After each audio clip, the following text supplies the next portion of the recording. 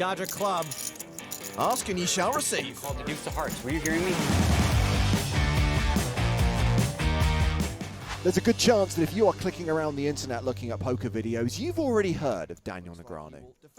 He's won over $40 million in live tournaments, he's got a slew of titles, and he's an all-around fun dude to have at the table. Oh, and if you haven't heard of Daniel Negreanu, you're in for a treat. Please enjoy Daniel Negreanu's Greatest Moments, Part 2 of 47, and don't forget to subscribe. That's fair, not too violent.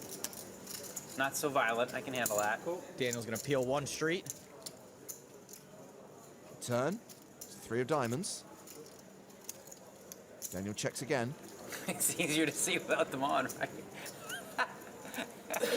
That's funny. Daniel, a huge proponent of no glasses at the table. He's loving the fact that they actually just hindered Solden. I like the 3.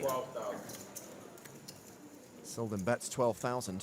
Daniel can actually start thinking about folding now. What am I talking about? It's Daniel. He calls more often than a neurotic mother. He does call. And is rewarded with a 10 on the river. Well, la-di frickin' da. Check. The case 10 gives Solden top 2. Negreanu with a set. And Negreanu has checked. It's a trap. Solden falls into the trap, betting 23,300. Daniel almost certainly going to go for the rest of it. And likely to get it. Come on. He shoves. And Solden calls. Huge cooler. That river card was more unfortunate than Solden's wardrobe. Yep.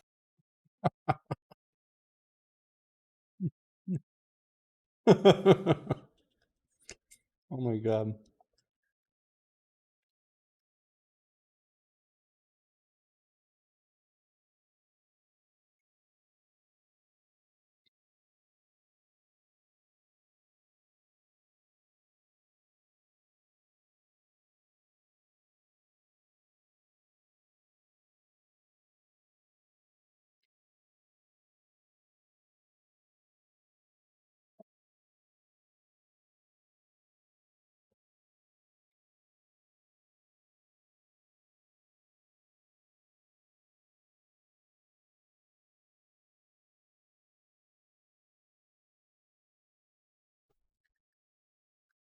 Yep. Last card, lucky.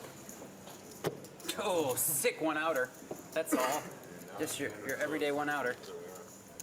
Daniel may be the shortest at the table, but he's still got 65 bigs. Under the gun +1. He min raises to 400. Alec Torelli from the US calls with 5s. Dario Sammartino calls as well. He's got pocket 3s. Folded around to Danny Palafas in the small blind. The Romanian calls. And Luca Pagano, Jack 7 off. He's getting good odds. He calls as well. Yeah, everyone's pretty justified in making this call. Pot odds kept getting better and better. Queen 5 deuce with 2 clubs. A set of 5s for Torelli. Negreanu was the pre-flop aggressor. He has ace high in a backdoor club draw. And he bets 1,150. Over half pot into 4 opponents. This bet should come free with a drink at the bar because it is a little nuts. How does Torelli play his set? I think part of Daniel's rationale is that he does have that backdoor nut flush draw, which means he can probably rep huge on the turn. Torelli raises 2,500 total. Sammartino gives up the 3s. Palafas is out. Luca folds as well. Daniel calls. Daniel's now put in 25% of his stack with no pair and no draw. He's going to need more runners than the New York Marathon. Well, Daniel's going to be loving that card. He now has second pair plus the flush draw. Torelli obviously still big favorite with those set of 5s. Daniel's going to think that's the best card in the deck for him, but we know it's the same as any other club, except the queen. That would be bad. And it looks like Daniel's going to donk lead this. Don't let the name fool you. Even the pros do this sometimes. That's when you bet into the last aggressor. Blue chips. Torelli's bound to be a little confused by this. Daniel's bet 30% of his remaining chips. Torelli may well just put them all in. No, he just calls. He's either trapping or he wants to reevaluate on the river. The river card is the ace of diamonds, giving Daniel 2 pair. And he moves all in. We could be about to lose Daniel Negreanu. The sick part is he thinks he's value betting. 67. 7,075. This wasn't a great card for Torelli either. Got ace, queen of hearts or something? This will be an awful line for a bluff, so Alec might think he's beat here. It's like I want to fold. Really? You have a what? I want to fold. You don't have a fold? No, I want to fold. Oh, I wanted to did you have fold ace queen of hearts? Is that what you have? 'Cause wanted That's to kind of what I put you on. Fold the damn turn. There is an argument if you call the turn, you have to call the river. Ace queen of hearts might get half. Go for the high. I'll take the low. Might get half. That's good. I mean, it's really hard to be bluffing. That part's true. You're special, though. That's what I've been told. Alec is getting almost 3-1. He had fives? Ding. And he lays it down! He folds the set!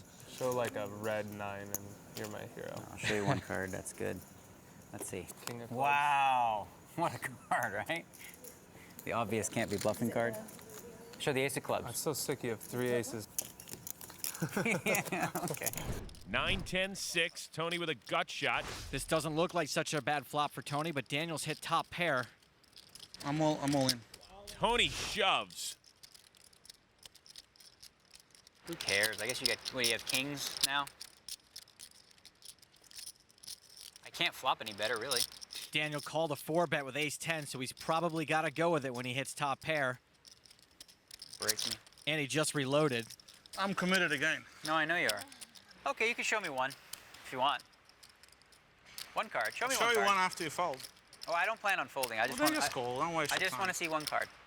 I can't do it this time. He can't. He's got to stay consistent.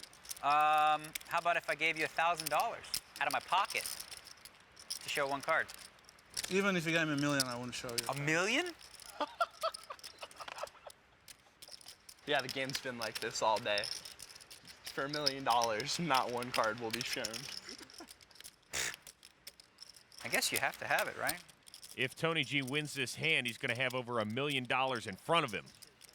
I feel like I'm gonna make a big mistake here. What do you have? I have a pair. Sevens, No. jacks, Jacks. Same, something like that, I guess. and sevens or eights are exciting. I mean, you don't Right, have. because then I got a straight draw. I can outdraw you. You must have one of those hands, either sevens or eights.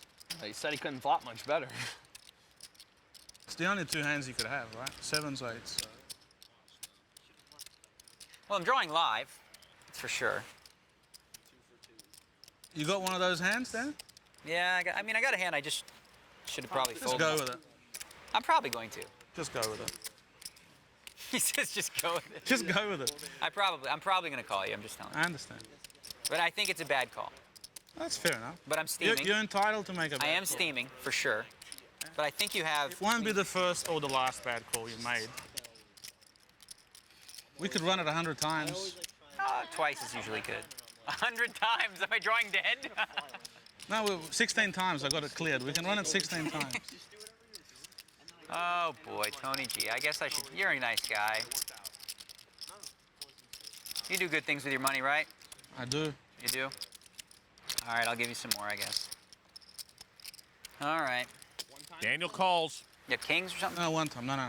2 eights I have. Oh, okay. 2 times, or you want to do once or twice? Oh, okay. I usually do twice. But if you want to do once, it's fine. Once. If Daniel can dodge trips or a straight, he will double up. Otherwise, Tony will have a profit of nearly $600,000. Jack of clubs on the turn. Not a horrible card, but not a good one either. Oh my God! Did that make him more outs? Yeah. I just realized. Oh God! I was like, oh Jack, that's a good card. I didn't even think. Oh Jack, good, he missed. I was thinking no 7, no 8, and then a queen would come, and I'd say, pay me this. Anything but an 8, a queen, or a 7, and Daniel will double up. The river. The king of hearts. It's a scary one.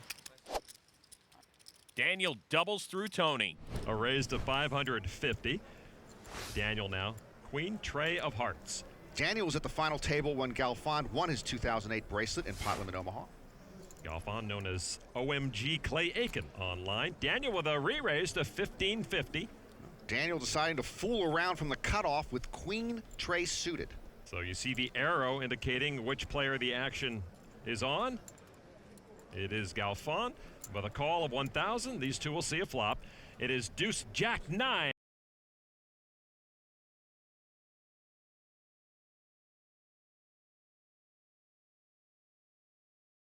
Just watching poker tonight. No, I'm gonna play something. I'm just trying to decide what to play. I usually, every time I start my stream, I watch some YouTube videos, you know, just to start unwinding. Uh,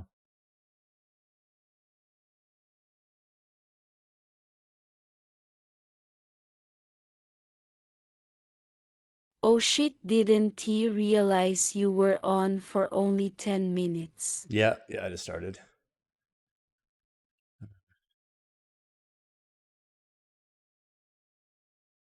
I think I may do some Planetfall tonight. It's Planetfall again? I forget what that is.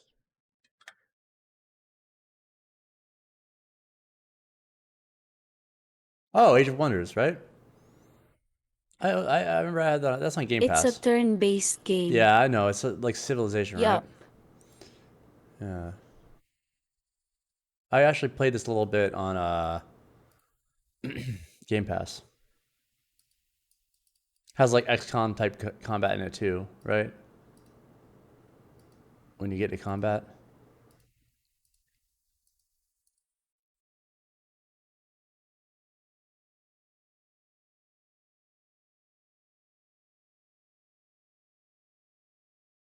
I bought it a few months ago when the bundle was ridiculously cheap.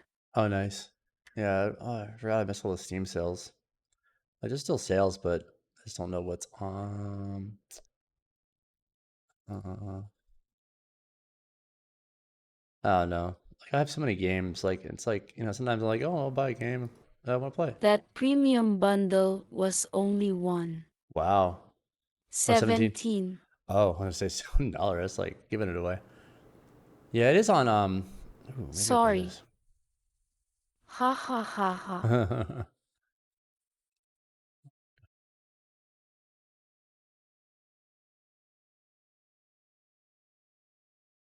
Players like me, it thinks it knows me. It doesn't know shit about me.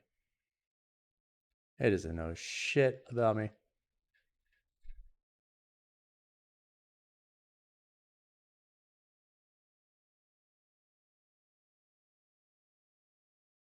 Outer Wilds, that S. What you thinking tonight?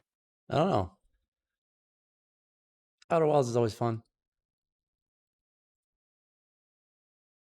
Hmm.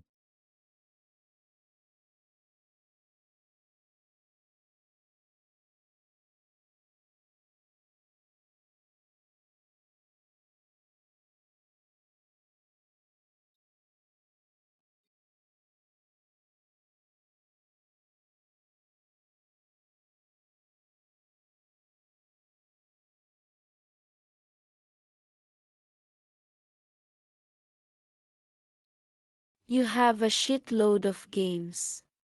Yeah, I do. That's a Banner Saga. That's a pretty fun game. It's hard though. It's a hard game. It makes XCOM like easy. Well, I mean, it's not that easy. No, it doesn't do that. It's not that hard. Never played. It's hard though. It's a good game. It's got a good story in it, good animation, really good combat. It's just unforgiving for sure. LA Noir. I own LA Noir. Why is this? Is this not? Why is this alphabetical? Oh, it is. Let's see.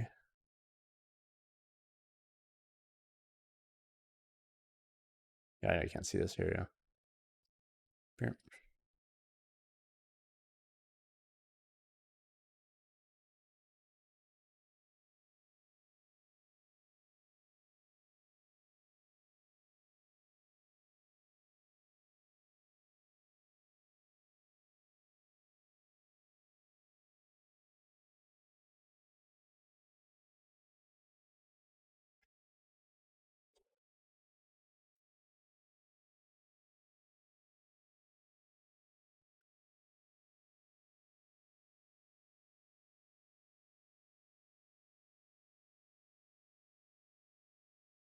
Sometimes I want to play Cuphead, but I've already beaten it.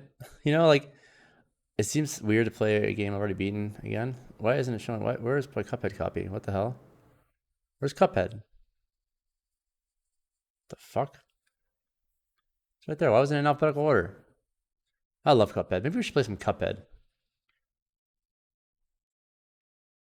Yeah, There you go. Well, you're love enthusiast. some Cuphead too. Fucking love Cuphead. There actually is a DLC I actually haven't played. Maybe I should get the DLC. Let's get the DLC. Yeah, let's do that. That sounds like a fun time.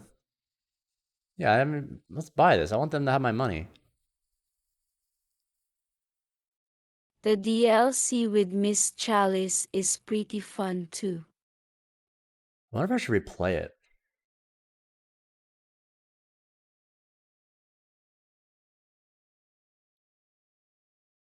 It's not that long of a game.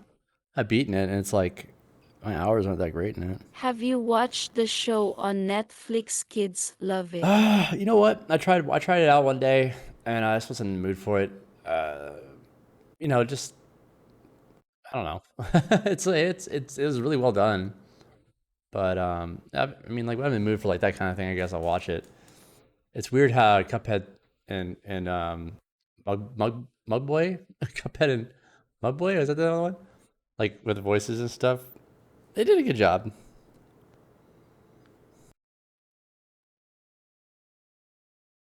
I'm not a fan of the voices, but the animation style I really dig. Yeah, it's a really good animation. It ought to be because they put so much effort into this.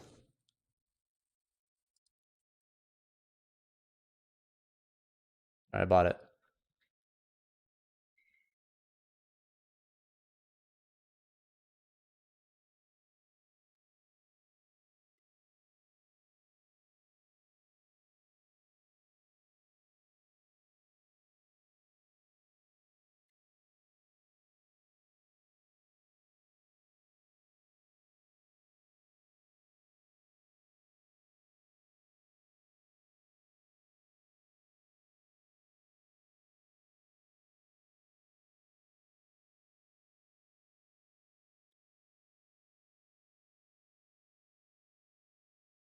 Oh, time to get frustrated. But in a good way.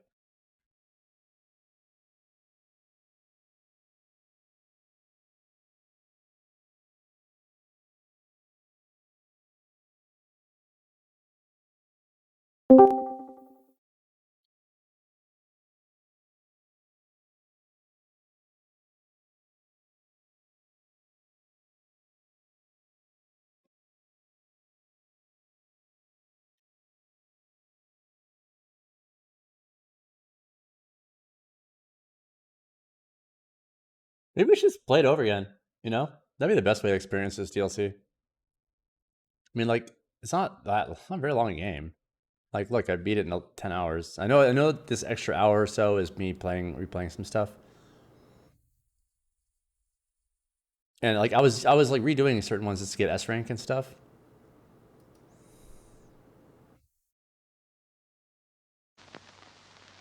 I love music in this game so much, dude.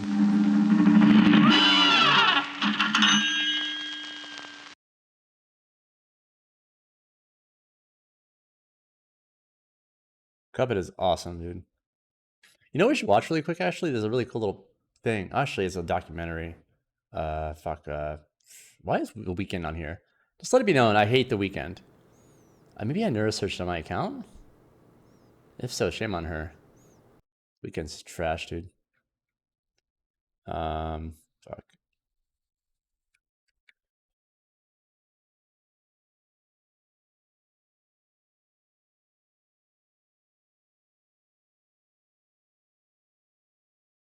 I'm not gonna watch this doc, but it's a good like video. I think NoClip did it, right? Didn't NoClip do it? What the fuck am I thinking of here? It's like a really good video on this. Oh, maybe it was this one. GameSpot actually did it, which is surprising. 5 years ago. 5 years ago was like, you know, there's still a few people were probably, no, everyone was still shit then. Man, what am I thinking of, dude?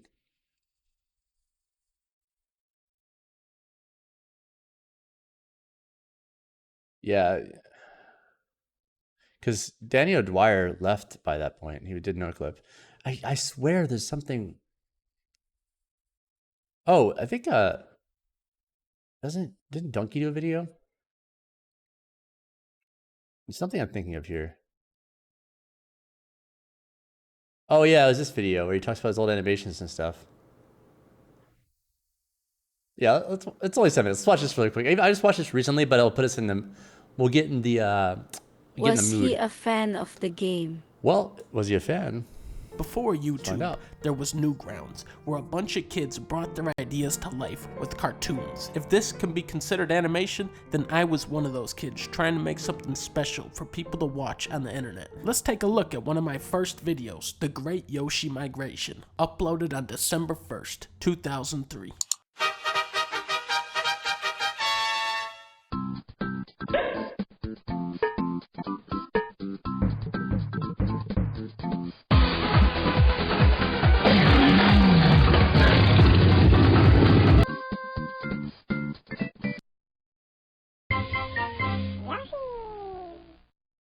What the fuck was that piece of shit? I created that. I don't understand what the fuck just happened there. Now in the sequel here, if you look to the left side, you can actually see the Yoshi continually running in place because I didn't know how to change the size of the screen, and then I hit you with the scrolling text, except you see the end of the sentence first, so that kind of ruins everything. It wasn't until 2004 where I would seek the help of the commenters. Here the description is, tell me what you like and dislike, but this movie. As you can imagine, the comments were very insightful. The Seven Panthers said, gay, fuck you, I'm Italian. I noticed all the best animations on the internet featured talented cast of voice actors and beautiful, crisp drawings of original characters. So, I made this.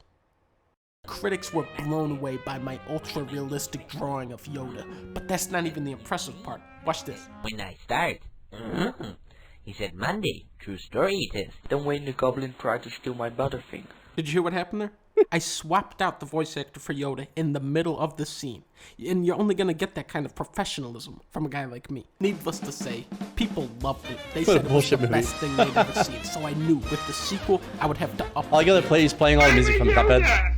Die! Avenge my father's death. Now I have to put a disclaimer on this next part because no man, woman, or child should ever see this in their entire life. Please, everyone, turn this off now and leave. For the love of God, just please. It's always fun at the F-U-C-K. It's always fun at the F-U-C-K. Haha, it is the Cuphead tracks. This is a parody of the song by the Village People, except I swapped out the letters YMCA for fuck. I have to put an additional disclaimer here because what you are about to hear can never be unheard. Please turn the video off. When you walk in the streets and a ninja jumps down, you say to his face, hey yo, fuck you, man, I'm not F-U-C-K. Check it down. If anyone still viewing this has the technology, I am willing to go back in time and assassinate my own self before this was uploaded. Alright, one more. Just one more. Now this is one of my oldest masterpieces called Up My Ass. Here we go. Hey Bob, hey, why don't you tell me the old story of when you bought that frog fucking thing on your fucking head, why don't you?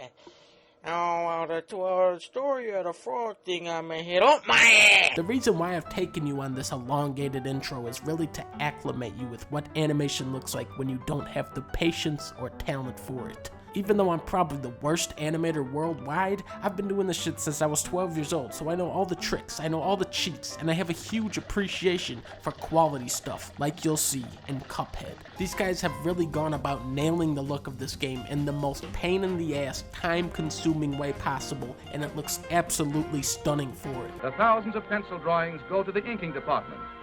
Here, hundreds of pretty girls, in a comfortable building all their own, well-lighted, air-conditioned throughout, cover the drawings with sheets of transparent celluloid. Every single boss is this impossible combination of precisely detailed drawings and fluid animation. Let's just slow this down a little and look at how many times they had to draw this flower guy on the right here. 1, 2, 3, 4, 5, 6, 7, 8, 14, 15, 16, 17, 18, 19, 20, 24, 25, 26, 27, 28, 32, 33, 34, 35. Okay, now let's just Play that back real quick. In 2.5 seconds, they had to draw that flower guy 35 different times. This is why you should never be an animator. In general, these boss fights are around 2 minutes long, and I'd assume in that time you'll see around 300 different frames of animation per boss. That means 300 times drawing, inking, and coloring the one what's up, Corey? For this reason, the art direction of Cuphead has been universally praised. The difficulty of the game, however, has come under some criticism. And to be completely honest, I am not the best guy at video games. I can't beat Castlevania, I can't beat Punch-Out, and I especially can't beat Count. All right, okay? nice. And the first thing you need to know about Cuphead is that this game is a fucking dickhead. I'd say it's right on the border of complete horseshit and go. You'll probably like the game about to play, Alex. It's a very 1940s inspired animation. The frame-by-frame animation. Actually, I like. Oh yeah, I saw you watching a video about it. Forced to carefully observe the boss so good. while attempting to dodge. I'm gonna replay it, then I'm gonna do the DLC I never played. The genius part is because the bosses are I'm gonna die a lot. detailed, the way they telegraph their attacks can range from incredibly obvious to frustratingly subtle, while still being. In fact, it was this exact same video. There is a level of randomness. Yeah, no, I'm showing it to double. Can sometimes cheat and Corey. out of it. Usually with Gotcha. attacks Just at that the are kind of stage. disconnected from what the boss is visually doing. Also, some of these upgrades feel more like downgrades to me. Steam says it took me 13 hours to beat this game, so 7 hours I on beat this him. dumb fucking I beat dragon, him. I did it faster 4 than he hours did. on this piece of shit Bumblebee boss, What and then the else rest on of the the game was agenda probably about tonight? an hour long. This, Persistence Cuphead. is the key word. Going back to Newgrounds. I've beaten there it were so before, but many I'm gonna play it moments when again. I was There's a a DLC I kid haven't that I played. had something really Oh, special. nice. I worked Yeah. so hard for months on some of those movies, and when I finally put them up, the reception was gay, and that was. I'm also crushing listening for to an me. audiobook But for some by reason, I Neil kept deGrasse going Tyson. back Pretty again good. Oh, and nice. again What's he talking and about? Again, and eventually. He's talking about I got society's better. After issues 7 or rage common quits, issues 13 from the cosmic perspective. 1. And right now he's talking about how our coloring me system back for my people is very Pluto. lazy. He's like, he basically says like, why is there more colors available to us for choosing the color for our wall or our dresser, than there is to classify people? When a white person is in front of a snowbank, they don't disappear. It's just lazy. Yeah, that's a good point. Controller throws, 28 angry comments. Only 7 rage quits? I What the got heck, better donkey? at the game. So for those of you who've Only thrown in the 13 towel at controller this point, throws? I'm saying I plan on try throwing my it controller a again, lot. man. You can do it. You really gotta parry those pink attacks because that's gonna chop off a significant. This is an example of a hard game? and you gotta equip the Like smoke that's bomb and the well scatter done shot, hard? especially the smoke Or bomb. is, This thing like is the God of War 100 difficulty I was times playing better on, than that was any just other power. AIDS. There are That was moments just- in Cuphead that was where just you'll say, stupid. Fuck this game. This is bullshit, and trust me, some parts in here really are bullshit. But there's so much love put into these boss fights that you can't just walk away. You gotta see it all, you gotta beat it all, and you gotta buy my new hot dogs. I give Cupfoot a 4 out of 5. Cupfoot a 4 out of 5. Has he ever gave anything a 5 out of 5? I think maybe he gave Super Mario Odyssey. I don't know. He gave something Nintendo related for sure. Like even Odyssey, he loved that. I don't think. Yeah. Anyway. Odyssey, yeah. Yeah, he loved Odyssey.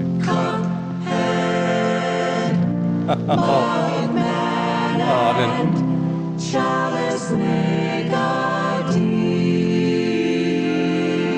I want to turn it down because it's too loud, but I don't want to stop it.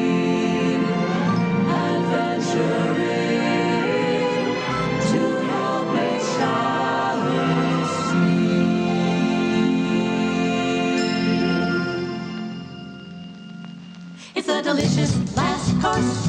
Oh, the delicious last course. One can eat their fill and still stay until the delicious last course. It's a delicious last course. Oh, that delicious last course.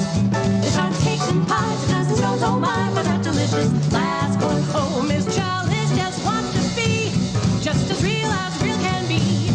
With a wonder tart, chicken they take hard, it's all through the bakery.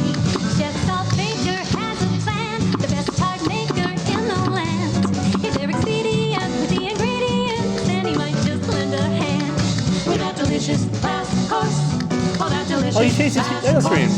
if there's a single meal to help make Chalice real, it's a delicious last course. Oh, the delicious last course. Oh, the delicious last course. Such a gallant heart to make the wonder talk for the delicious last course. Using recipes to get necessities for the delicious last course. Making a song Let's delete this. Starting over fresh. Well, that's my made save. I'm not going to delete my original save. Barely 116% done. I guess like it's based on how many S ranks you got and stuff like that.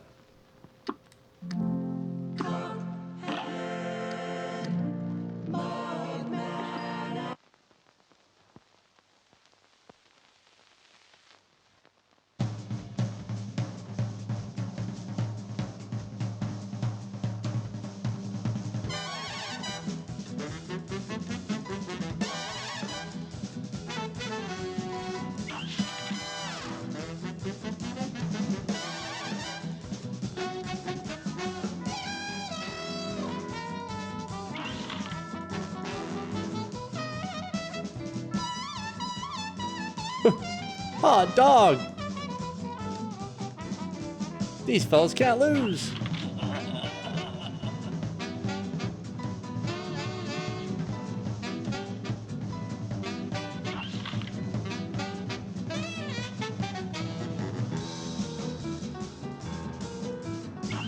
I love that they made a deal with the devil in a casino. That's the best part.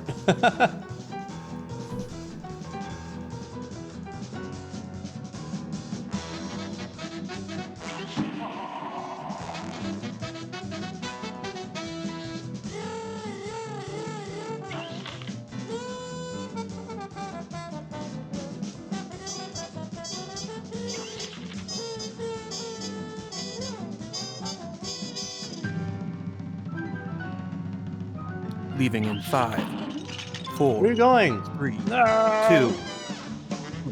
I hate you.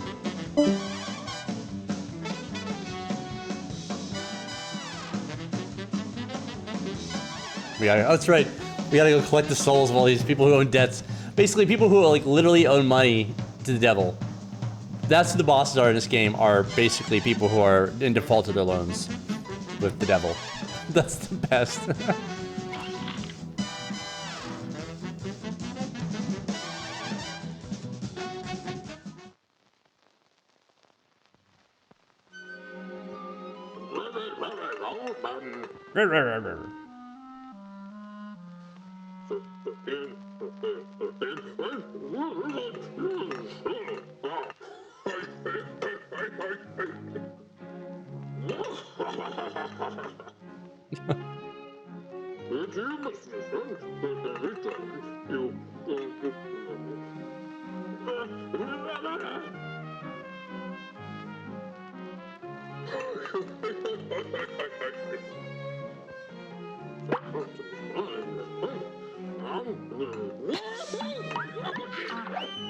Jeez, that's so cool.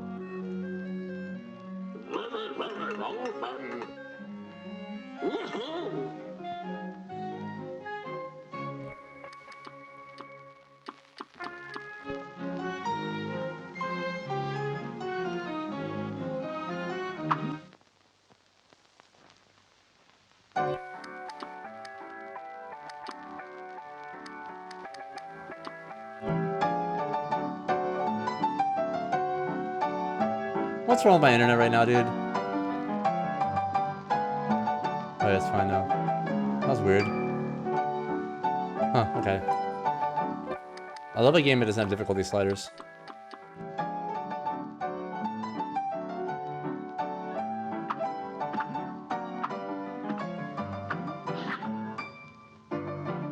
You know what's the best? Hold on. Oh, wait. I have one more video. I'm so sorry. But this must be seen. Hold on. Was it? IGN. Fail. Here we go. Oh my god. Okay. Where is it? Dumbass journalists can't get past tutorial.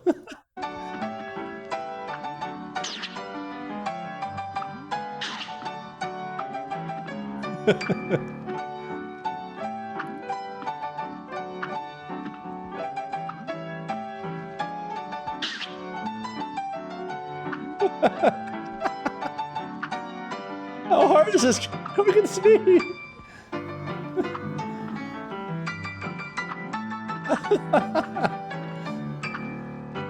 How long does it take him? It's a 2-minute long video. What? That doesn't make any sense.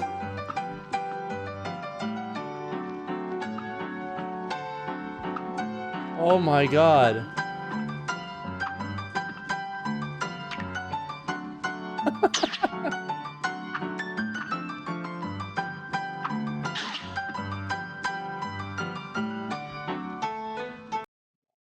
Ha ha ha.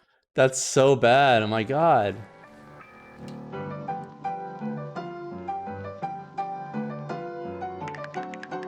Oh, I love the sound effects. That's right.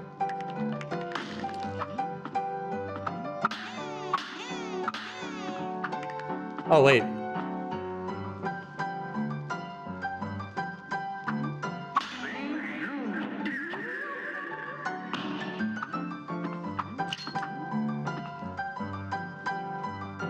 They got stuck on the first part? What? That's so, oh my god, dude, what the fuck? Okay, let's go. What? That's a person who doesn't play games. He's never played a game before. That's a person who's got, like, serious issues.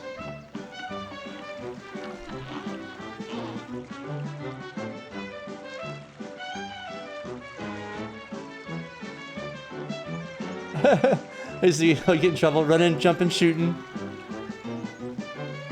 But now I prefer just strolling around and going to the pictures.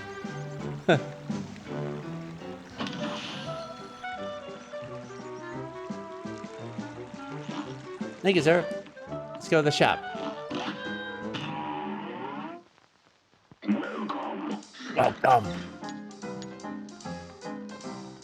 We want smoke bomb. We want, yeah, smoke bomb. 100%. Actually, that's thrown too. Oh, no, we don't want that. We want this. Thank you.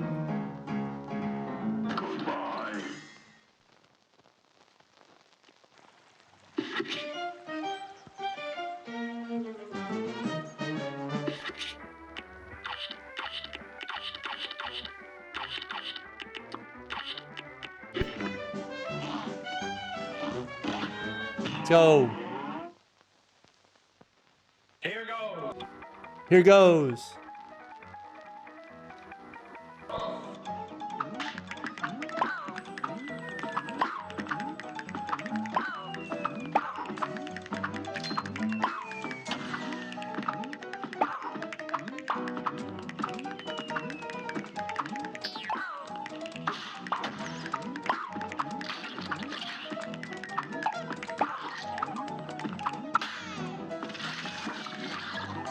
Oh my god. Oh my god, it's getting hard.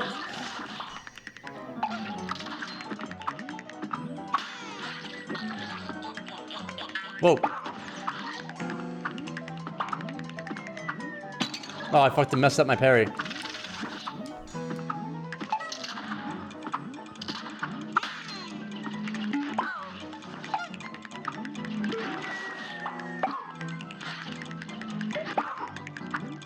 Oh, fuck. Ah! I pressed the wrong button. I pressed A. That was dumb. Ha ha ha ha ha. Oh, it's Y. I forgot already.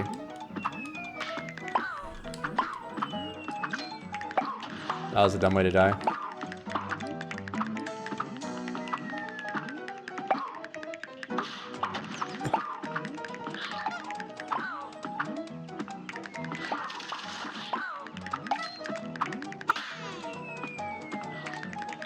Come on.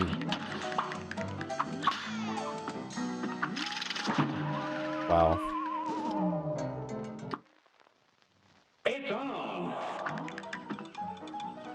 Really easy level, actually, but...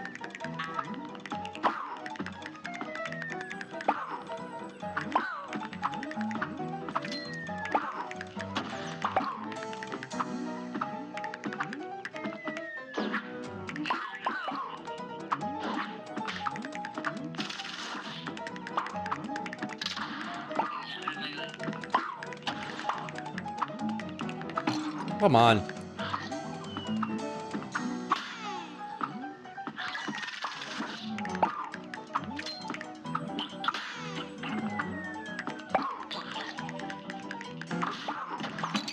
Come on. Oh, I put to the floor. God damn it. There's really no reason not to pass this in the first try.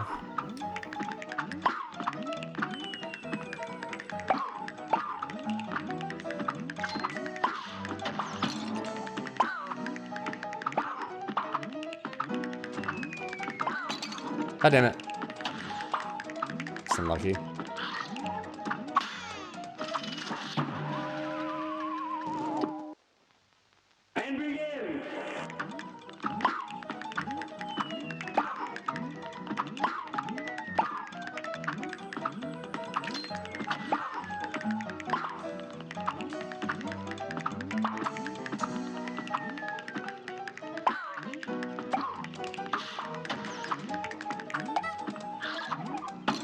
Really?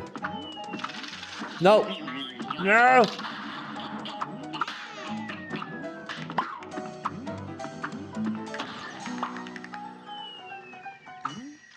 What? I mashed it, that's why. I need all the parries.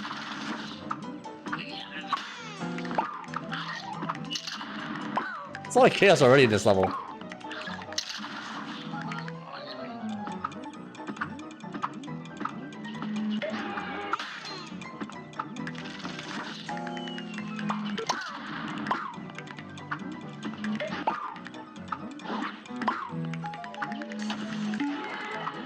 Whoa! Whoa! Oh shit! No! No! Fucking things! Oh my god! Damn it.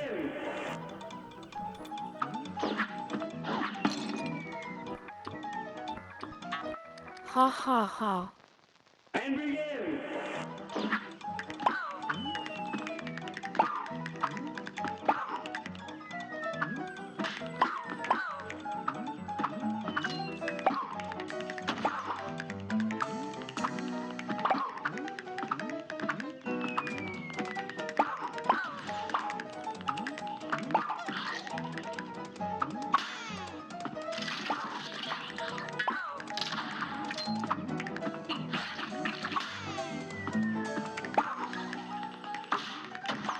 Fucking A, fuck you. The kids and I switch off on this game. 2-player difficulty is pretty hard for It really is hard because there's so much going on. It's hard to, the game is designed for, like it's cool they actually had co-op, but like it's like designed for one person. So there's some things that are just really difficult because the animations and stuff like that. These games are always kind of like that, like Contra, same way. Fuck you! This guy kills me! These bombers are annoying, dude. I can't believe how long it's taking.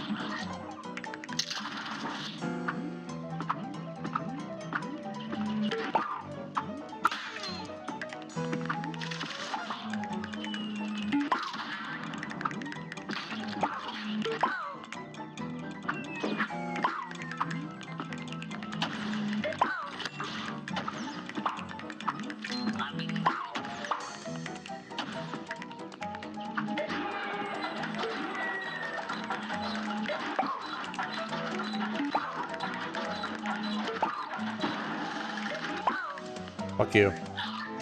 Fuck you.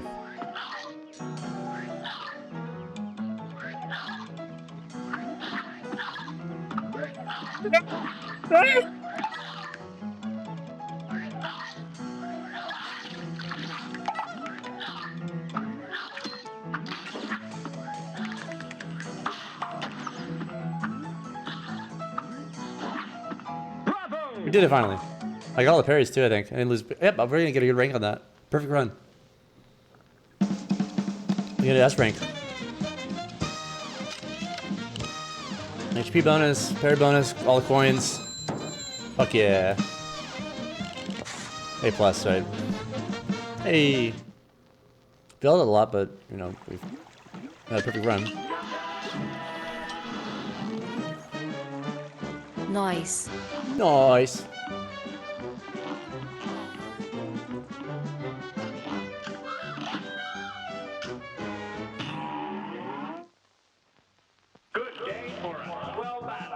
Here we go, first boss fight.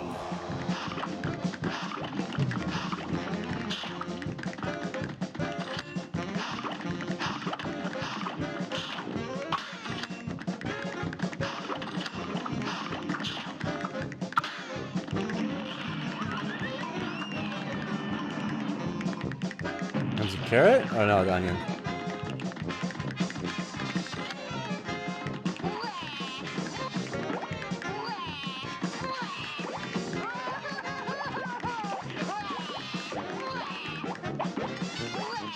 I'm not gonna try to parry those fucking teardrops. Fuck that. I'll get my third parry somewhere else.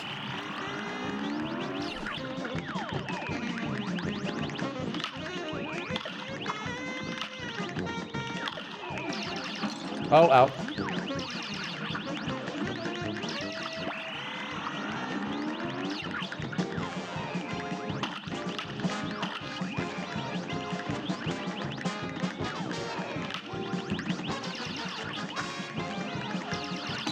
Out. You got him. Wish I hadn't got a hit, but it's fine.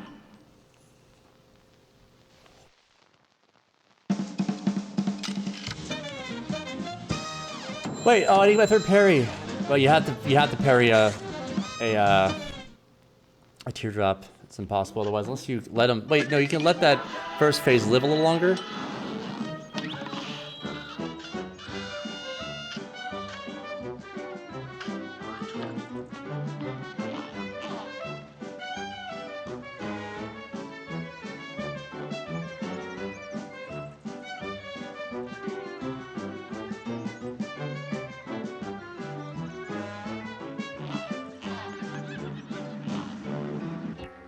Let's have it back. Boop, boop, boop, boop, boop, boop.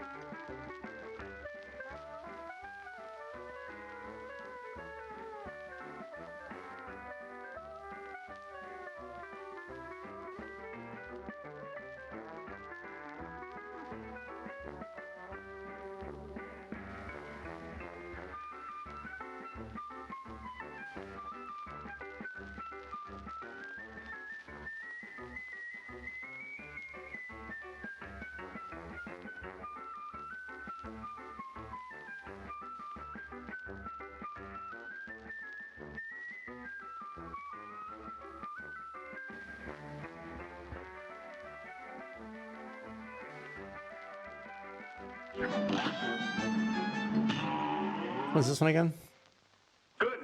Oh, this fight. Oh, dear. Oh, there we go. We got our game face on. I'm gonna worry about parrying shit.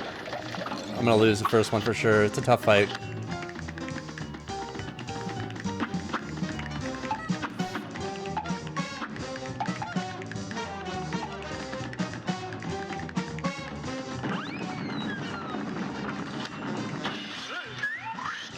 Oh god.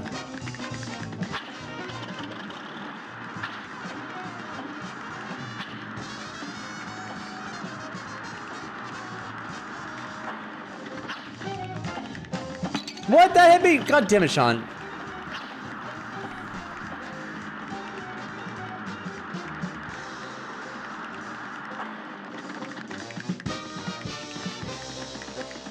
What's happening here? I forget.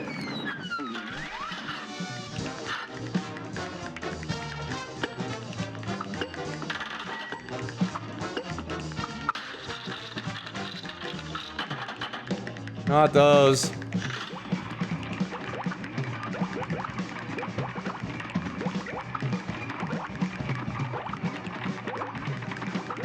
Oh! Dude, that was man, we almost did it. Oh man, I had that one.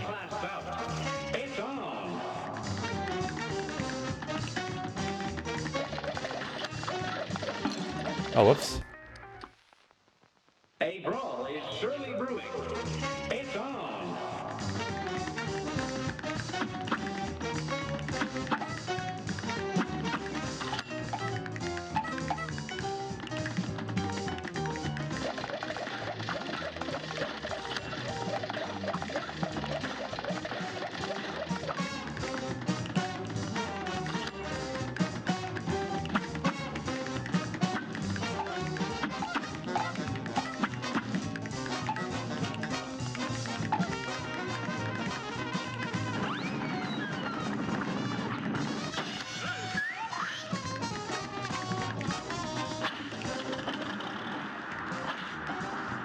Oh, close.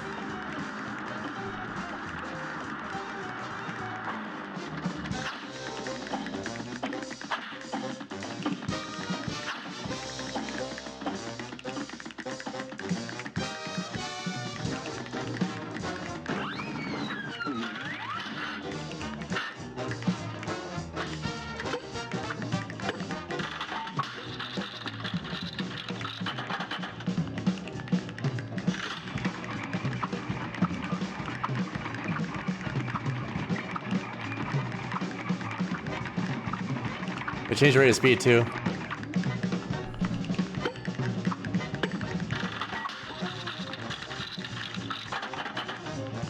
Not these again.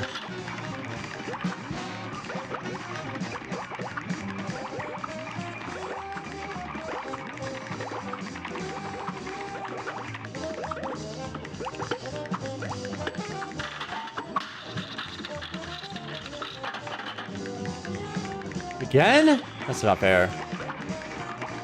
Good practice though. You got him. We did it. Not bad. I remember my first time playing this game, I took so many tries on that one. That took forever, dude. That was a hard... That really acclimates you to the game fast.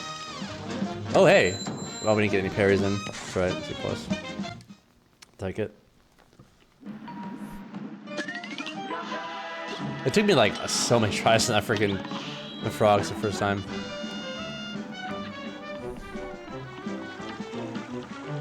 Should spend my coins. F6, so I get a super ability. Also, secondary fire. I can almost.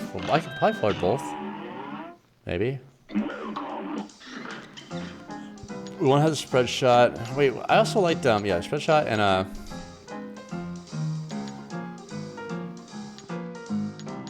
Wait, where's I need a super. Where's my supers? My supers. Oh, you had to lock it for the ghost places. That's right. Okay, that's good.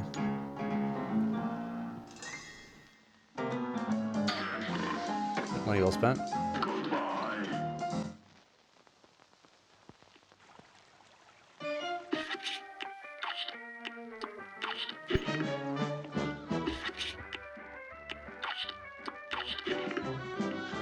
Let's get our super ability in the temple.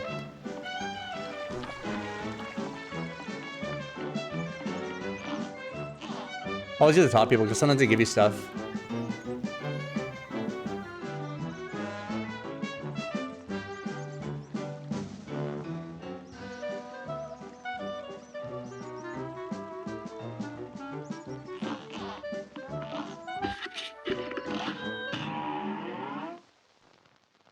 The ghouls are out tonight. The ghouls are out tonight.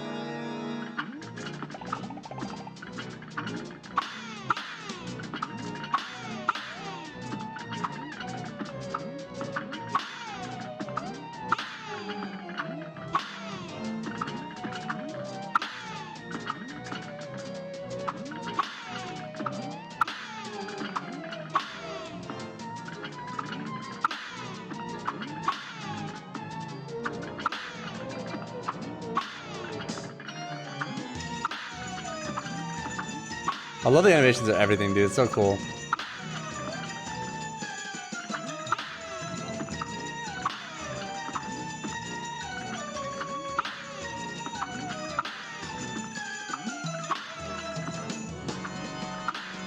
Victory!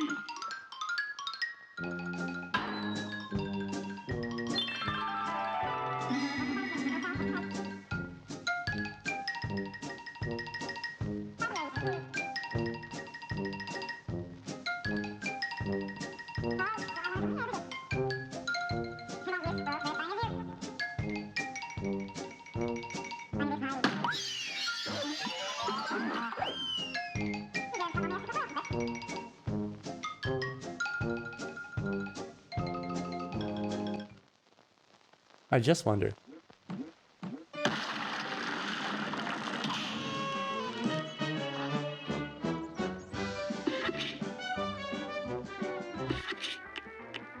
I don't think it used to tell you to do this because I think people would forget.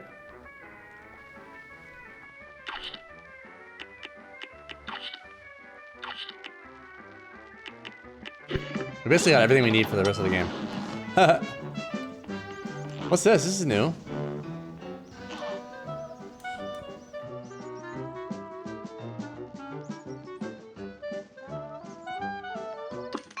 Try it out. It's over here. This is DLC.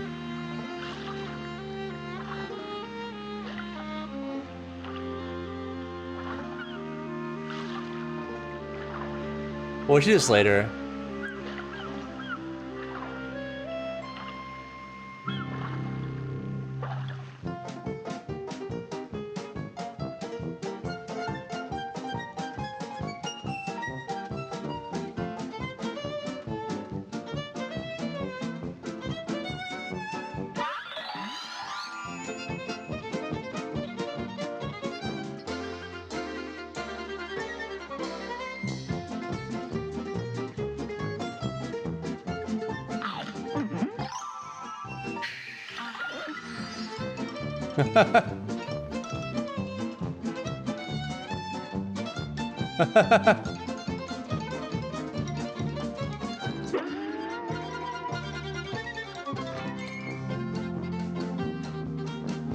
Seems like a dirty trick.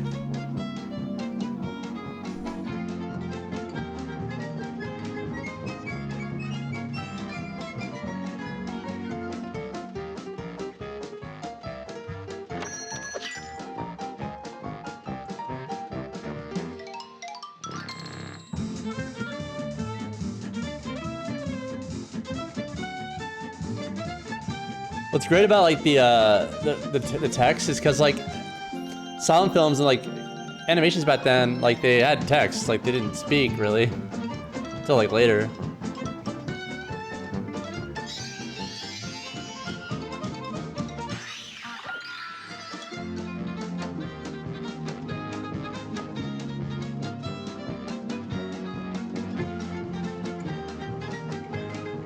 Do you have like special abilities?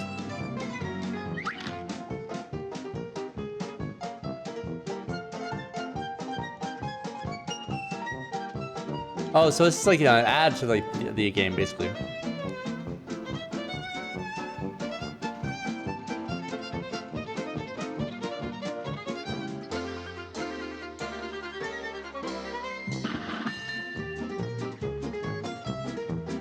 Listen, it probably has more bosses.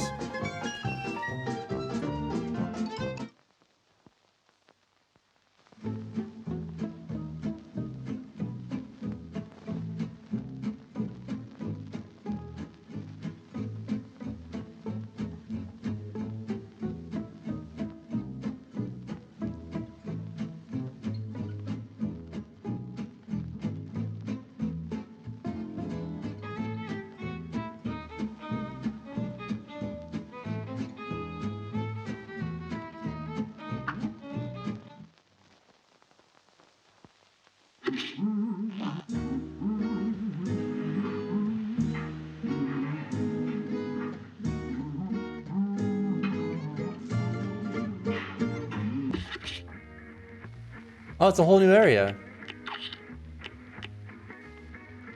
Here's the double jump? Dash parry? What? An invincible roll? But it's limited? Hold on, let's go back. We gotta go back because I don't want to use this. I don't want to do this content yet. We'll do this one later.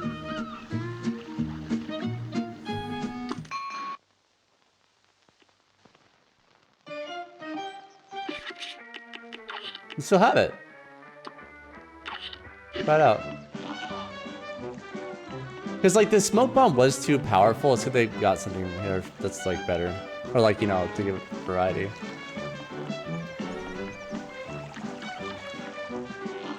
Oh, here we go. Should we do this boss?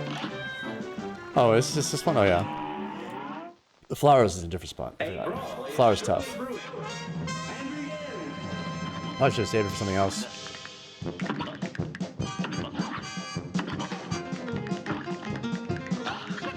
Double jump, what? That's so crazy.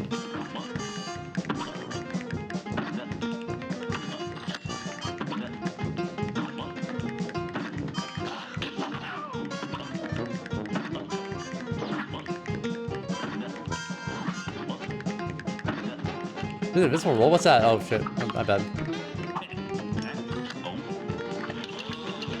What? What the fuck? What the fuck? Ah, that's not fair. I have to do parried. I have to do the dash to parry.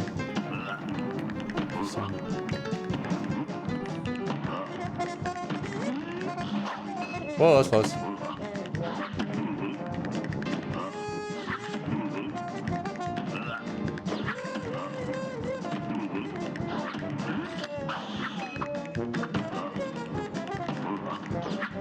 Whoa, that was close.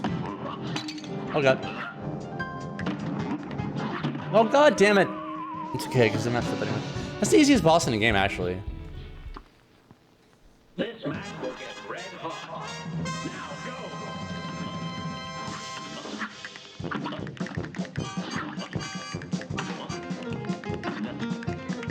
What? That's a bounce.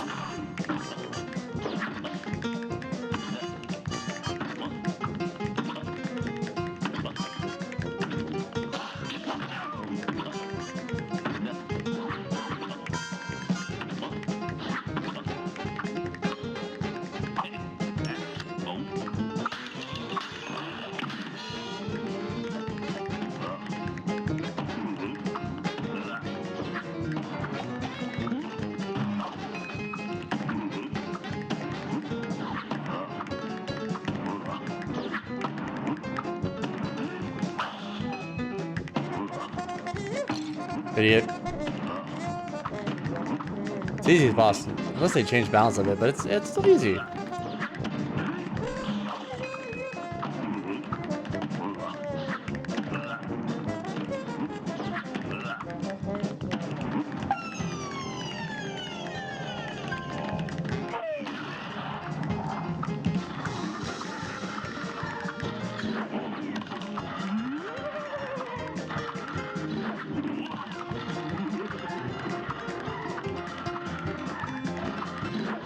Oh god damn it. I must have died.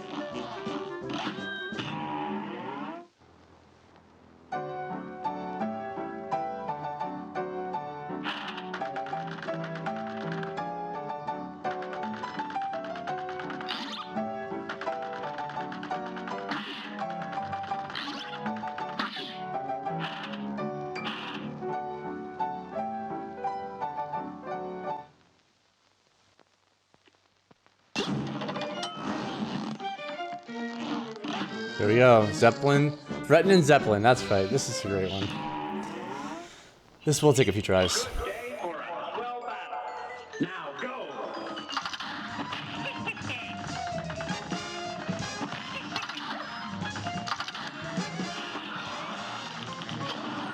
Oh god, Fred does that. Ah! Oh god damn it, Ron's already almost dead.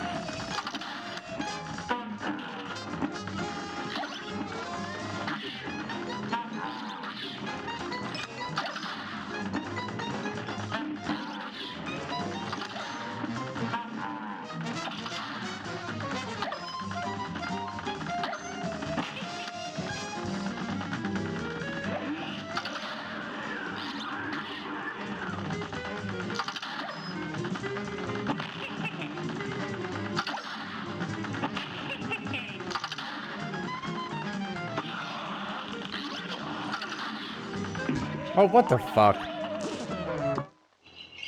Here's a real high-class bout. Here goes.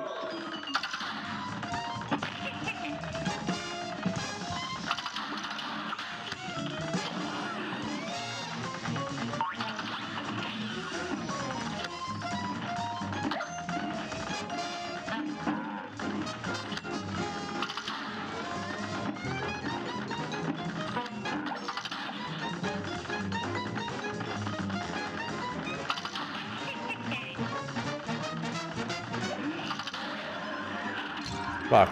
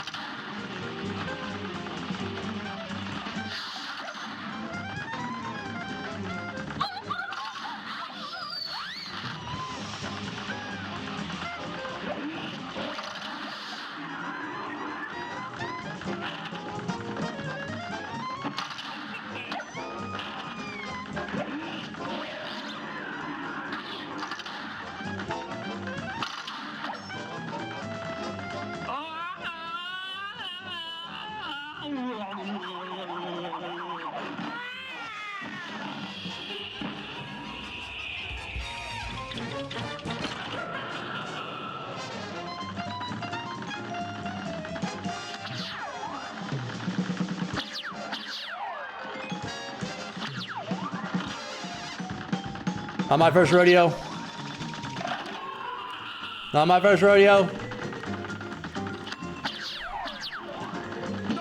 Yahoo! Oh my god, we did it. We did quite well, actually. We only lost 1 health. Parried 3 times for sure. I'm gonna have an A, I think. Oh! Super meter. A minus. Okay. I'll take it.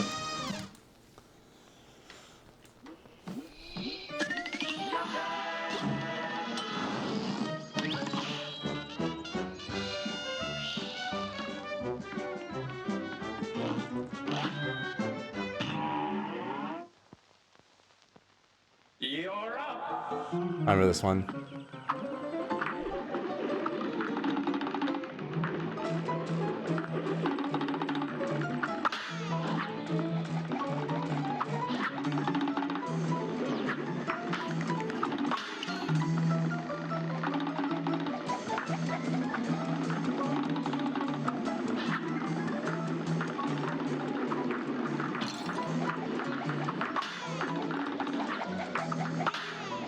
That was worth it.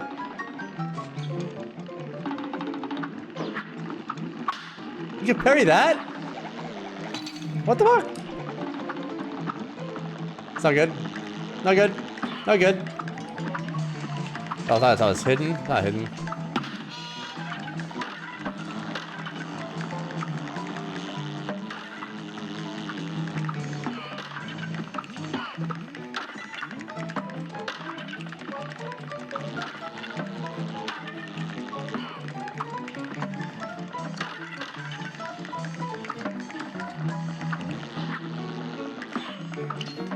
Oh, 1 coins, nice.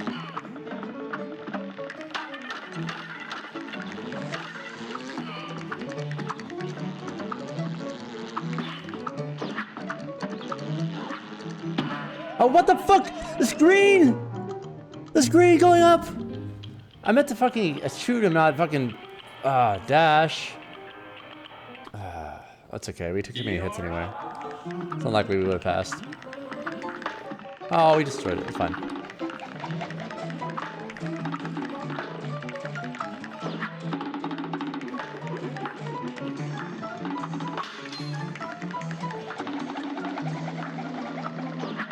Oh, come on. What's that?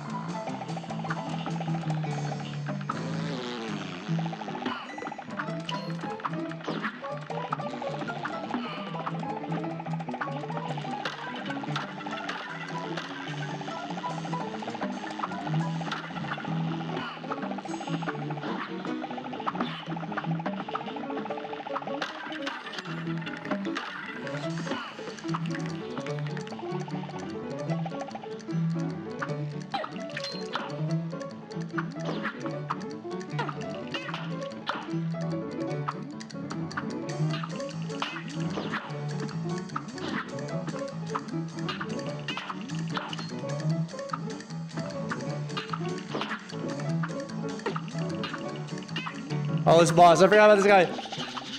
Oh, no, no, no, Shug, you idiot. You fucking... I meant to switch weapons on dash. Why am I pressing Y all the time? Oh, man. That's okay.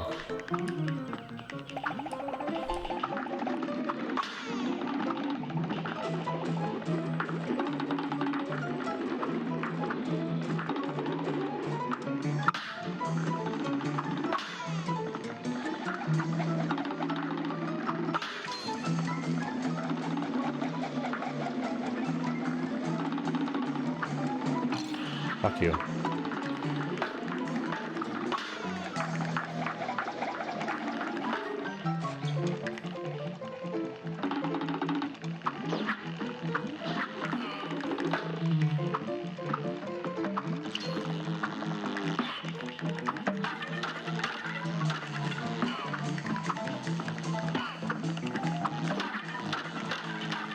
Fuck!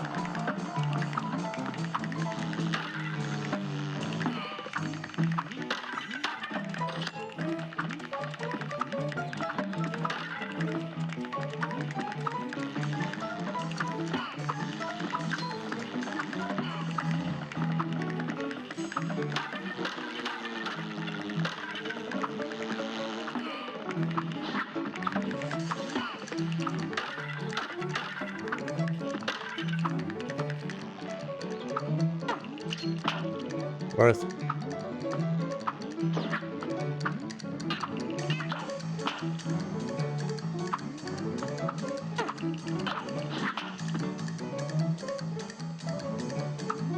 No!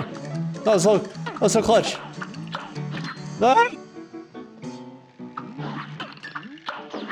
No! No! That's so cool. I like this level.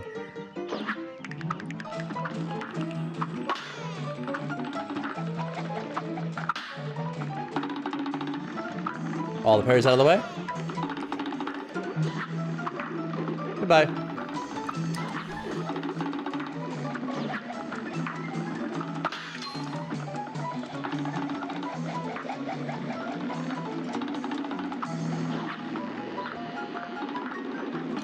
Oh, what? You fucking moron, Sean. I can't get past this part without dying, without feeling 1 health. Sean, come on. It's not hard. It's really easy. It's really easy.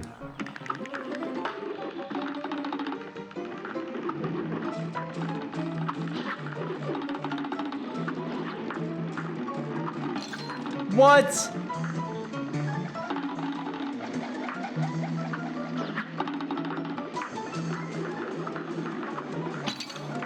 Fuck you.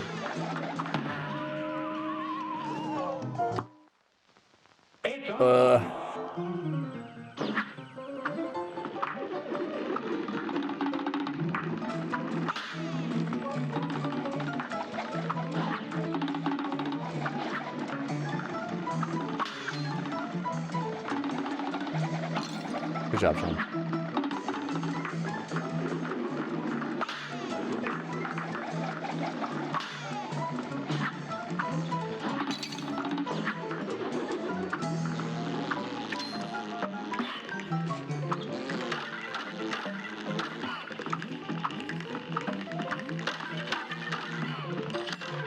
Got lucky there.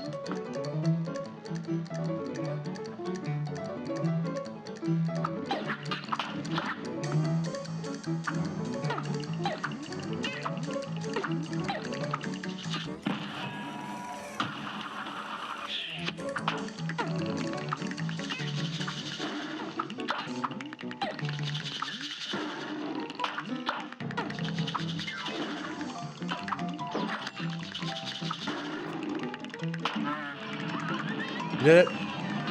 We did it. We did it. Ah! We did it. The only thing I lost out on was HP. There you go. It's not a pretty tough level. Oh, I mean, it's short, but like, it's a good level. It's a well-designed level.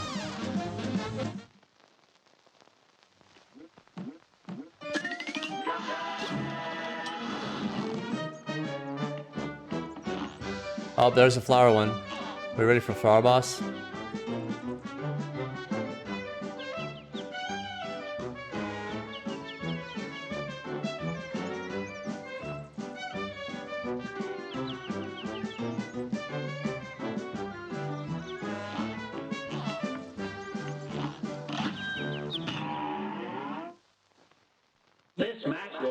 There we go. Not such a friendly freaking flower.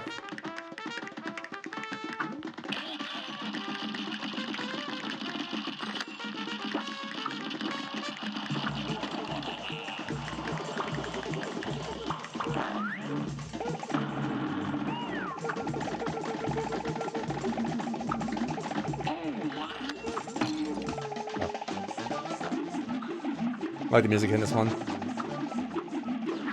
Fucking A.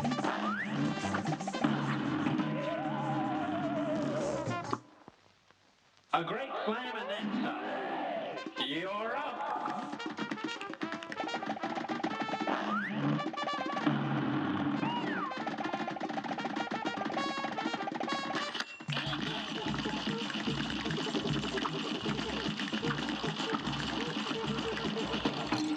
Ow.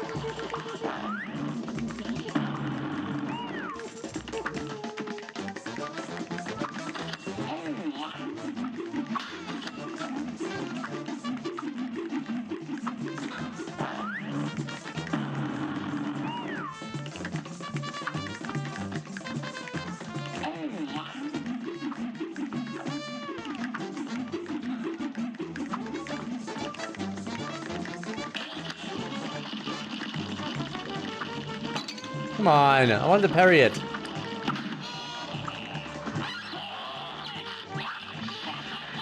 No! I was trying to kill that thing. A brawl is surely brewing. It's on.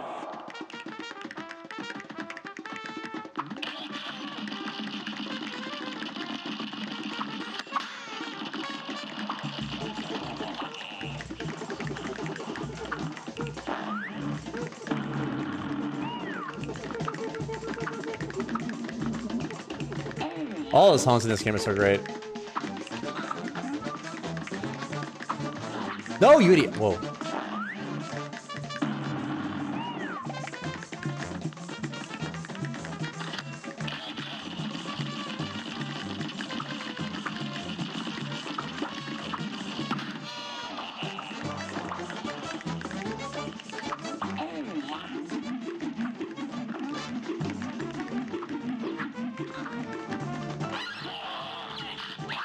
Cross phase. Oh god, Sean, it's so easy to fucking avoid.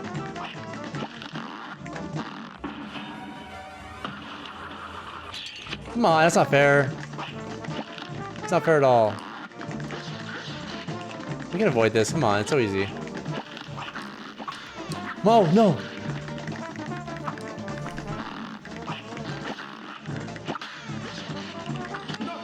We did it! Whoa! Fuck yeah. Man, I remember that was like hell. That flower was hell, dude. Nice. Dollar parries.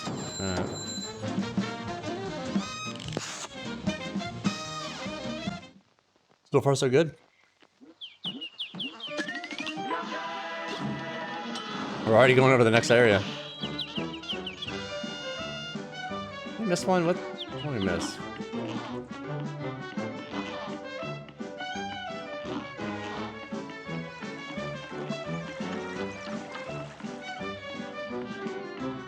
No, we got them all, I think.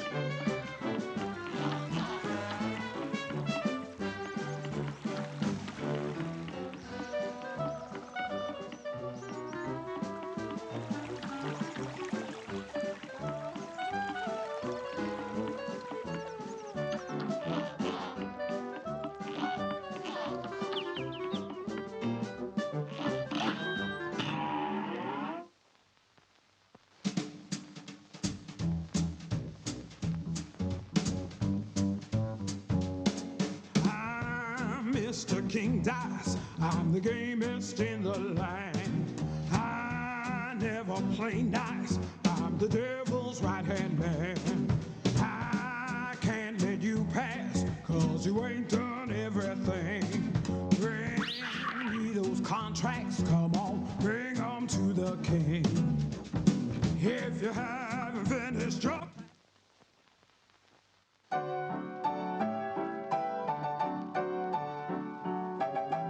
Every time this screen came up and they would do it on purpose, my kids would fucking jump up and dance like him. The King Dice screen. Oh yeah.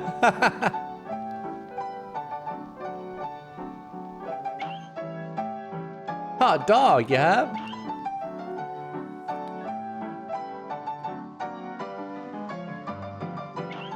Fucking grab in the jacket and all Yeah. hilarious.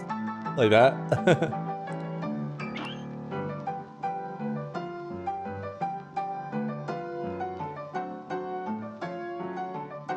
Yeah, they love it.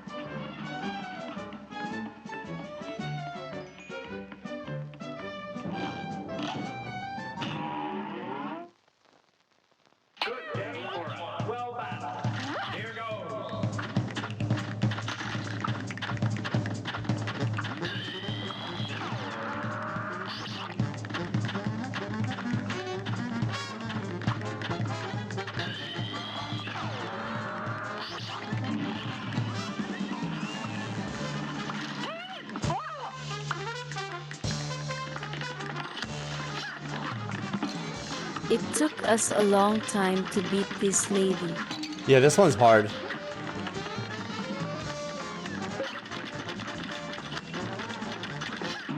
Fucking little guys coming out of the fucking gates. Is that really necessary? Is that really necessary?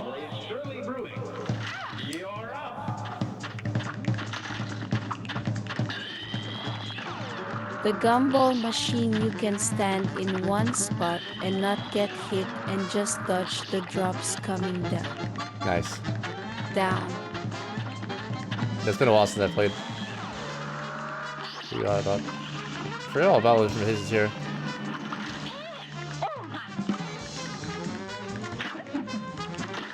And sorry I backseat you. That's okay. I've beaten the game before. Oh my god. What's happening to me right now? Oh, it's like a ripple. I see.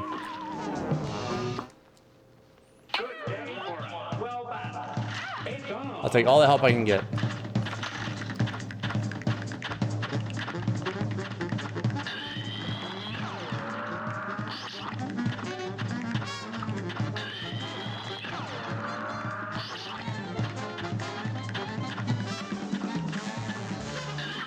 Oh god, bad. Oh, god damn it, that hit me.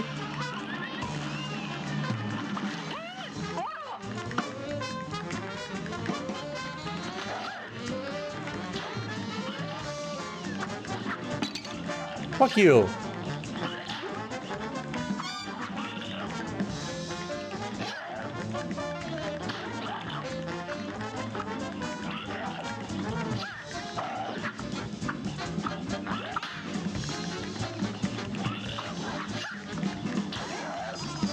Oh! Die already, asshole.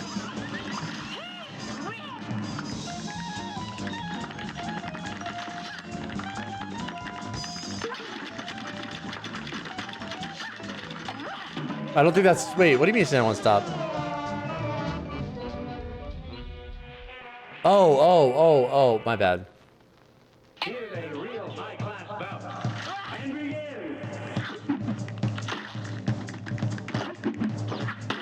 Stand on small stone on walkway to the left of the big stone. Okay.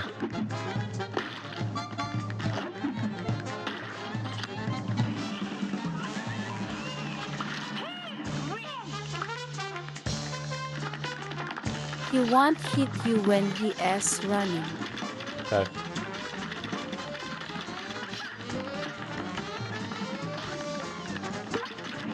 I think that's so bad.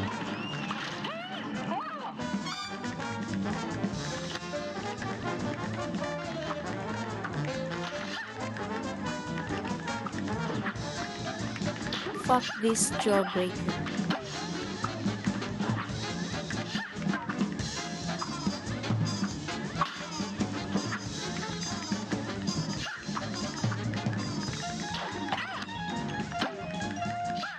Ah! What was that?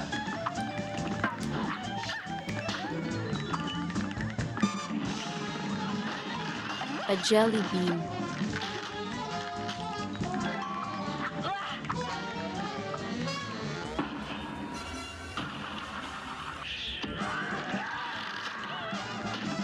Oh, hello. What was that? What the fuck? He keeps on... Whoa, what the fuck? Stop it! These are annoying. Those are annoying. God damn. Ha ha ha ha. Yeah, I thought they were like normal projectiles. We got this time. Die, bitch. Stupid fucking gumball machine.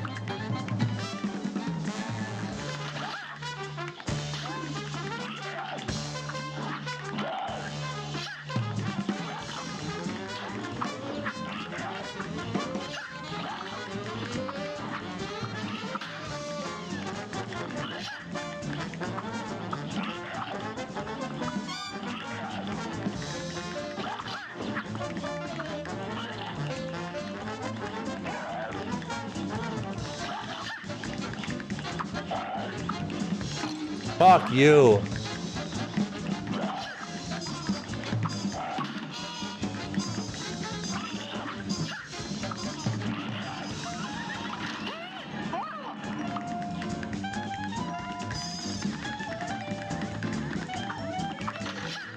We use the gun that follows no matter which way you aim.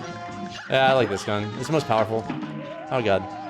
I've tried it. I mean, a lot of them are different preferences. Like, so you can choose a good gun for a good situation to get a good level. It may rebalance things too. For everything, I always like the pea shooter. It's not the most powerful, I mean, but it's like the most. It's the good, it's most well-rounded. The charge shot's good too. I remember liking the charge shot. Yes, I love the OG one you start with, but sometimes it was just taking too long. Oh, that's fair. Yeah, I remember the charge shot was my favorite.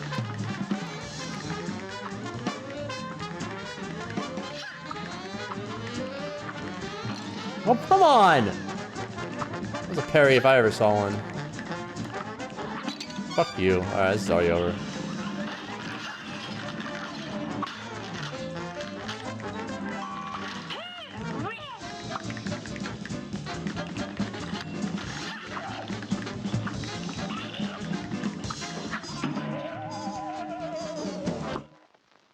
A brawl is surely brewing. Now go!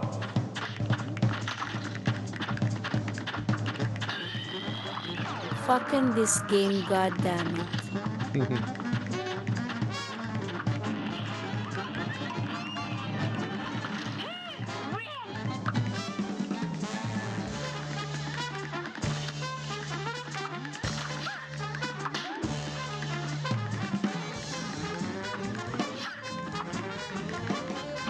Oh, come on. What? I didn't think it would hit me.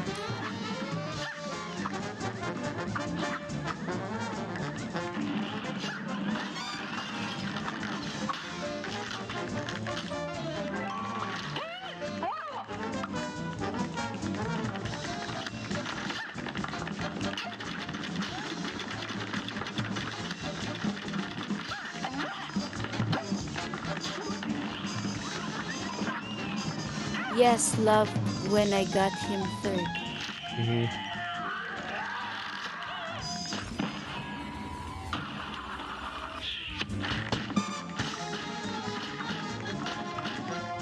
Those heads are annoying as shit, dude. That missed. Are you sure? I think I saw a flicker, dude. Fuck you. You have to hit her. I did. Oh, you're right. Not the house. Yeah, I gotcha, I gotcha. Oh, that was a clutch parry. Fuck you. These heads are annoying as shit, dude. Finally. Fuck those heads. I didn't know you could bounce Anything on the pink. peppermint. Anything pink you can parry, which is great.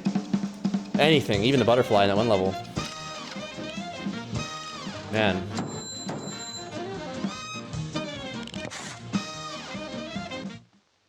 Those heads at the end, man, they're the real killer. Yeah, I was so focused on No, that no. bitch I didn't realize. I got so conditioned at a certain point where like I was just like always, it's like think pink in this game. Pink is the salvation. I'll be right back. I'm gonna use the bathroom. Yeah, I mean, I had a pretty clutch parry a couple times there. Thanks to that you could parry it, you know? Otherwise, I would have been dead.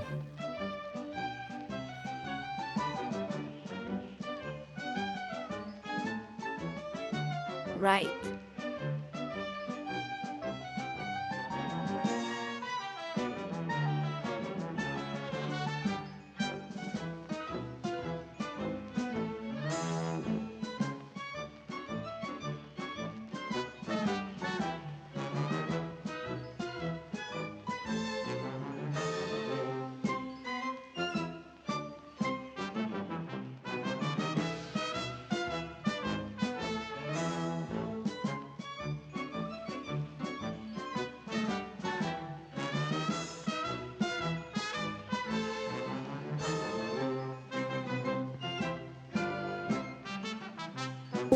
What are you doing, you dumb bitch?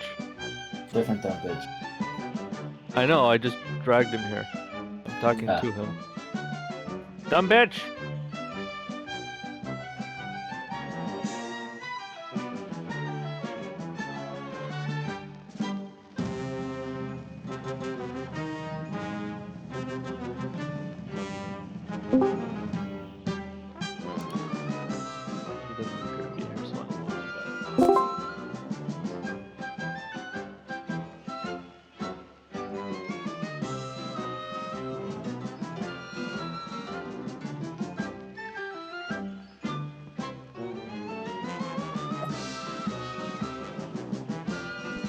We're making some serious progress, though.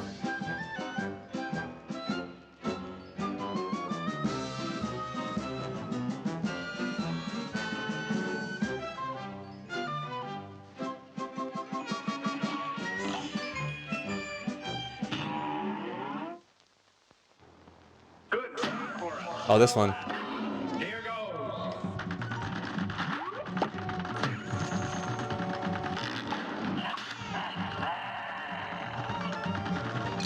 Oh, I don't know why I went that way. What the fuck am I doing?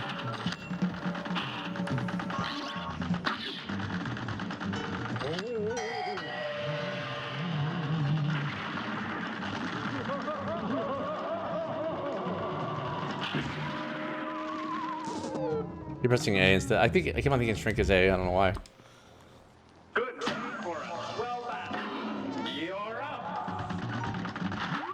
It's a dead Cuphead.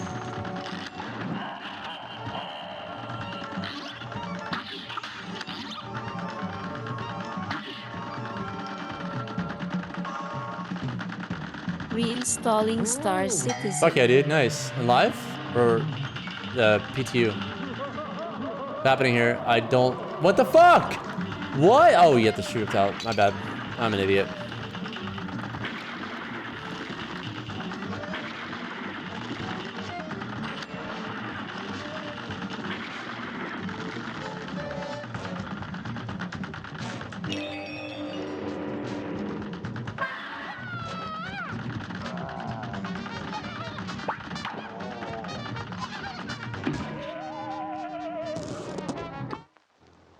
This will get red hot. And begin!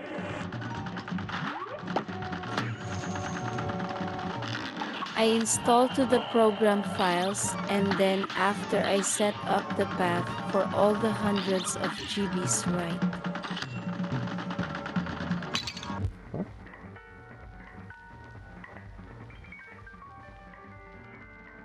Set up the path? You don't have to set up a path.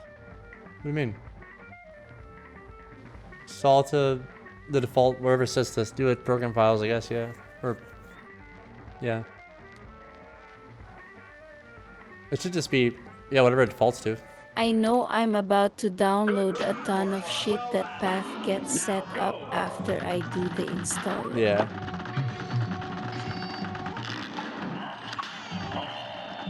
Sorry, I know that was worded weird. No, that's okay.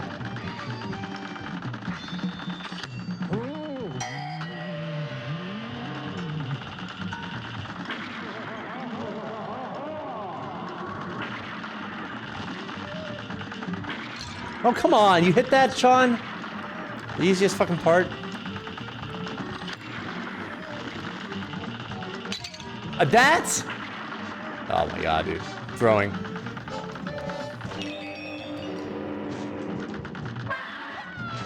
Ha ha ha ha twice.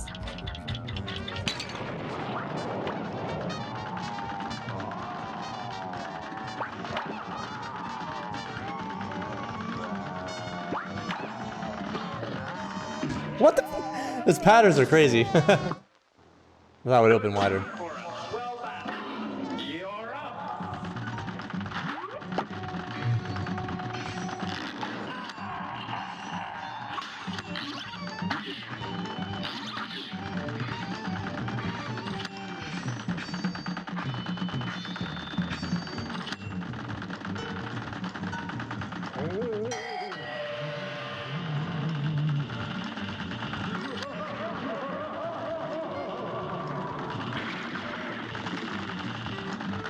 Oh, come on! What the fuck am I doing? I'm throwing. Sean. So with the worm switch to the bombs you drop and stay at the top of the screen, you then only have to dodge the planets. The ghosts will be hit by the bombs. I know, but each time I do this part, I'm just so angry that I got hit twice, so I'm not even thinking. Like, I start giving up at this point. It's like not, yeah, it's pretty easy. I'm just like, how can I get hit twice there?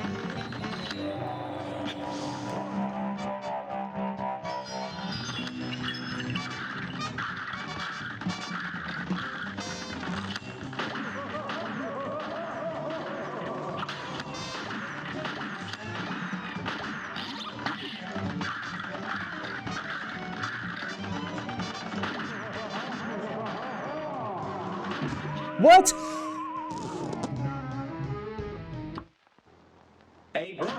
Shirley Brewing. And begin.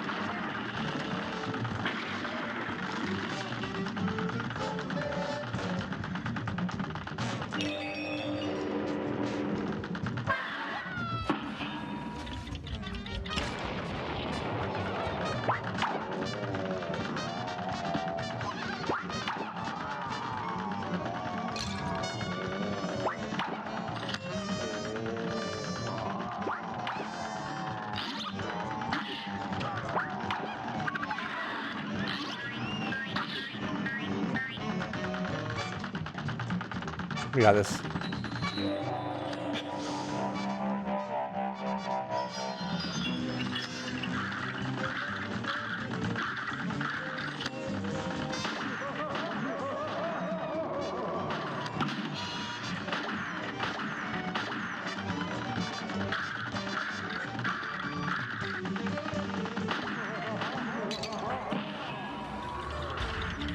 Download started. Nice.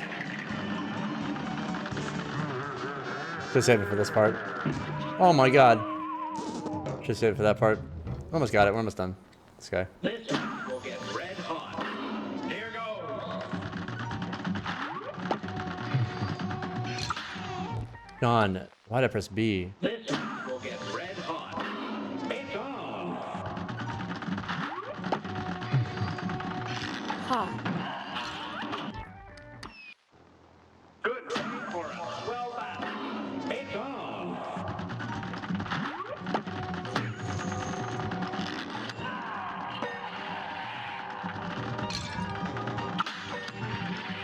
What the fuck is that bullshit? A brawl is surely brewing. It's on.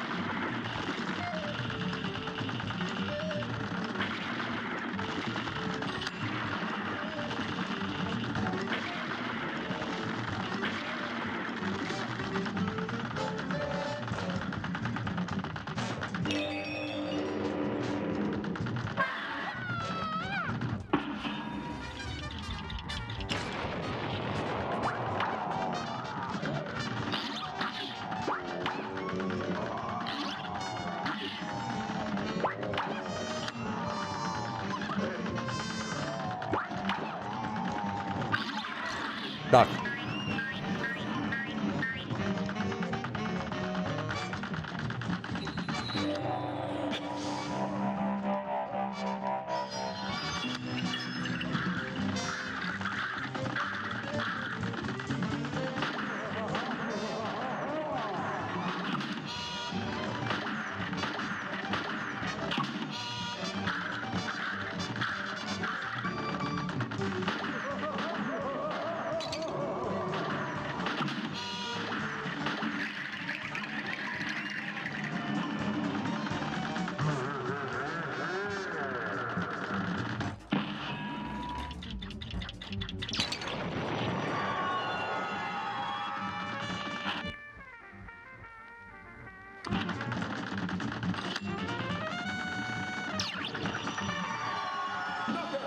Oh, finally.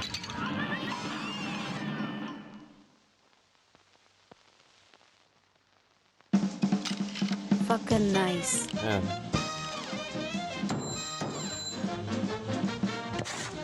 All right. Man.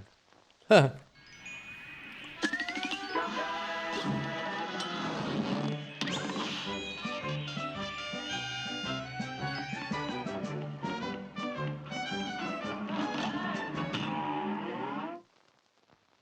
This match will get red hot. Now go!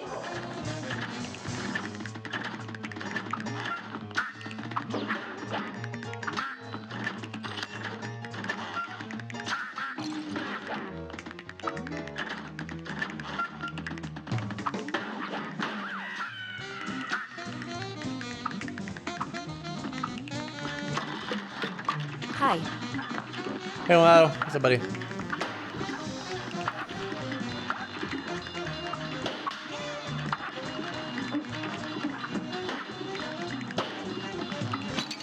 Oh, what the fuck was that?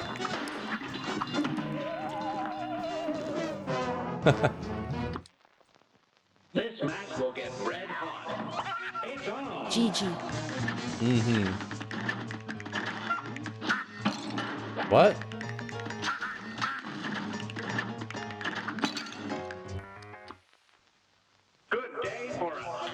I hate that clown man.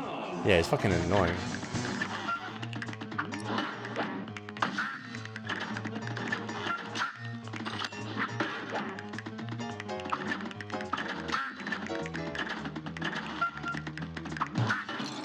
What? I didn't think I would hit that one. Kind of thought I calculated that out.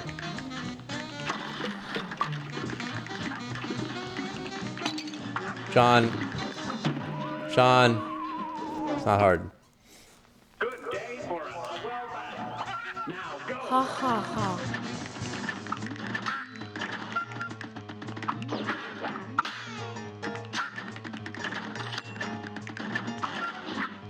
You fucking idiot.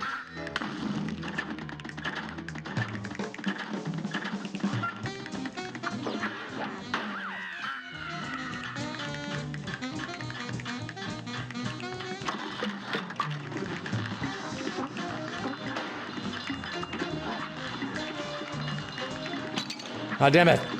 Ah! Ah! It's not hard.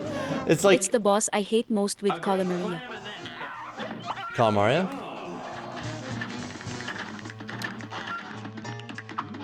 Yeah, everyone hates the dragon the most, I guess, but...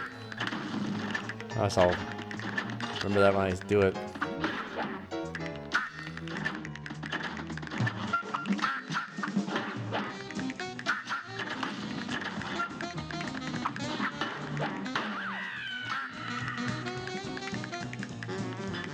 But you don't know her yet. Yeah, I've only beaten him on simple fucking matchstick. Oh, I've beaten the game before, Amato. It's been a long time, though. Like, back when the game came out.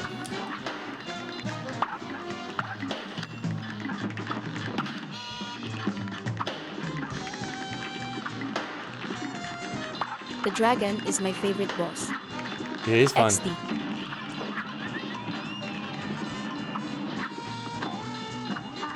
What the fuck? Horse, asshole? Fuck you. Oh, don't miss. Don't, dude. Fuck that shit, that's AIDS.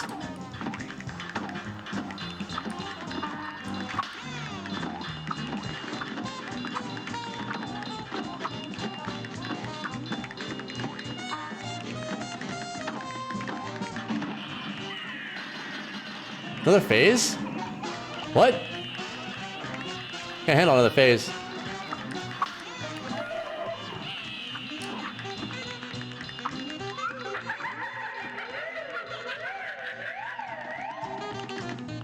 I don't trust it. My first S rank.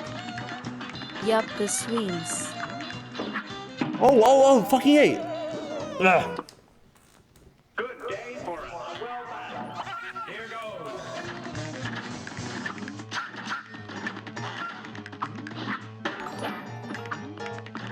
Hey, thanks for the follow, Amato. Wamedo IS now following the art of stacking. This stack can never be too high. Appreciate it, buddy. Buddy. Here's a real high-class bout. Now go!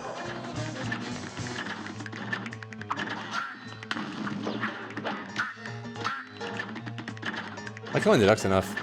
They're fucking me up. This is really easy. It's not hard. This part isn't hard. It's like really easy, actually.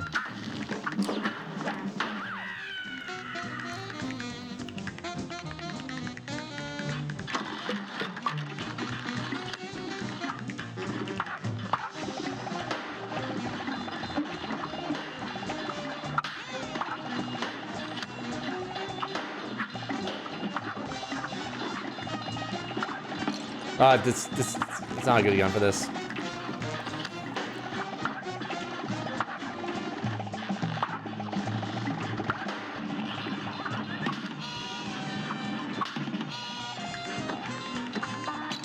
Fuck you! It's over. It's not a good time to do this. Not a good time to do this.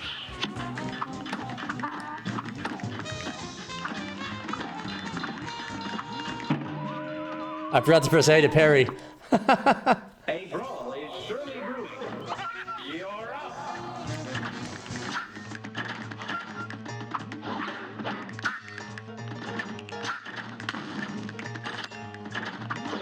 Oh, fuck. Woo, that's close. Almost fucked that up.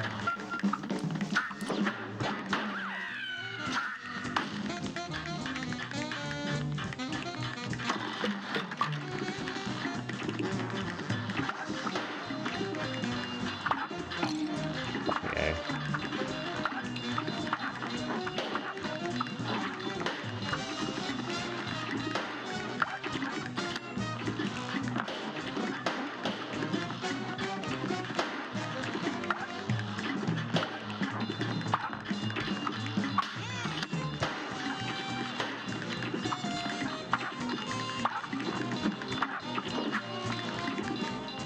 You only have the P shoulder. So far, yeah.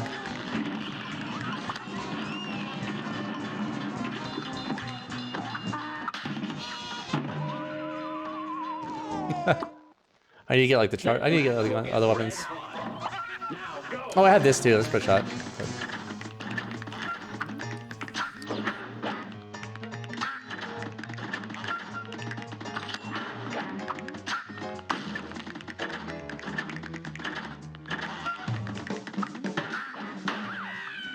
Come on! Ah!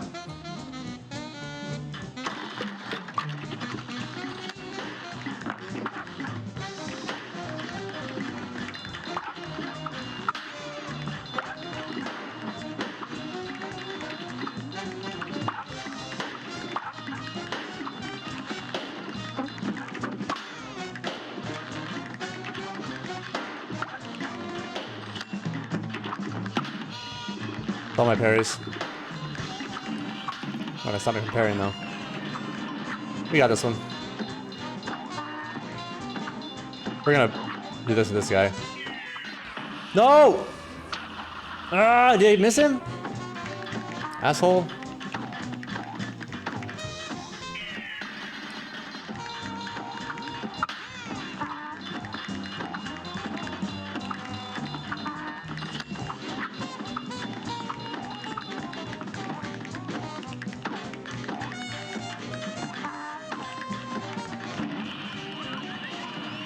If you could buy the spreadsheet, it will be easier, but if you don't have it, it's for a reason. I have the spreadsheet. I have the spreadsheet. I like things harder myself. I like a challenge.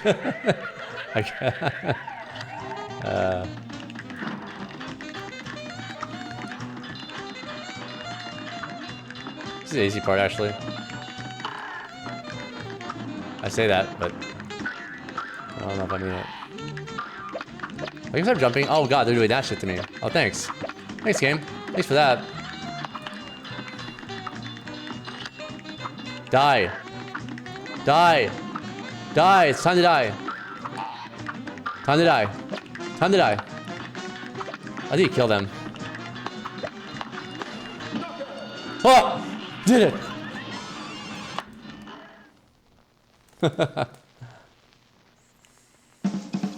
GGS. Woo! Thank you. Yes. Wait, C, D, okay.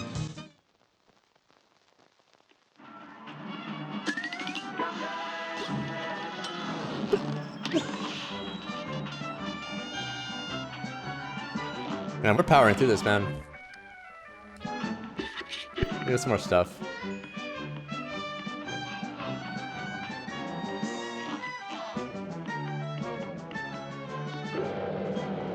There's a dragon. There's a dogfight too. It's over here.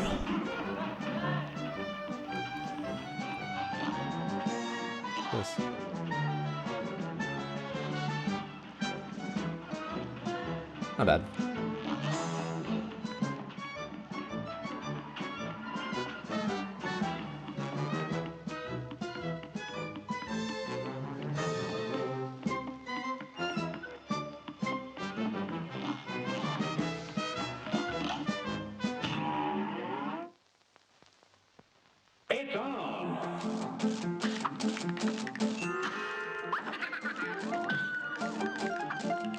I remember this music.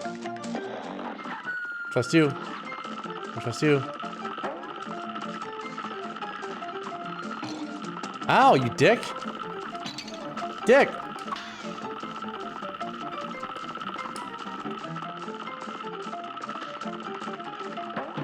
Oh, they shoot freaking bullets when you kill them? That's great. That's pretty classic.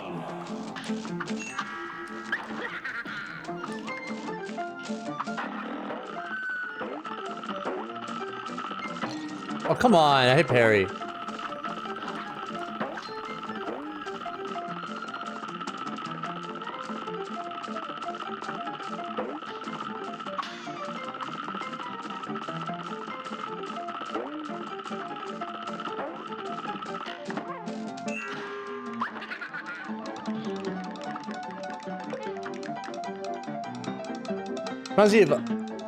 This reminds me of Mario, Super Mario World.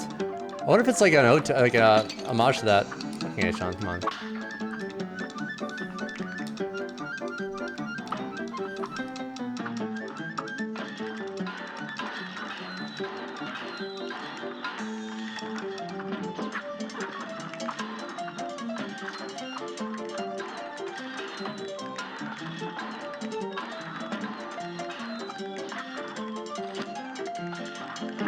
You assholes.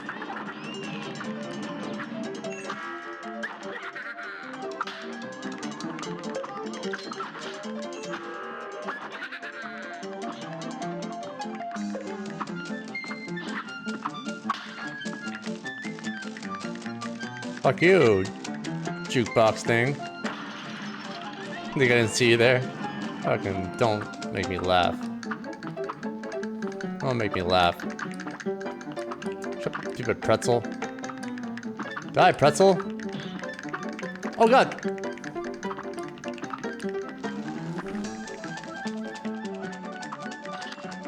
Pretzel is like really annoying.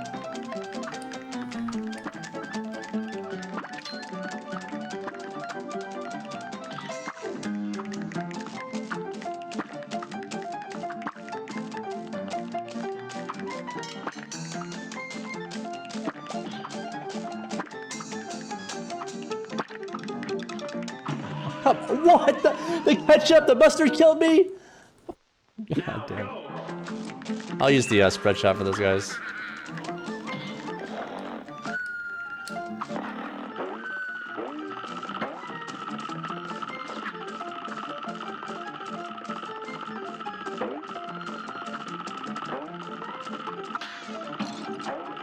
Really? Fine.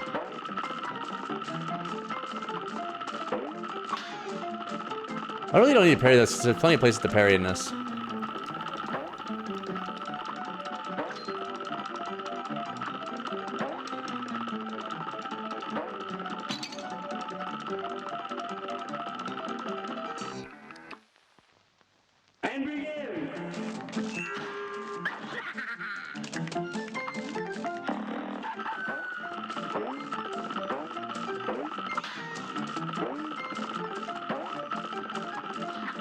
Oh, no bomb for the rescue.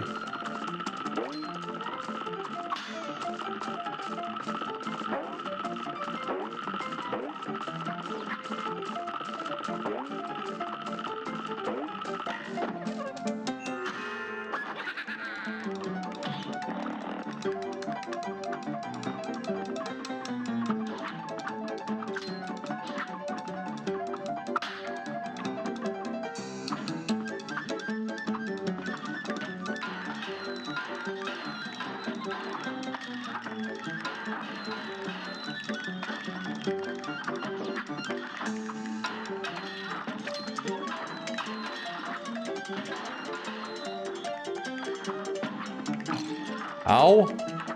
Dicks. Dicks!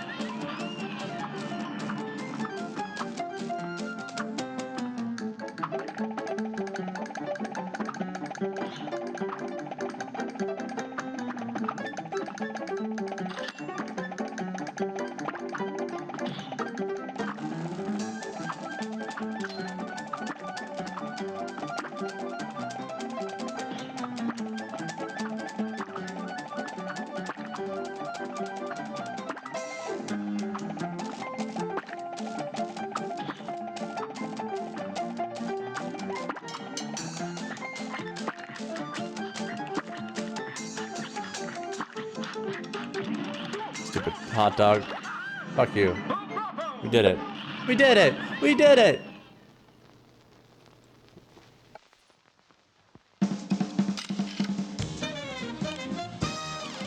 I didn't get my parries in? What? GGS. Yeah. Stupid, man. I thought I... There's only 2 of those little things. Shop! Let's go to the shop. What you have to say?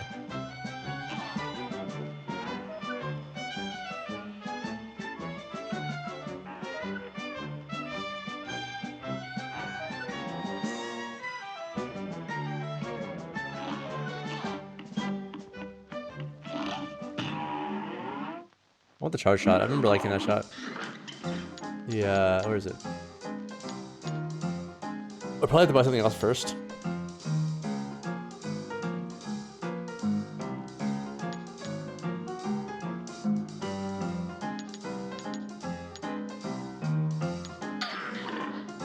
There it is.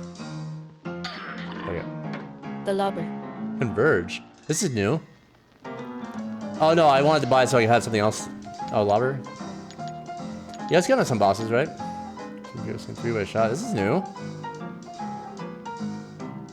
This is a new one.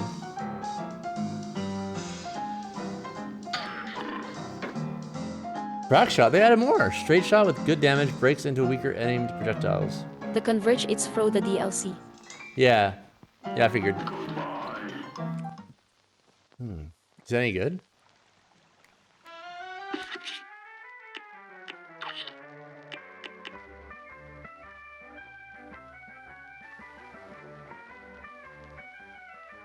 Let's try it out.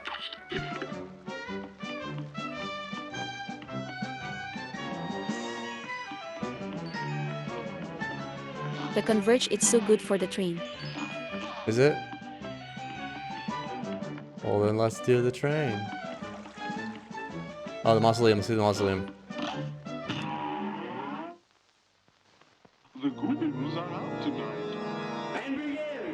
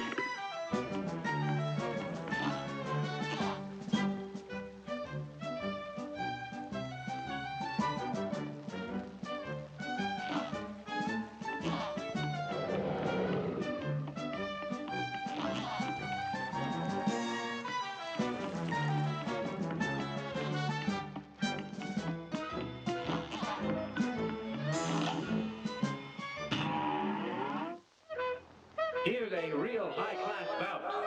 You're up.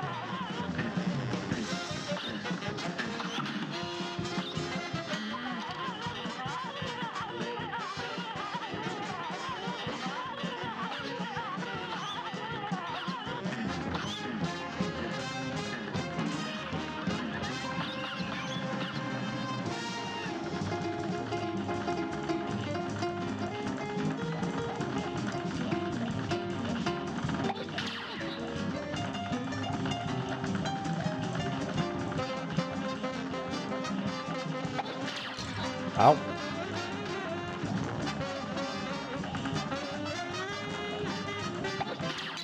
Bro, you shoot so fast.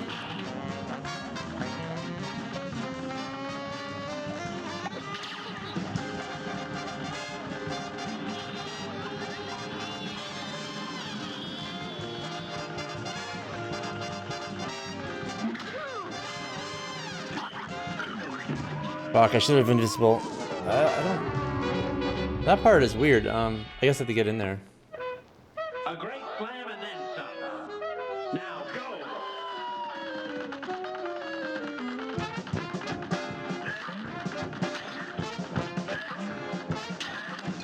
Ow, bitch!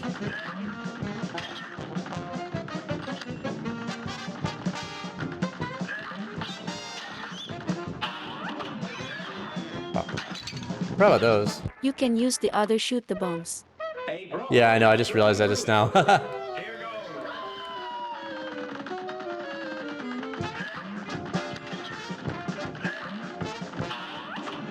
he uses up my my super. Oh, come on.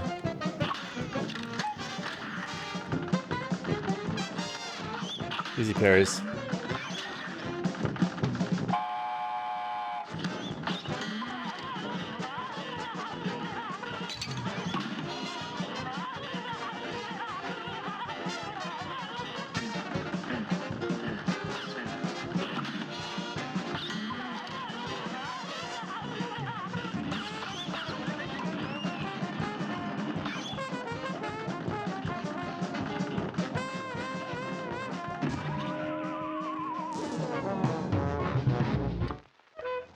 Good day for a swell battle.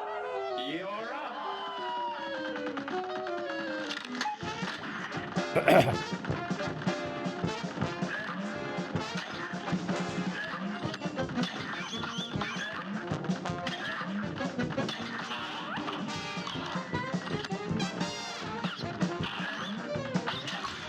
Come on. It's fine.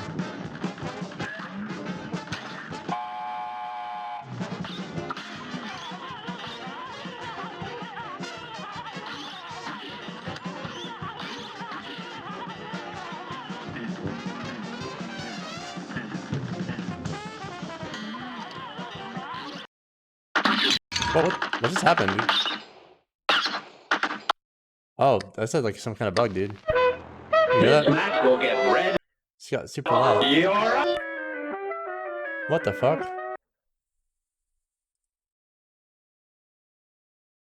That was really weird. Huh. Whoa. I might need to restart the game. Yeah, that's something wrong with the audio. Super loud all of a sudden. Also, it messed up my audio devices. Whoa. That was some weird bug, dude. Oh. The hell? Ha ha. That was weird, dude. It messed with my audio devices. Because Discord said I have a new device. I have to go. I will try to be back. All right, well, Mato. I may or may not be playing this more tonight, but I'll for sure have it beat by tomorrow. Tomorrow around the same time, if you're around. I mean, I made good progress so far, man. Well, bye. See you, Mato. Thanks for the help.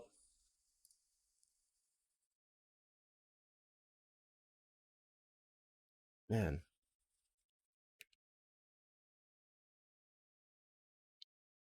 No, I don't hear anything at all. The fuck? They like to roll the dice. By chance they came on death. What is happening? Pay the price. Pay the price. It like killed something. Shit as fucky. What the fuck?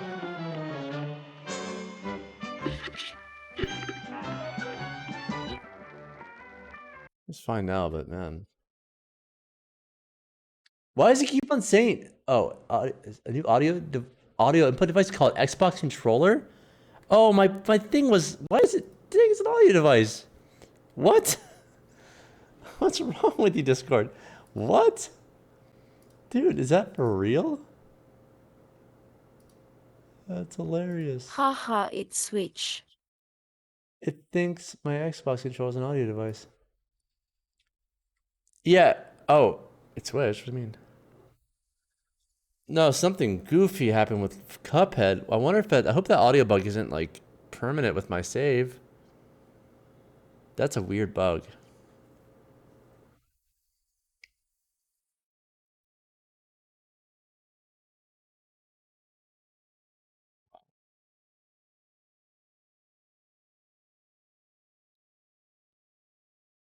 Why does it feel like my mouse isn't right either now? The hell?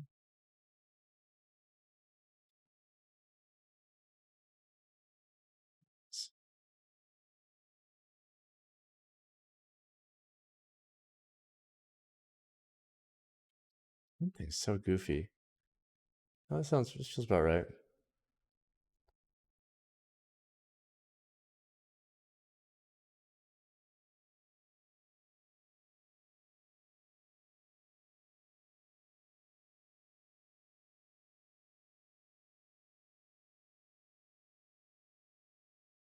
Take a little break from Cuphead. I think it might be the controller.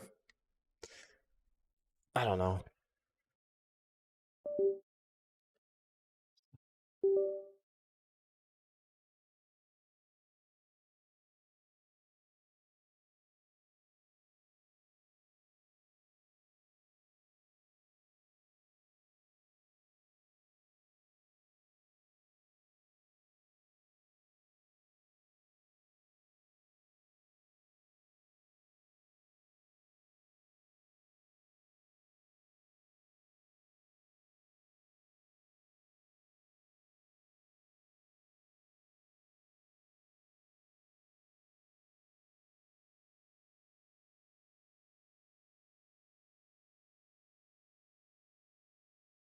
Before you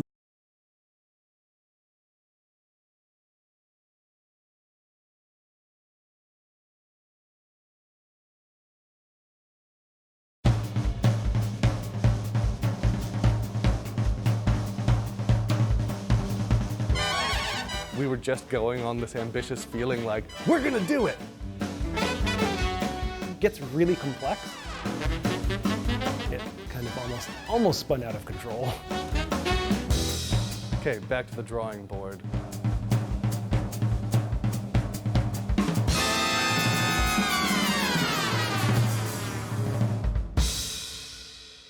Yeah, it seems still surreal in my brain.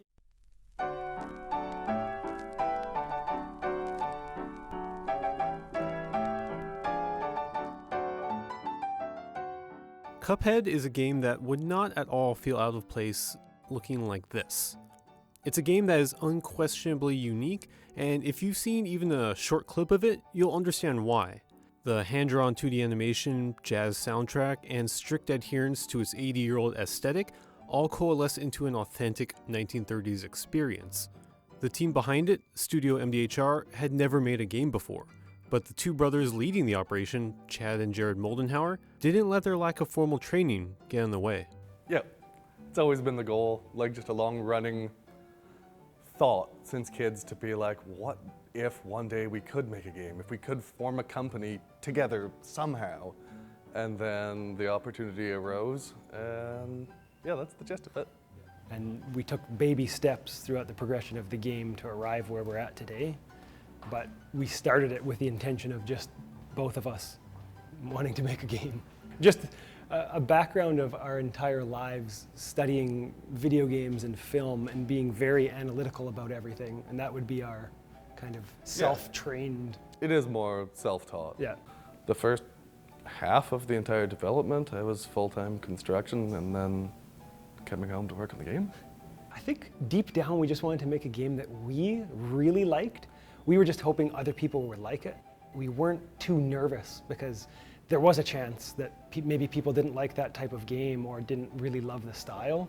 And we knew that going in, so it was more of just let's release this and see what happens and just sit back. Even if people said this is not a game I ever want to see being created, we still believed in it so much that we were going to finish it. So there was definitely no anxiety or nervousness. There was just curiosity. I think it's more curiosity, just of what people would say.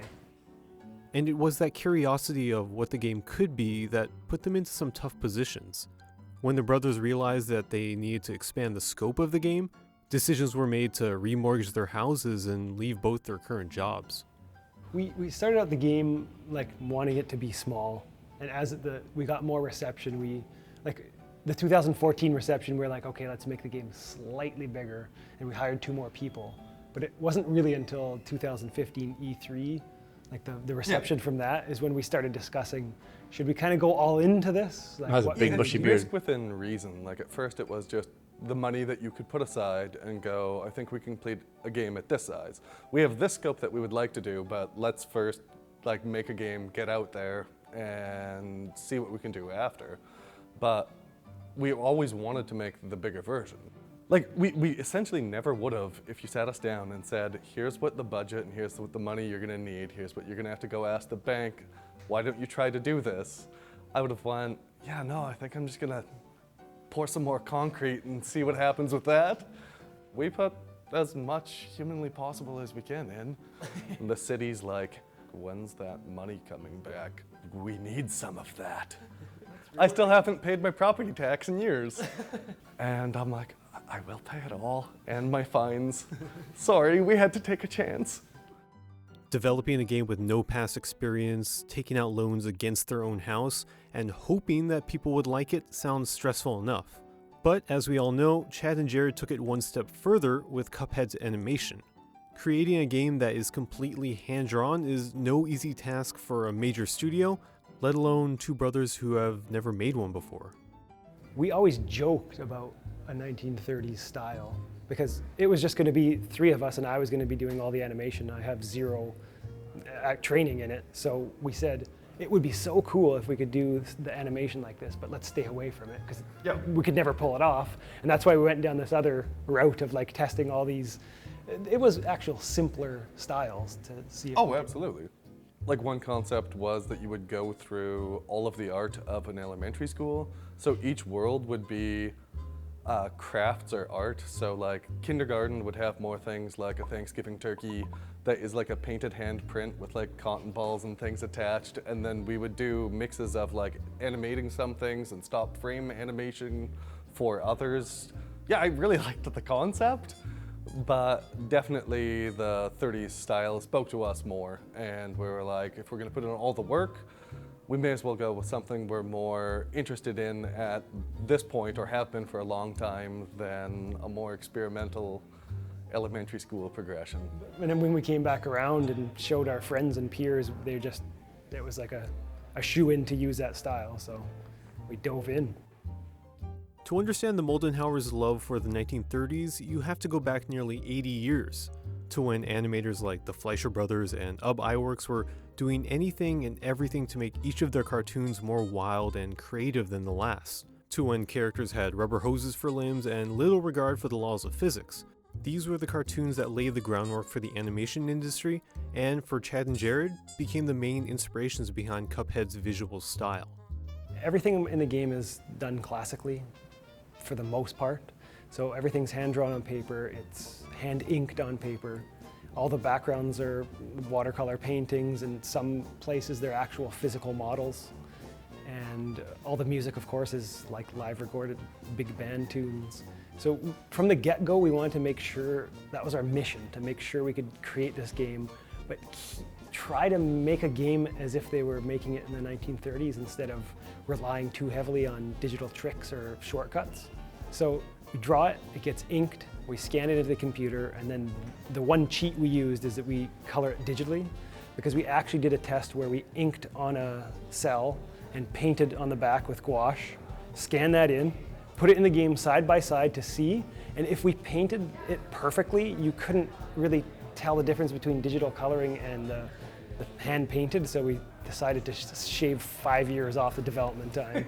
Kind of basically the art process, and then once it gets handed off to the development team, there's still a major step where the production team has to make a chart similar to a chart they would use in an animation feature, and they have to go through and set up all of the animation and make sure it plays in order. It gets really complex. There's a lot of extra work that goes in even after all of the art's complete. We had to like create our own formulas for how we were going to do, using anticipation from animation and how we were going to use that within video games, but they cross pretty seamlessly at a lot of places. And like the old style of animation had a lot of looping and other tricks they used, which ports beautifully to video games. But despite the outstanding animation and authentic look of the game's difficulty became the main focus among fans and journalists alike. But while designing Cuphead, Chad and Jared weren't thinking about making concessions based on how hard the game became. In fact, they hardly had that on their minds at all. Sometimes, like anything when you're doing something creative, like when he's drawing a character, or when he was doing Cuphead, he did thousands and thousands of versions of it, and some of them are just so bad, you have to just kind of look at it, smile and toss it away. Like you had some grander ideas that we could never even pull off. Yeah, there was this one that would tie into the music, which was a lot more complicated because it'd be like you're fighting on stanzas, and the actual song playing is like the bullets and the enemies coming out. But it would have to work so that it's not the same thing every time, otherwise it's just a memorizable pattern.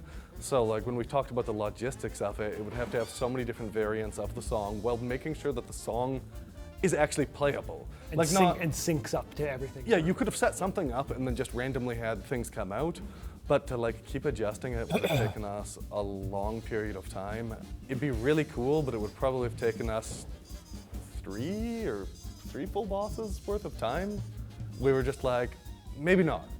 Typically, if you see a cartoon-themed game, it's maybe aimed at like, younger children or, yeah, exactly. You're gonna sit around and play this on a Saturday morning, but we didn't set out to do that. It's almost like a side effect that the art style actually has drawn other people who would never play this type of game towards it and really like it. And at the same time, people who think they're gonna come play just an easy kind of, small, neat experience. But I think that's like the best part is like to enjoy certain sects of difficulty is just a natural thing. Like everybody feels the satisfaction from winning, but some people need the challenge a little bit steeper to get it. I do always personally feel too, if it's just that one step harder, when it's finally done, like you find yourself like cheering or actually animating and being like, it's over, never again. Like, so that's part of like the design to me was, that's what I believe some of the old games had. So to bring that to a new generation, to give them that feeling of overcoming something challenging. And I personally don't think Cuphead's that far off. It's not old school in any which way. Like, if you said you start with 3 men and 3 continues and you have to beat the game, I would have been like, it's a little 8-bit. Well, even the original Super Mario Brothers is not an easy game. If you haven't played retro games before, it's... Oh my gosh. No, I can't imagine anybody beating Mario 1. Like if you handed that over to them and they'd see the game over screen probably on the first level, if they hadn't played a platformer, and they'd just be like, this is the cheapest, meanest game alive.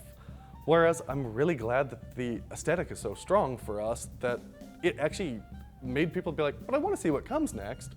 And what I find is most people are better. I think a willingness is a different thing than like a difficulty. Like I would say Battletoads is past the point of difficult because it's not reactionary. And it's an entire memorization to have a chance to say like, I did it. But I think at the same time, difficult games aren't for everyone. No, That's the thing. absolutely. We weren't, honing in on it. Make sure we make a challenging game. We just wanted to make something authentic for that era. And then Run and Guns just felt like it was one of those like underrepresented genres. Like there are good games within it, but like outside of Contra and Metal Slug and Gunstar Heroes, how many others can you name?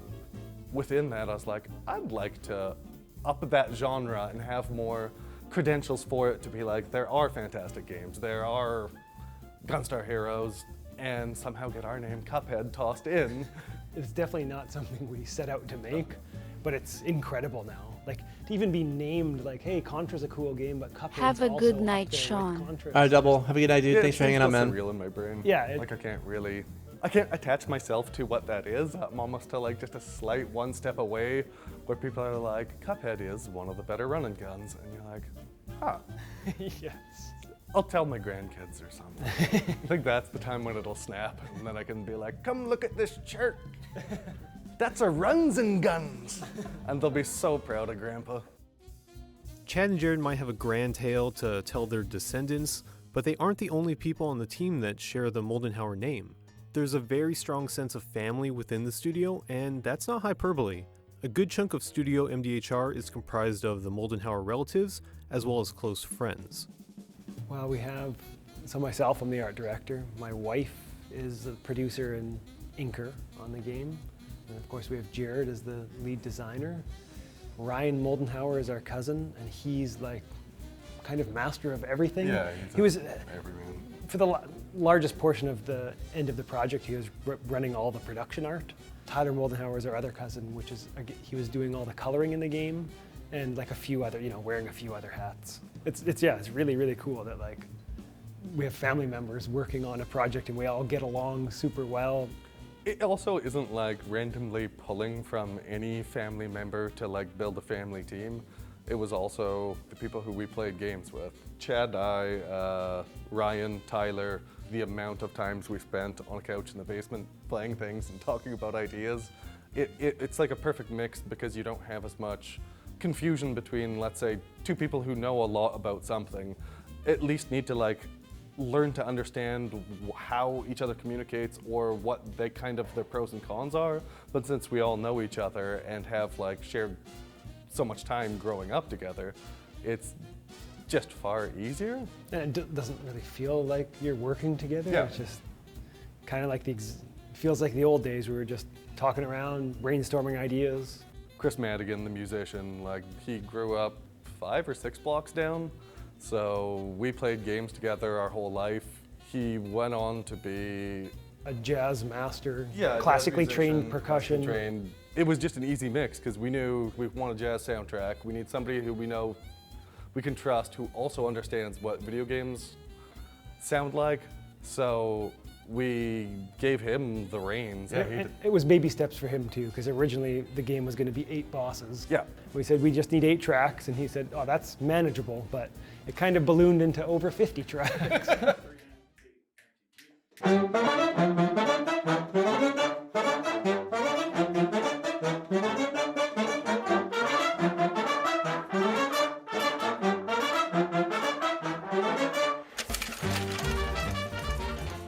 Some people even haven't noticed. There's multiple mixes with different solos on all the tracks. So even when you play a boss again, you'll hear different solos and the song is slightly different. But when we approached Chris and said we wanted like these, short video game tunes, the jazz side of him really wanted to finish the song. So as long as the song sounds like it fits in the game, we'll kind of let Chris have his leeway. But it led to a much better soundtrack in the end, even if you don't hear it, the whole song through a play. It's almost like its own experience to listen to the music after. And if you're gonna go that crazy too, like with the animation and being like everything's gonna be a watercolored background, we'll carve structures out of styrofoam and paint it, and then set up rigs to get like a full set of photos to create a 3D object, that it also wasn't that much of a stretch when he's like, well, what if I finished these songs? What if I made them longer than needed, obviously? Once we got into it, it kind of took over. Like, make sure this is like perfectly done the old way. Let's pile on more work so it's more authentic, and it kind of almost spun out of control. Clearly though, things worked out beautifully for them. The only thing that seemed to spin out of control was the popularity of the game, with Cuphead selling more than 1 million digital copies in the first month of release. But now that the brothers have made their dream game, what could possibly be next for the team?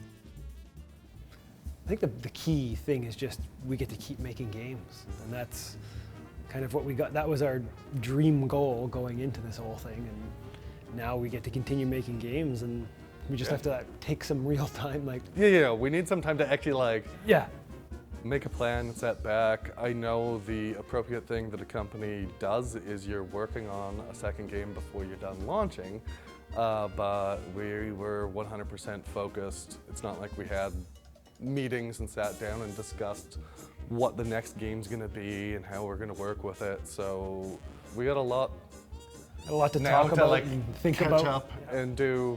Where you're like, what did I avoid for the last year? And then you're like, oh yeah, yard work doesn't do itself. It still feels really busy. It's just I finally can do a break of different things.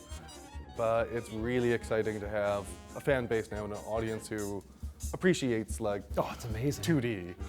And yeah, that's one thing that was also like a slight goal, was to be like a company again that employs people in 2D art. Like classical 2D animation. Yeah, I think that's going to be, as long as we can run it, that's one of our main goals.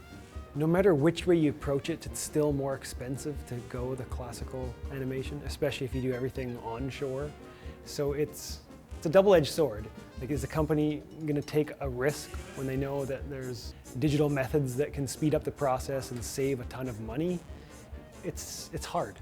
Yeah, I don't know enough about the industry. I can't speak to it on that sense to be like, I'm projecting a 5% increase this year on 2D, and I'm hoping to see 25 by 2020. But if that happened, that would be like the most rewarding thing about making the game, was if anything was inspired to be like, produce another 2D cartoon, or other studios open up to make games with animation. I would be very happy if we could somehow claim that that was us, but I don't know, we'll see.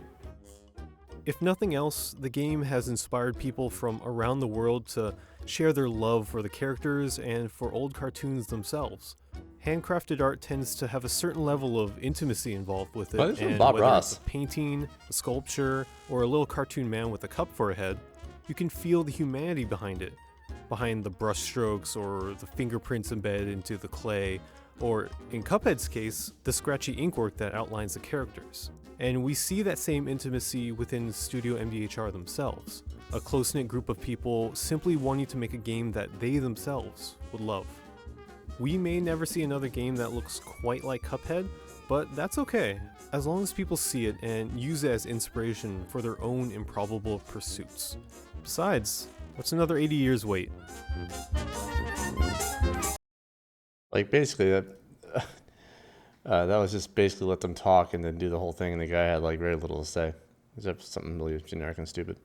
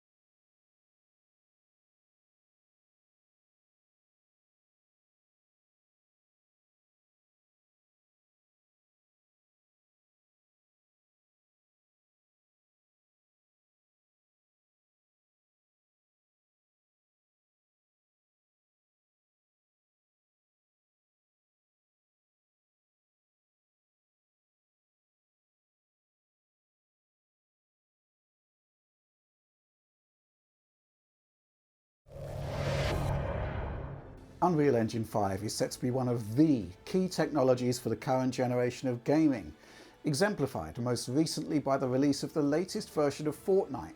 What sets UE5 apart are three key features that define the new engine: microgeometry with Nanite, ray tracing based global illumination with Lumen, and finally virtual shadow maps. Here you're seeing it running exceptionally nicely on Xbox Series S. And now you're seeing all of those key features running on Valve's Steam Deck. Yes, even the ray tracing. A 15-watt processor, a mere peak 1.6 teraflops of GPU compute, a downclocked CPU with just half the cores of the current generation consoles. It's kind of miraculous. There are compromises, of course, but to be honest, I'm just thankful it works at all. And yeah, thanks to an assist from a member of our supporter program, I initially started this test by getting the Matrix Awakens City sample demo running on the deck, but let's just say that performance wasn't great.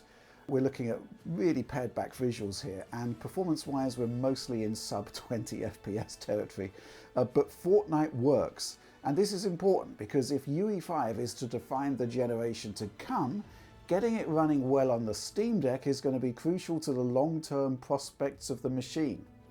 Actually getting the game running is challenging though. The biggest problem of all is that owing to lack of compatibility with Fortnite's anti-cheat technology, the game doesn't run at all under SteamOS, meaning that you need to install Windows to get it operational. Second problem, well, booting the game. Epic tells us that the GPU driver for Windows is out of date and performing in a suboptimal manner. You can skip past it, but well, fundamentally this isn't really going to help, is it? But the biggest potential issue is this. So here are the settings I've chosen. They're kind of best guesses as to what Series S is doing, and we're obviously using a much lower resolution. The idea here is to do what we did with Metro Exodus. Target the Xbox Series S feature set, but aim for 30 FPS at a lower pixel count. To be clear here, this isn't about producing optimized settings for Fortnite on Steam Deck. Using ray-traced lighting and nanite is just not a good idea for decent performance. And yeah, if it worked under SteamOS, you'd be using the streamlined modes and you'd be looking to target 60 frames per second. This experiment, this video, is all about testing the viability of Unreal Engine 5's cutting-edge features on Steam Deck, nothing more. And yeah, initial results were good. Performance was actually really impressive, too impressive if you ask me, and something was clearly up, it just didn't look right. And if we stack up the output against Xbox Series S in multiplayer spectate mode, everything becomes clear. While the outdoor scenes look reasonably close in many areas, and it does look as though we have Nanite's geometry active, well, scenes like this are saying to me that even though the settings say we have software Lumen active, software ray tracing, we aren't actually getting ray trace lighting. There's clearly a bug here. And if we go back to the comparisons where the lighting is the same, well, yes, we did manage to achieve this by using hardware accelerated ray tracing, hardware Lumen. So yeah, remarkably, we are using the hardware accelerated ray tracing functions of the Steam Deck's APU to get a similar lighting solution. So on the one hand, this is quite cool, right? With hardware RT active, we're actually using a PC exclusive feature of Unreal Engine 5.1. Xbox Series S and in fact all of the current gen consoles use a software RT solution in Fortnite. But there's a good chunk of bad news here too. Software RT is one of the key optimizations made in getting Unreal Engine 5 running at 60 frames per second on the consoles. And for whatever reason, and I do think it's a bug here,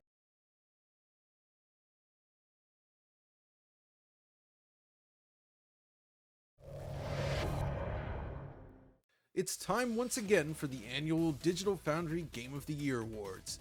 It was a tough year for many of us, and that includes game developers as well, with countless delays seeing releases pushed into 2023 instead. Despite this, there were still some amazing games released this year, and we've been playing a lot of them. So, as is tradition, I've selected my 11 favorite games released over the course of 2022, and I'll be presenting them in order. Then, just before the number 1 pick, I'll also present the DF Retro Game of the Year. Of course, it's always important to keep in mind that we couldn't possibly play everything, so the games on this list specifically represent our personal favorites from the games that we did play. Got it? Good. Let's get started.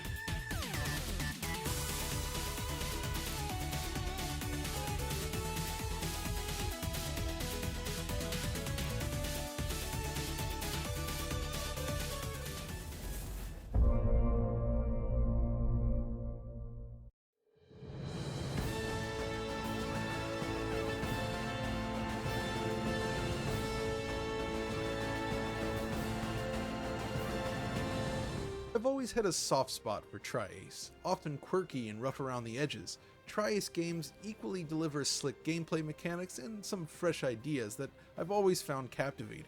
So too is this true of the Star Ocean series, on which the company itself was built. I'd say I'm a dormant fan of the series, having been deeply disappointed by the 5th entry, Integrity and Faithlessness, 6 years ago. Given the lack of original games from Tri-Ace since this entry, however, I went into Star Ocean The Divine Force with a healthy dose of skepticism. Thankfully, in the end, The Divine Force is a return to form for the studio, delivering an authentic Tri-Ace experience with all the good and bad that entails. At its very center, the Star Ocean series has always been about going on an adventure with friends. From sociable banter, the private actions between characters, and those more serious moments, it's this driving force that keeps you engaged, those relationships. After all, the narrative itself is a relatively straightforward affair, and the cutscene presentation is admittedly lacking, but the ragtag cast of characters helps keep things lively. New to the Divine Force and central to its story and gameplay is the Duma, a mysterious mechanical life form that accompanies the cast during their journey. Duma allows for high-speed traversal, enabling players to effectively fly around each map, to the point where upgrade points are often tucked away along town rooftops or in tough-to-reach places, further encouraging exploration. Unlike many games these days, Star Ocean is not an open-world experience. Instead, each map is broken up into its own substantial area, paired with a unique aesthetic. It loses some degree of cohesiveness, but it makes up for it with variety. From the open plains of the early game, to the deserts of the Vale Empire, to the futuristic cities beyond, there's a lot to see and do. Furthermore, basic locomotion feels great. This is always a pet peeve of mine in third-person games. If the basic act of running around feels lackluster, it can drag down the whole experience. The Divine Force feels excellent. Characters subtly pivot and react to the terrain, while controlled feels just right. Couple that with the Duma-based traversal, and you have a game that just feels great to play. Beyond this, as you'd expect from Tri-Ace, the battle system takes front and center with an evolution of the action-driven combat the series is known for. This time, battles take place directly on the map itself, rather than in a separate battle instance, which lends the game a rather brisk pace. It's here too that the Duma changes things by enabling players to rapidly dash around the battlefield, blindsiding foes along the way. The mixture of Duma, seamless battles, and the customizable combo system make for a great time. Combat is immensely satisfying in a way that I enjoyed throughout the game. Visually speaking, Tri-Ace's internal engine does deliver some impressive vistas and beautiful effects work, but it's let down by a somewhat unstable frame rate, a wonky camera system, and rather dated cutscene animation. It's a nice looking game overall, but not necessarily amazing in this regard. The soundtrack, however, is a high point. Motoi Sakuraba has become prolific over the years, but I've always felt that his work with Tri-Ace is a cut above his other compositions. The Divine Force is no different, and its soundtrack offers a wonderful blend of emotionally charged arrangements, driving combat tunes, and cinematic space opera fare like this. Entering orbit around the fourth planet in the Astor star system.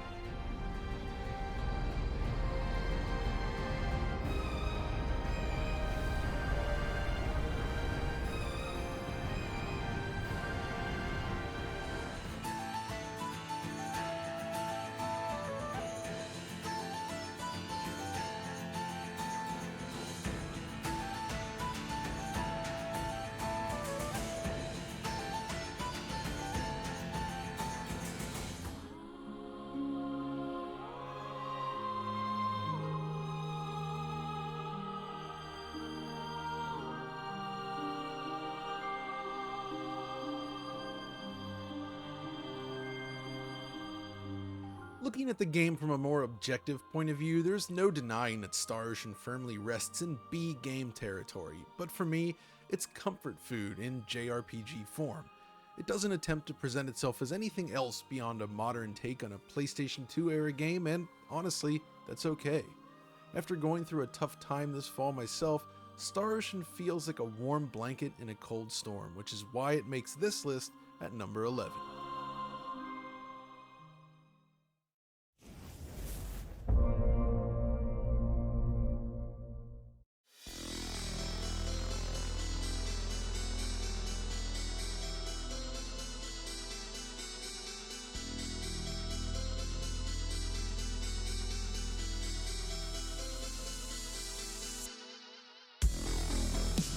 Imagine for a moment John Carpenter's Tony Hawk's Pro Running Man, and you might begin to understand Rollerdrome. This dystopian roller derby with guns combines high scores, sick tricks, and lots of violence into one cohesive whole. You're dropped into one of several arenas and asked to survive. Traversal-wise, it feels like a simplified take on aggressive inline, which itself was an inline skating-based take on Tony Hawk's Pro Skater.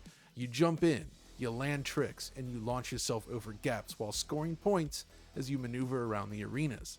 At the same time, enemies, or house players as they're called, are trying to kill you, and each enemy type features its own unique style of attack, requiring strategy and skill to cope with.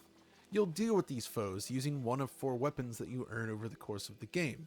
Ammunition is refilled through performing tricks, and health is gained from killing them. Hold down the left trigger and you're treated to a Max Payne style bullet time, allowing for precise targeting.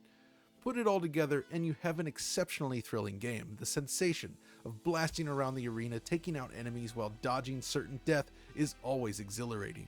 As you learn the attack patterns and begin chaining combos together, you'll find yourself deep in the zone in no time. They even managed to work boss fights into the mix, if you can believe it, which, honestly, absolutely rules. In between certain matches, however, you'll uncover a sinister tale told through first-person segments, spelling out the state of the world in 2030. It's grim, but adds a lot of context and atmosphere to the events. This is all combined with a pristine presentation running at a locked 120 frames per second at native 4K on PlayStation 5. It's powered by the Unity engine, and the team did an exceptional job on the tech and art design, which is cel-shaded and gorgeous. It's all backed by a memorable synth soundtrack, lots of objectives to complete, and a lot more. Taken together, Rollerdrome is a whole lot of fun wrapped up in a beautiful package, which is why it comes in at number 10.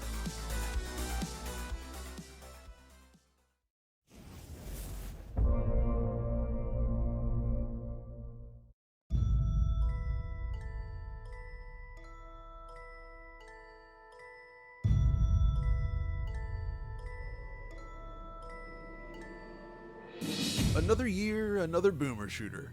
This year's choice pick is the nightmarish Cultic Chapter 1 from 3D Realms and Jazzaw's Games. With its oppressive, entrail-soaked atmosphere, Cultic delivers a fast-paced and challenging shooter experience with superb level design and a delightfully dated presentation. To understand the essence of Cultic, however, one must simply glance at the list of achievements. There you'll unearth the amusingly titled Melon Popper, awarded for performing 250 headshots. Simply put, Cultic feels great to play, and a large part of that stems from the cause and effect of aiming your pixelated firearm of choice in the direction of an enemy's noggin and pulling that trigger. It's a testament to the art of sprite work in classic shooters. That thunderous pop, followed by streams of pixelated red, always hits the mark. There's a crunchiness to it that elevates the entire experience. Of course, the satisfaction of engaging its cast of baddies is only part of the fun. Cultic boasts superb exploratory level design, classic stuff, keys, switches, and navigation challenges interspersed between combat puzzles where you never really feel lost, and there's always this satisfaction of working your way through the map. Great combat and solid map design are crucial for any boomer shooter worth its salt, and Cultic nails it. It also nails the atmosphere. I've long had this opinion that dread and horror are best served through low-fidelity graphics. which encourages your brain to fill in the details between those pixel gaps. It's not an easy thing to get right. Plenty of games have tried and failed to capture this aesthetic, but Cultic really delivers. It feels authentic. Add in the excellent sound work and you have a recipe for a killer shooter. Yeah, it's not an especially long game, being that it's basically planned as an episodic title, but gosh darn it, what's here is just so satisfying to play. Like classic shooters of the bygone era, Cultic is one of those games you can just load up at any time of the day, hit that new game button, and start playing from the beginning all over again. This joy of play, of popping those melons, is precisely why it comes in at number 9.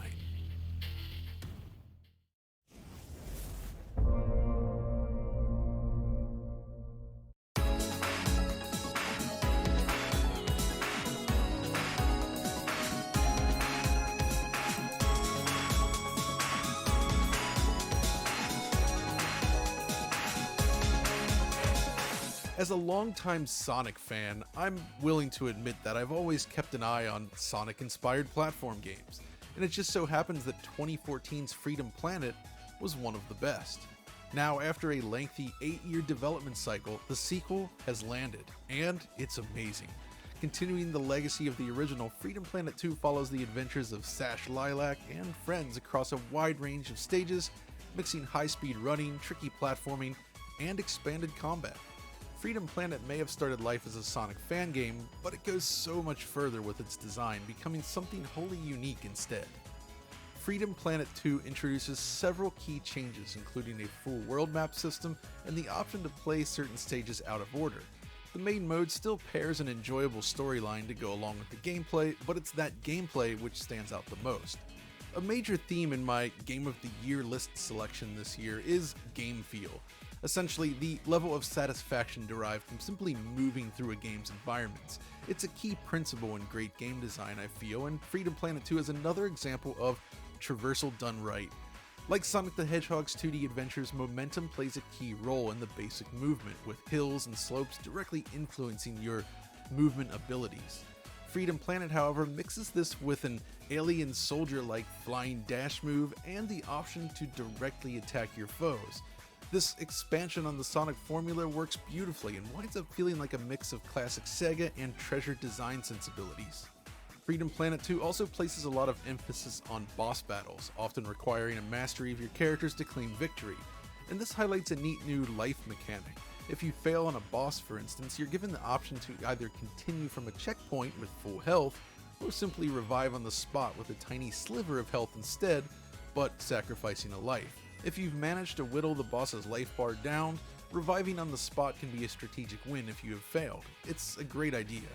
Freedom Planet 2 also sports gorgeous pixel art visuals, complete with an SNK-like zoom that has the camera pulling in and out for high-speed sections. The team did make the jump to Unity this time, and that brought with it some issues initially, but these have been rectified, and you can even enjoy it at a high frame rate now, enhancing the fluidity.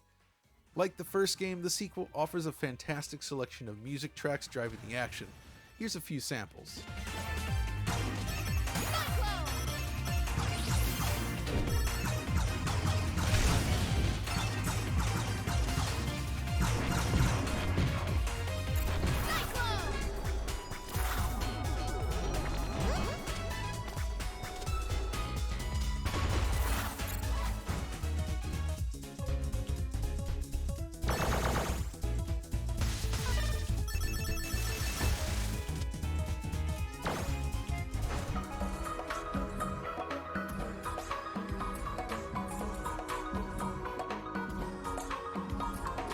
So yeah, I love Freedom Planet 2, and I'm thrilled that the dev team was able to bring this package together in the end.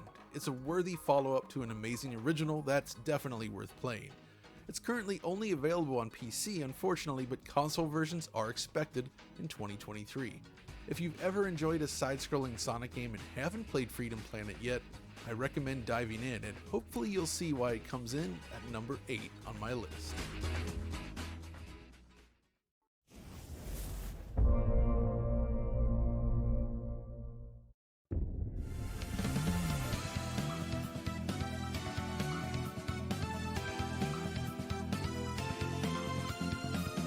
Pocky and Rocky Reshrined is a true love letter to classic Japanese action games. This new take on the formula feels both authentic yet completely fresh at the same time, something that could have been said of their last two games as well.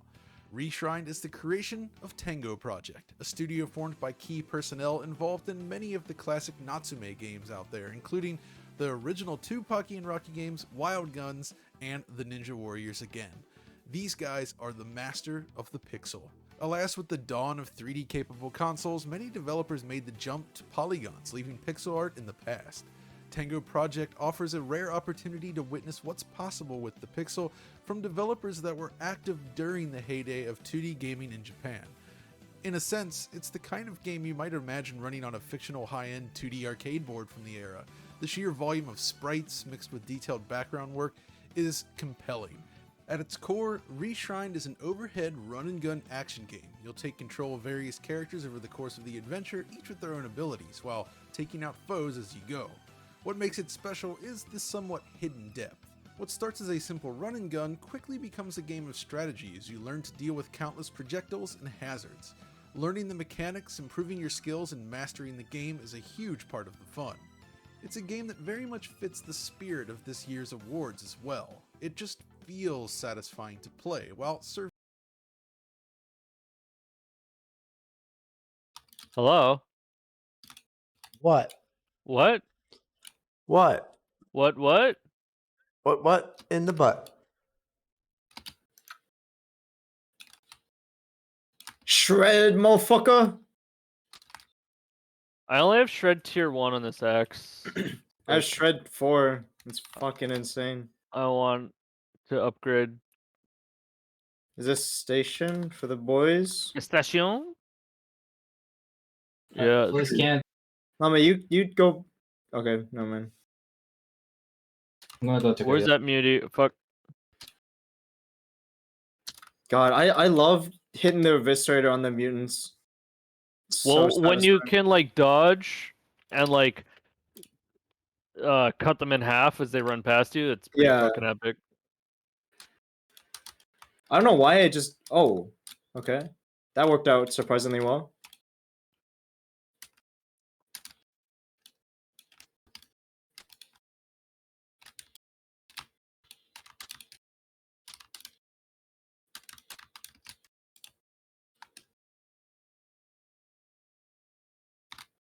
Yeah, I think these guys are pretending to be infested. They know how to open doors. I don't think an infested would know how to do that. They just wanted to riot. Let's face it.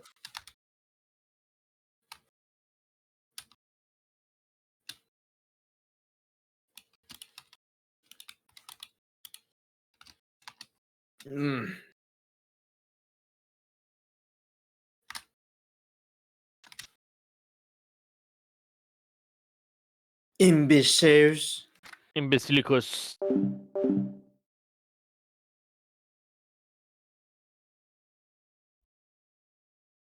Serving up a heaving bowl of piping hot 2D graphics alongside a phenomenal soundtrack. Did I mention the music yet? No? Well, it's really darn good.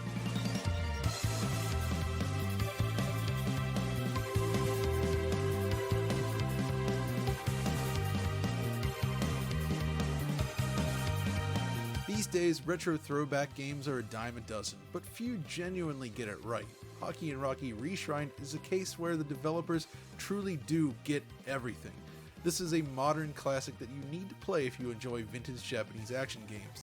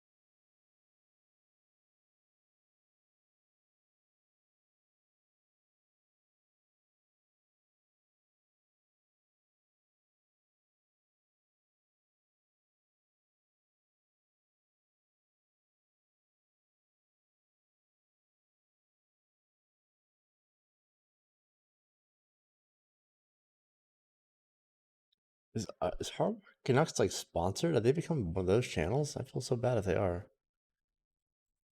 What the fuck?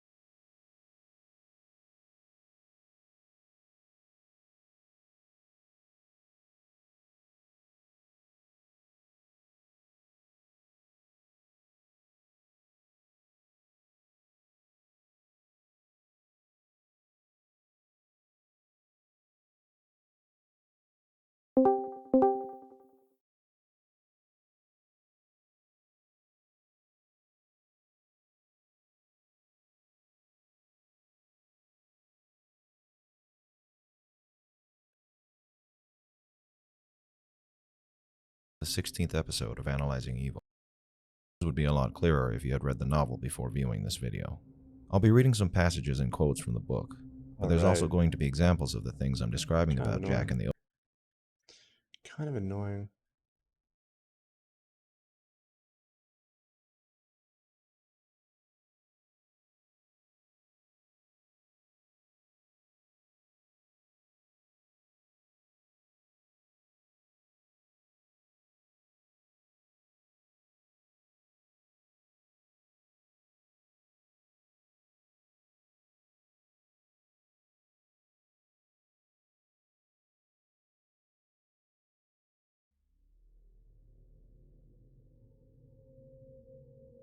Hello everyone, and welcome to the 41st episode of Analyzing Evil, featuring Vincent from Collateral.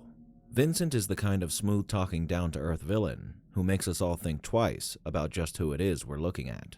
Is he a soulless sociopath with no conscience, making a living out of his lack of remorse? Is he a man who was transformed by his own hardships into a nihilistic cynic, capable of committing the terrible crimes he commits? Or is he something else entirely? In this video, we'll be going through everything we're given about Vincent in this film to answer that question, giving you the full picture. I'll play some. I keep expecting myself to go to bed a little earlier, but I don't. I can sleep in a little bit tomorrow. So maybe I'll play some Outer Wilds.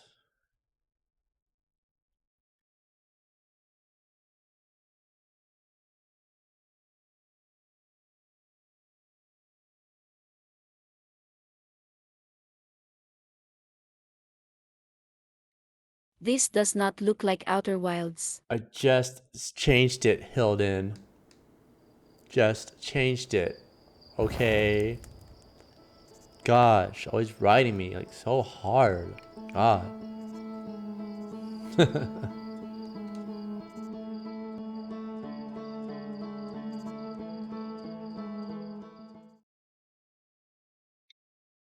All right, let's try to figure out how to make the sun stop exploding. If it's even possible, I don't really know.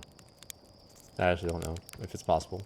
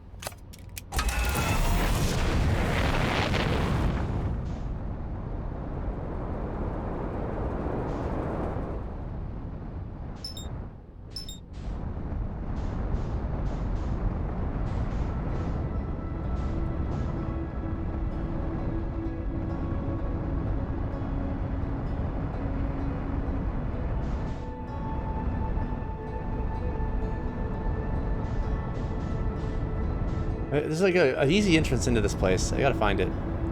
It's like a little hidden hole. Let's forget where it's at.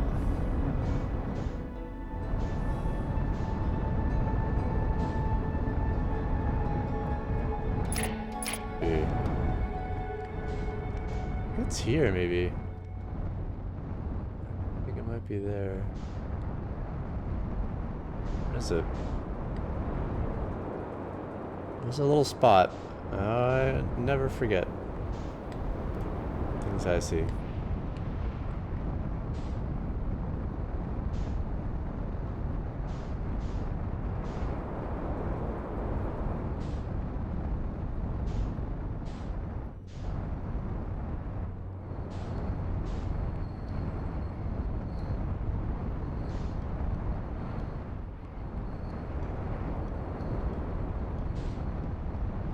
It's by the on a rock over here somewhere. Or is it over here?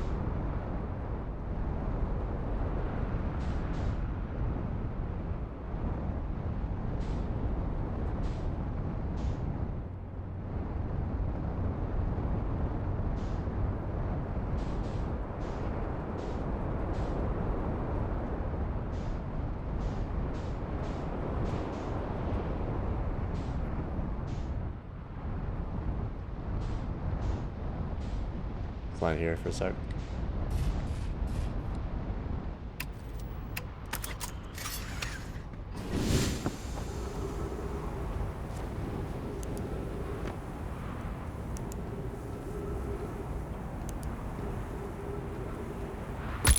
Ow!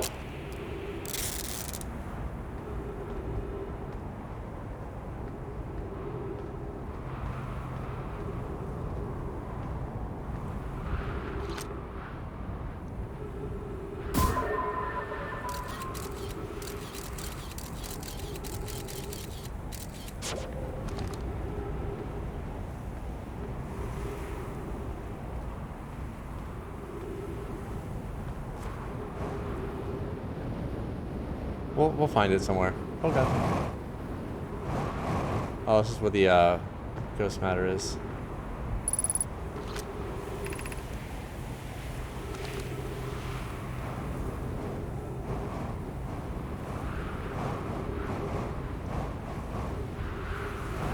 Oh, hey. This is definitely a shortcut. I know the spot. But there's another thing that's a shortcut too.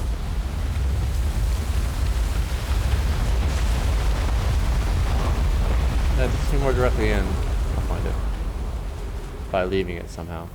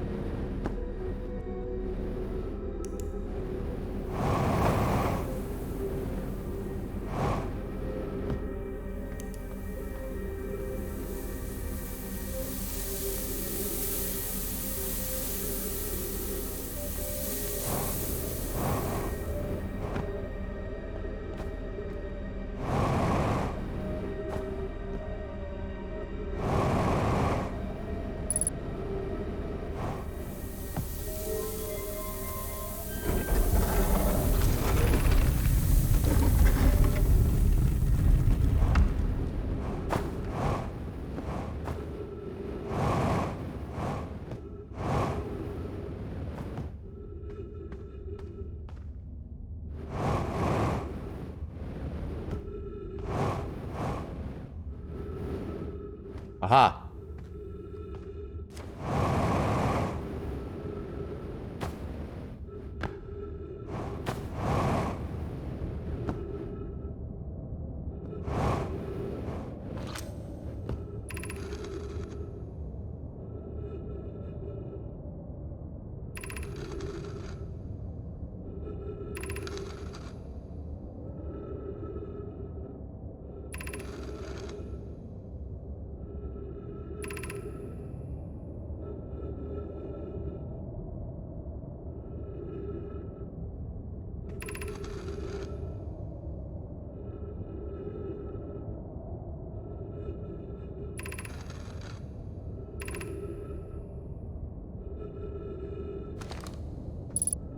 Oh, these are children's bones or something.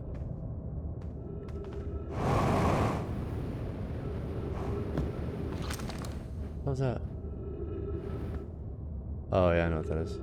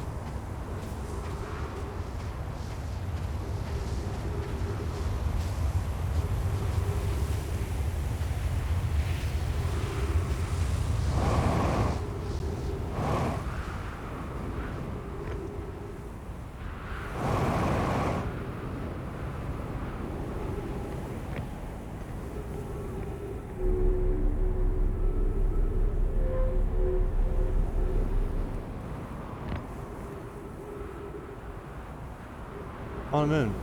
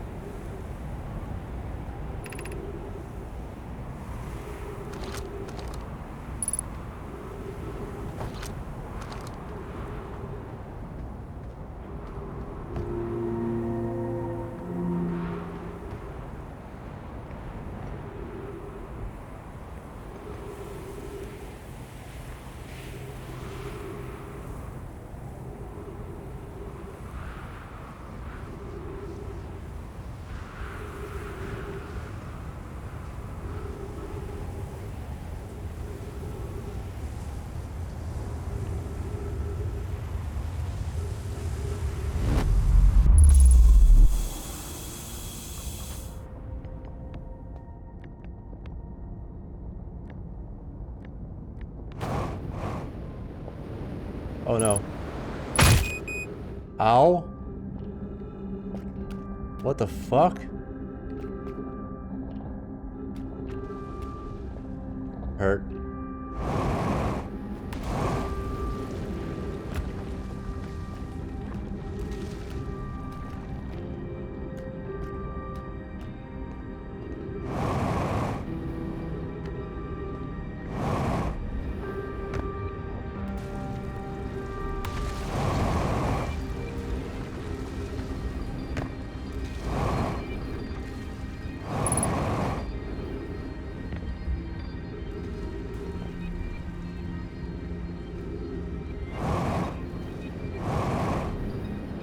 Oh no.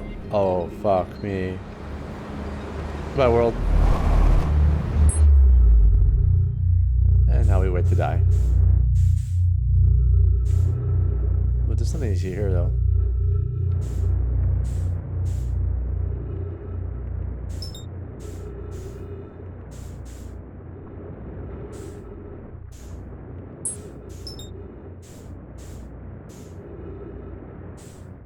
Oh, that's right. Chunks of the chunks of it actually come here. I forgot about that. That's so cool. That's so awesome, dude. Look, chunks of that fucking place are here now. You can explore it. That's so crazy.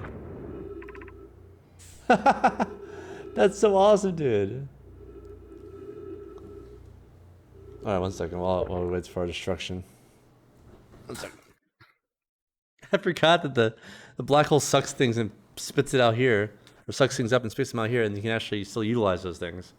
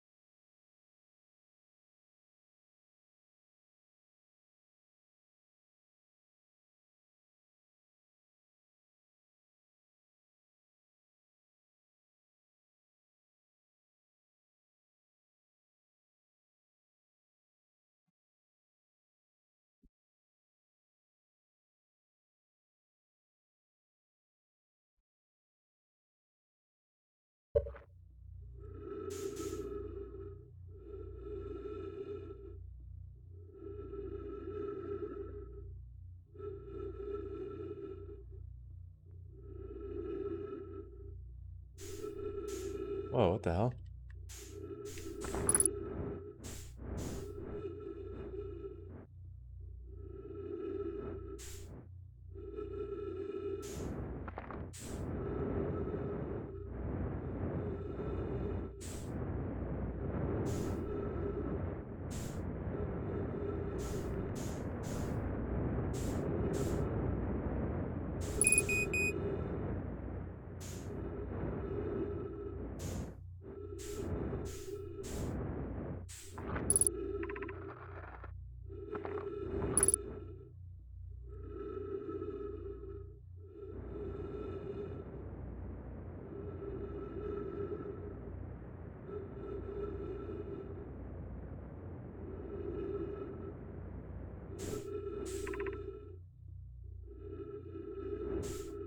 Oh, what the hell is this so grim for?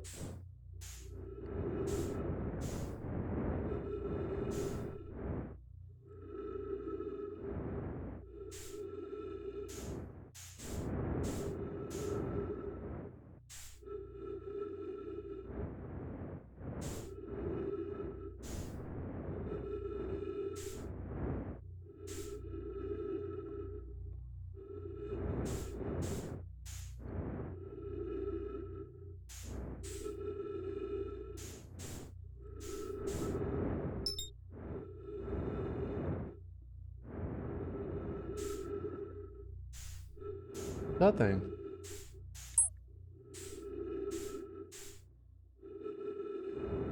Sun's about to go explode. Holy shit, you can explode this too?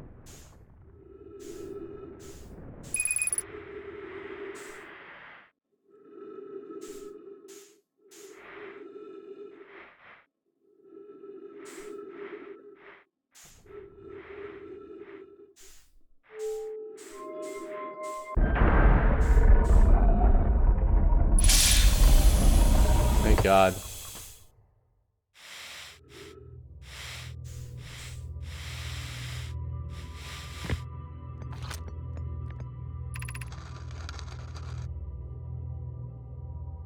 You weren't the first.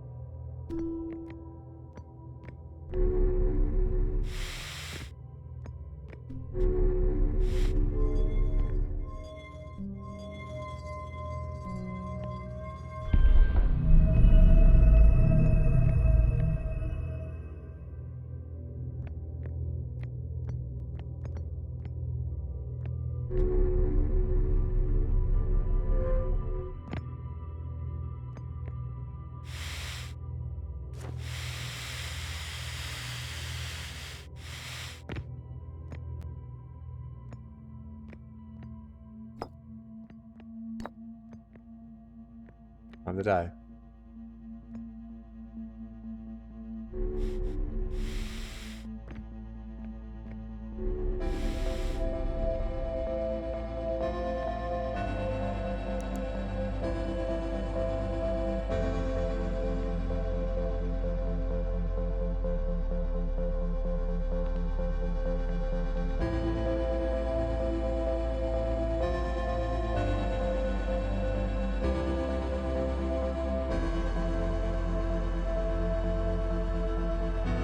I spilled my beer on myself. Oh my gosh. Let's watch the world explode.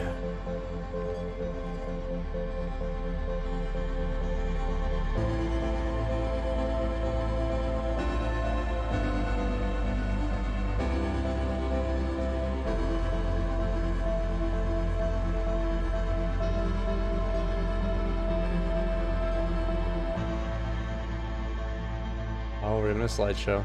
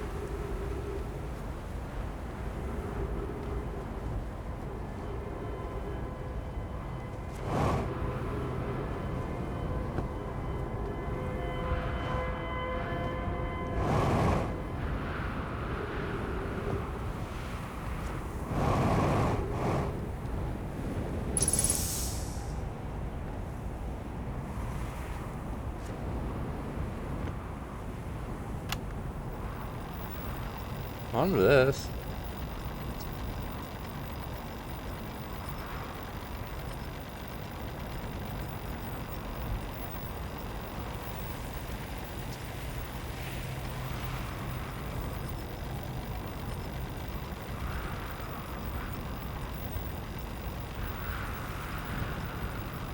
Did you win yet?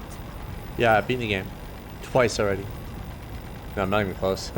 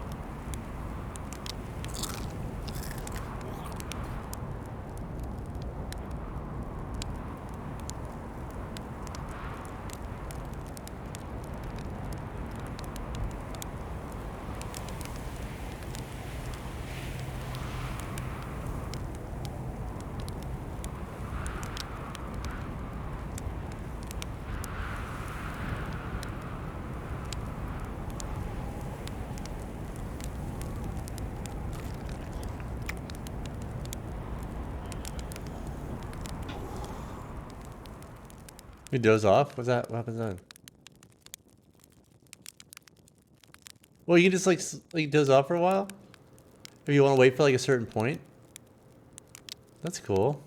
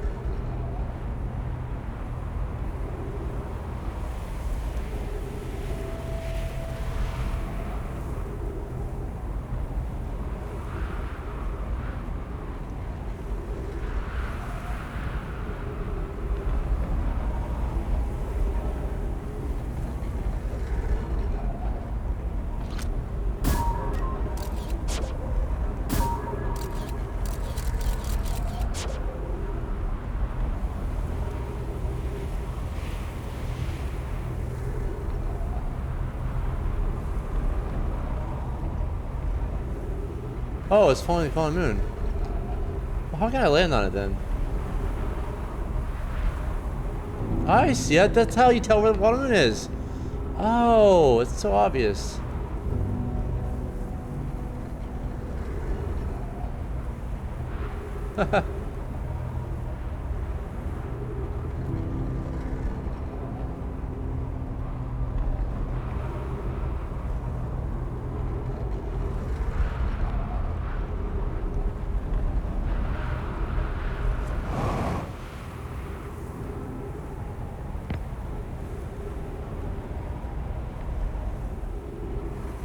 Oh, I saw it.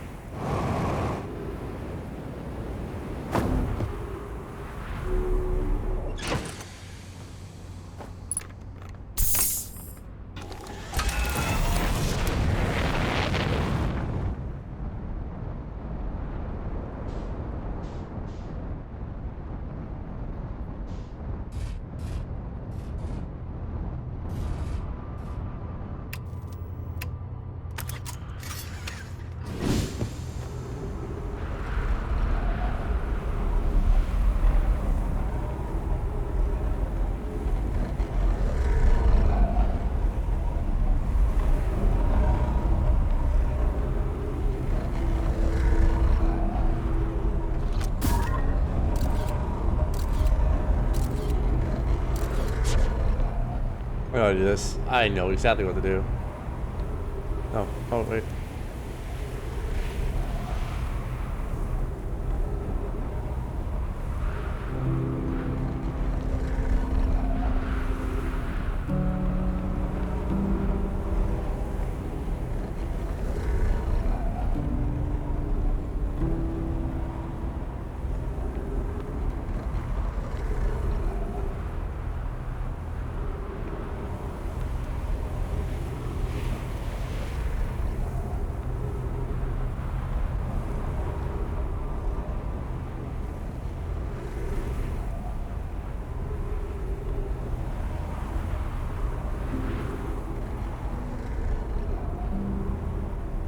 Okay, this is where we want it, I think.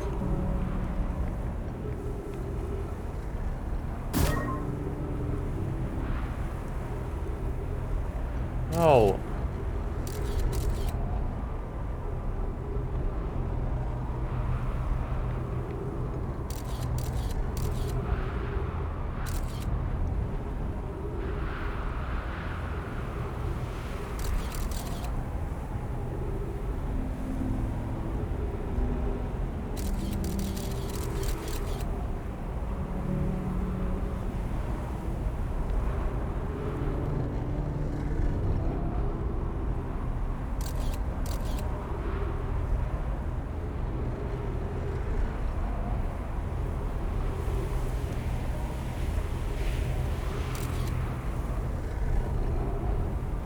Swear to God, stop it.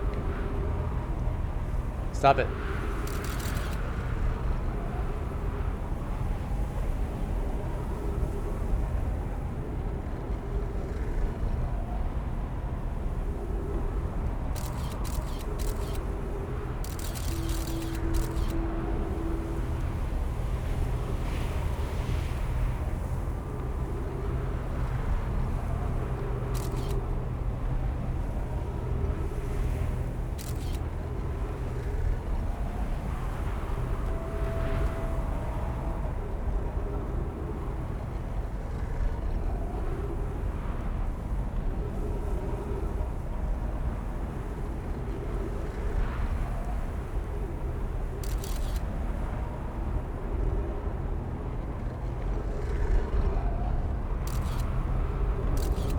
I can do this. I can do this. I can do this.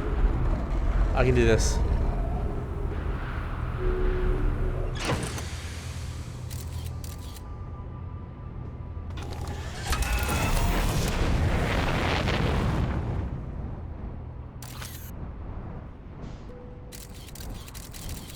Fuck, we lost it.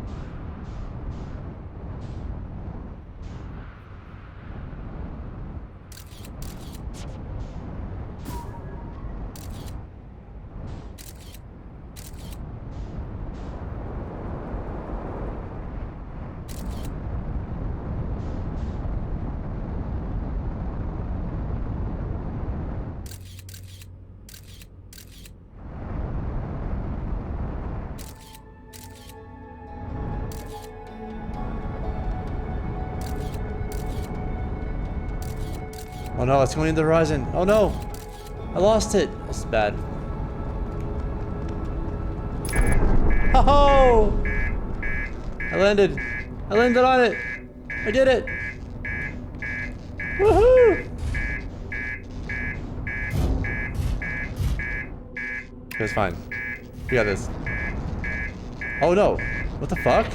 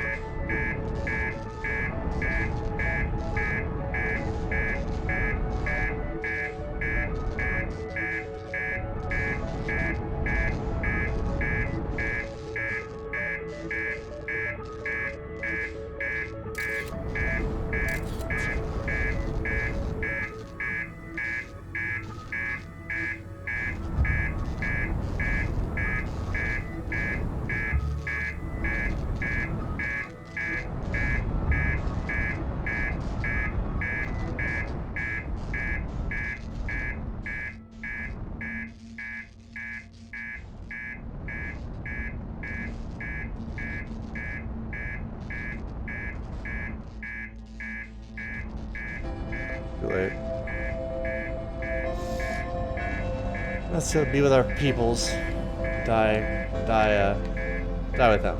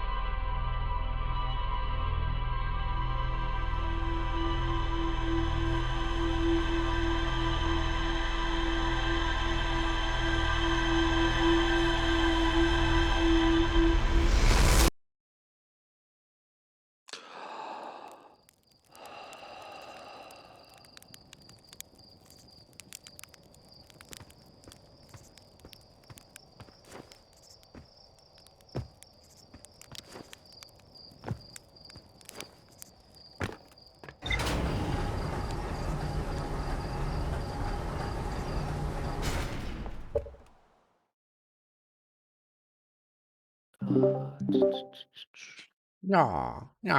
What's up? Yeah, that's good enough. Snarf, snarf. Snuggle Joes, gurgle. you want to come play? Play what? Turkey. Arky. Tarkov? Yeah. Arky. Why didn't you tell me you're playing? God damn it. Well, you've been muted the whole time, you fuck. Well, I leave channels when I go to sleep. I don't stay in them. Well, you're not asleep.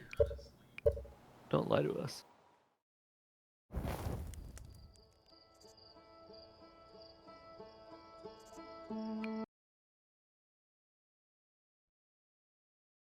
How you guys been doing? We Tarkov? haven't even gotten into a game yet. Oh. We're gonna go do a quick woods run though. So there's my loadout. Just. No, you guys do the woods run without me. All right. That sounds like AIDS. Yeah, it is. I think I got enough. Sometimes I stay on channels, so I wake up when some pony shows up. Yeah. Yeah, I don't know. I like it. Is that like a Zamboni, but I don't know, American? It's a pony. All right, we're gonna go 12 o'clock. I also the 7.62x39 ammo you can buy from I think it's Prapor is like steel cased hollow point. So This stuff I have in my closet from my SKS. no, so Because that's the only thing I would put through an SKS. good for hunting deer. All right. I think I got enough healsies. Fuck you, practice mode. Actually, I'm gonna bring a splint just to. Where the fuck did I put all my splints? I have a splint in my little box.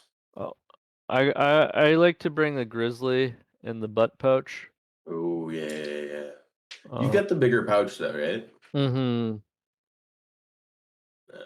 I'm gonna at least ensure my M4A1. And then I guess my P.A.K.A. I'm sure that.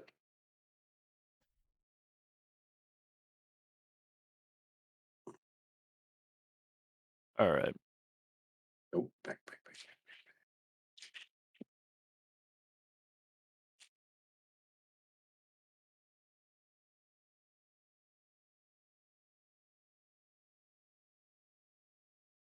So I And- almost just started a game. That would have been suboptimal for the co-op experience. Yeah, just a bit, you know. You could have watched though. Give me pointers. All right. PMC Woods 12 o'clock. How do I join you guys? I should show up now. Can you see me? All right, cool. Yeah. I think I just hit ready a little too soon. Yeah, I'll probably do it. Right. Let me pull up. And where's Jaeger's camp? Yeah, I have no idea where Jaeger's camp is. It's Well, let me know when you guys are done. I'm just gonna be muted.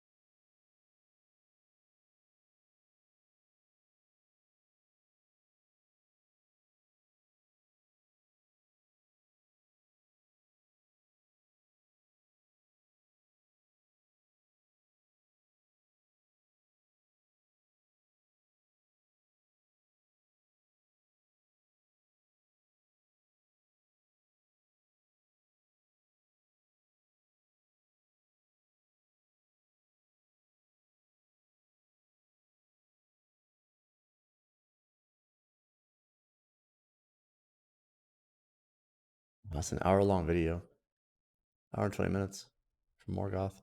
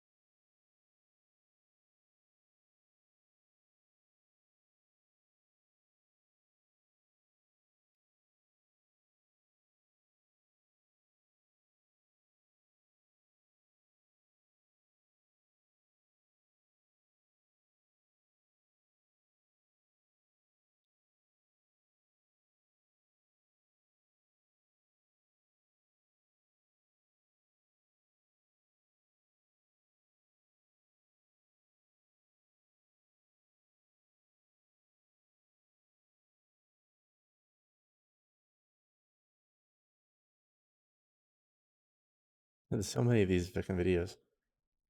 Like Wiredism, GQ, Insider.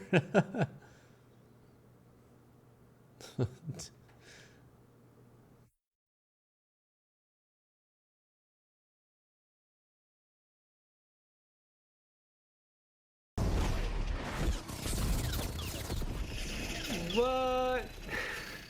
Crazy. I'm David Marquet, former nuclear submarine commander, and I'm going to watch some submarine clips and we're going to rate them for realism.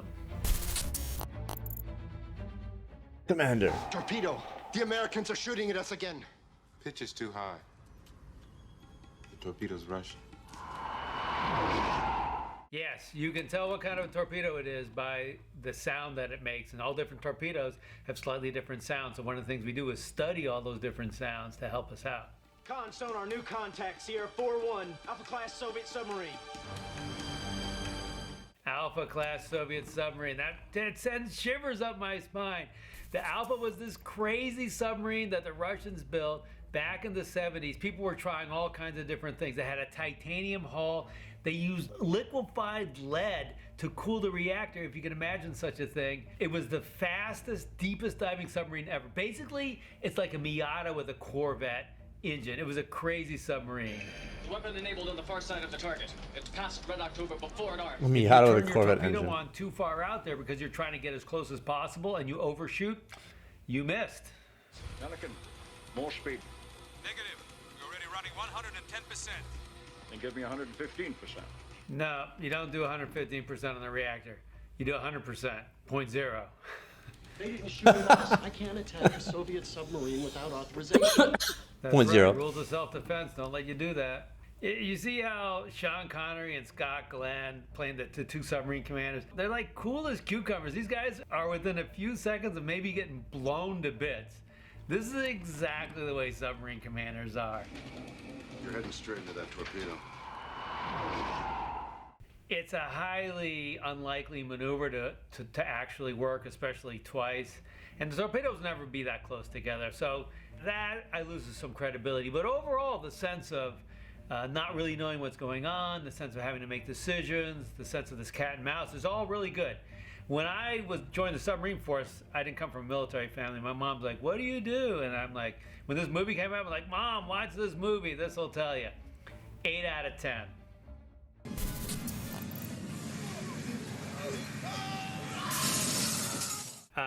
We don't use glass on a submarine like that, and that's why. That's why. Considering these guys just drove into the bottom, they're in pretty good shape. Unfortunately, we kind of know what this looks like because in 2005, a U.S. nuclear submarine did hit the bottom. This was a glancing blow. 98 of the 135 people on board suffered some sort of injury. It was very bloody on the submarine, a lot of contusions, broken bones, and this would be much worse than that because they're going straight down, they're going straight into the bottom. And so I think letting everyone sort of be okay. Yeah, we saw some people bumping around, but basically everyone's okay afterwards. Of course, you can't have a movie if everyone dies. That's the end of the movie. The sense of what it's like when you turn vertical, though, that's pretty good. So I'm going to give it a 6 out of 10. You don't want to do this, by the way, on your submarine.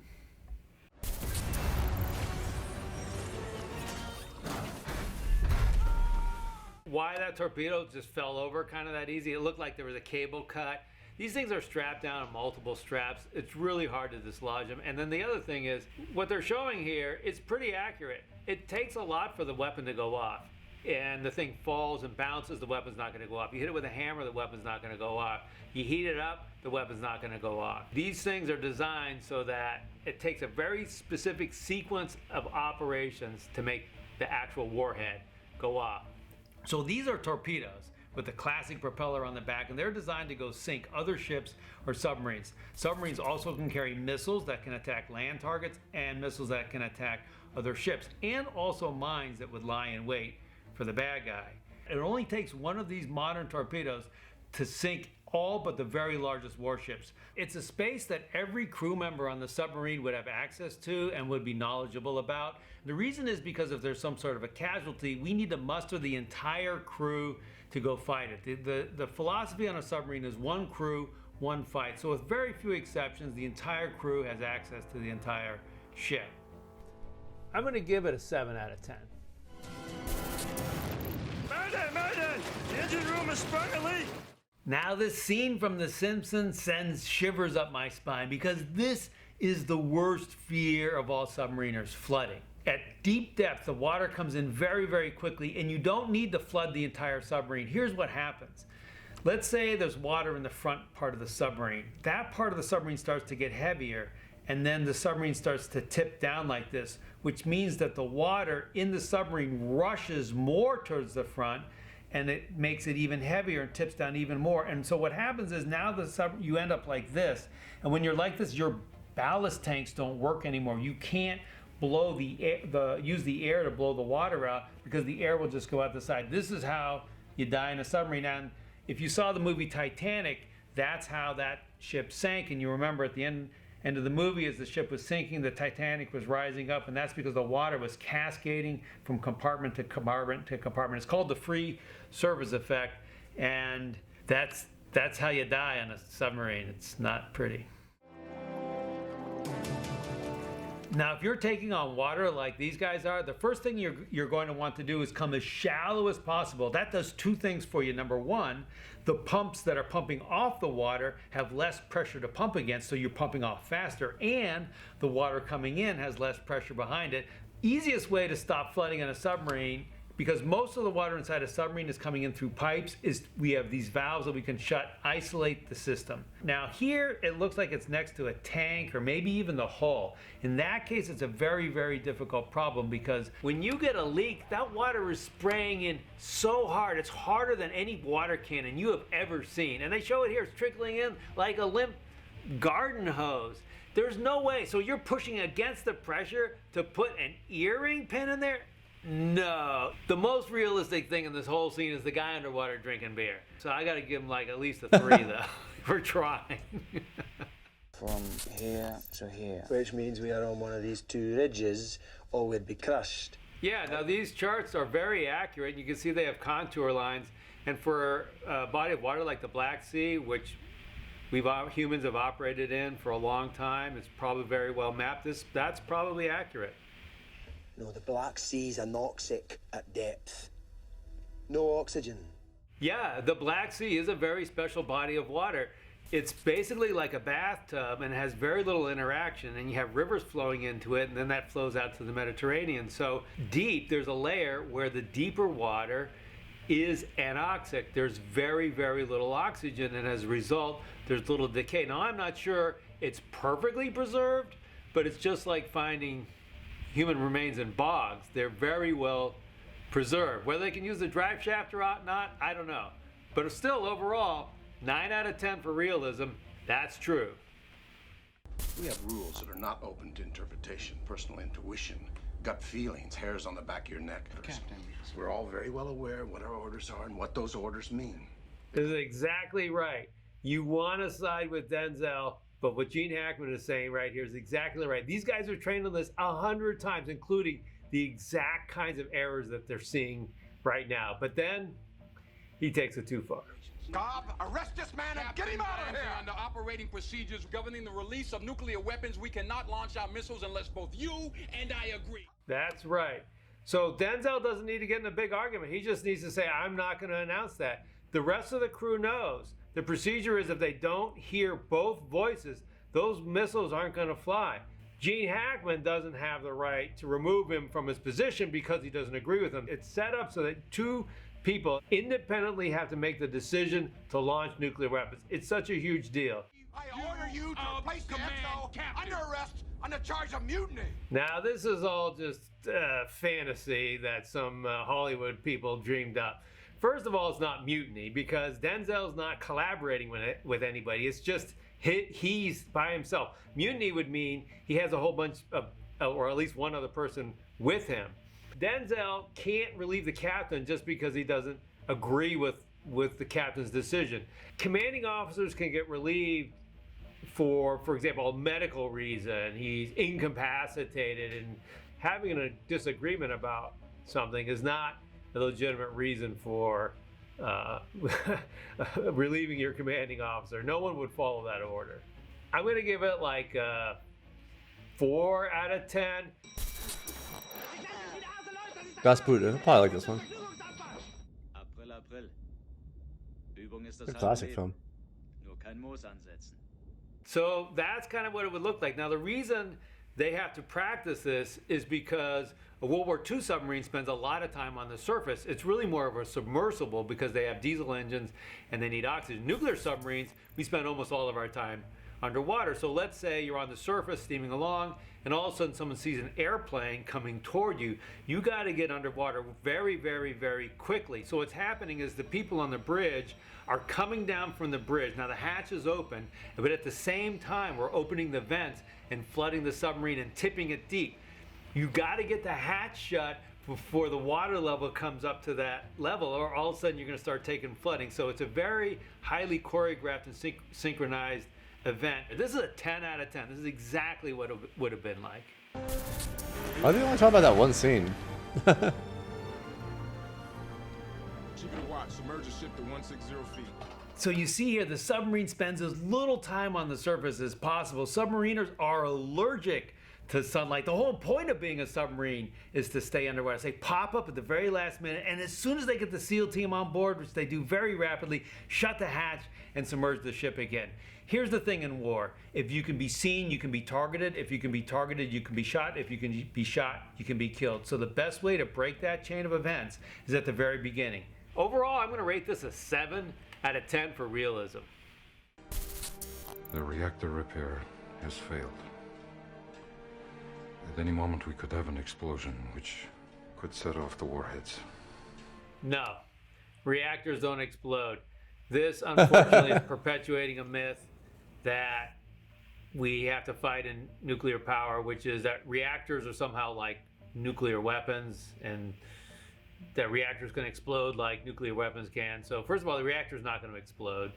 Secondly, it's within their power. It might melt down, but it's not going to explode. If it exploded, the chance of it igniting, detonating secondary weapons, 0, because the other weapons are designed not to go off just because there's another explosion nearby.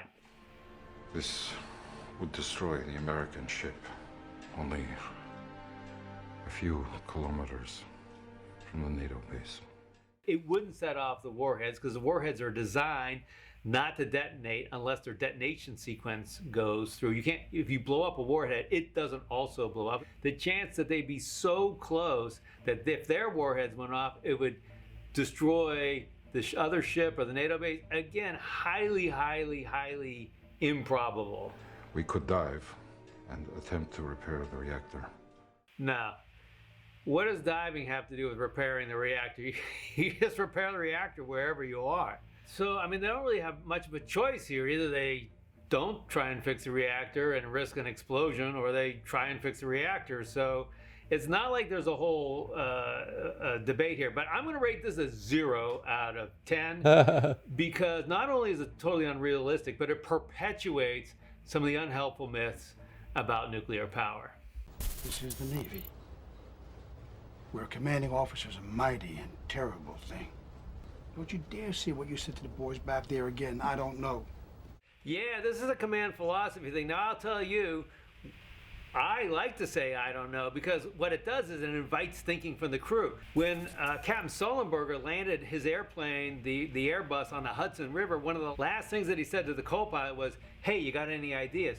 What you want is everyone on board and thinking. Now, maybe in an extreme crisis, you don't want to act like you don't really know what's going on. But 99.999% of the time, saying I don't know, saying what do you think, that's really a good thing. You're the skipper now. And the skipper always knows what to do, whether he does or not. The official title for the captain of a submarine is commanding officer, or CO, or sometimes captain. That's a very common thing. But here, Harvey Keitel refers to Matthew McConaughey as skipper. That comes from an old German Dutch word that's based on ships, skipper. Another term for the captain is a little less fun. It's called the old man, and they might refer to the captain as the old man because typically the captain was the oldest person on the ship. Now you'll notice they're wearing different uniforms, and the idea, it comes from back in World War II, the submarines, because they're so tight and so claustrophobic, they were a little less formal than the surface ships, and the men tended to take some liberties with their uniforms.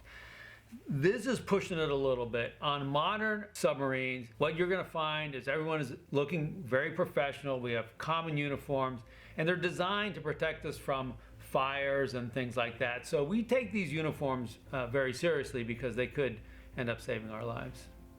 I'm going to give it an 8 out of 10. Captain. We're prepared to counter launch. Yeah, so this is the first question. We're prepared to counter launch. Counter launch what? Submarines don't have weapons to shoot down other missiles. They have weapons to shoot down ships and other submarines. What? Yeah, that's an incredible weapon, but not that incredible. Look, these missiles are the size of small school buses. They're flying at 1,000 miles an hour. They're this far away, coming this way at the submarine. You put 100 bullets in that thing, and in 2 seconds, it's still going to go right through the submarine. Crazy. Multiple issues with tactics. The physics of the thing don't really work. I don't think any submarine commander would act that way. I love the movie, but it's not realistic. I'm going to give it a 3 out of 10.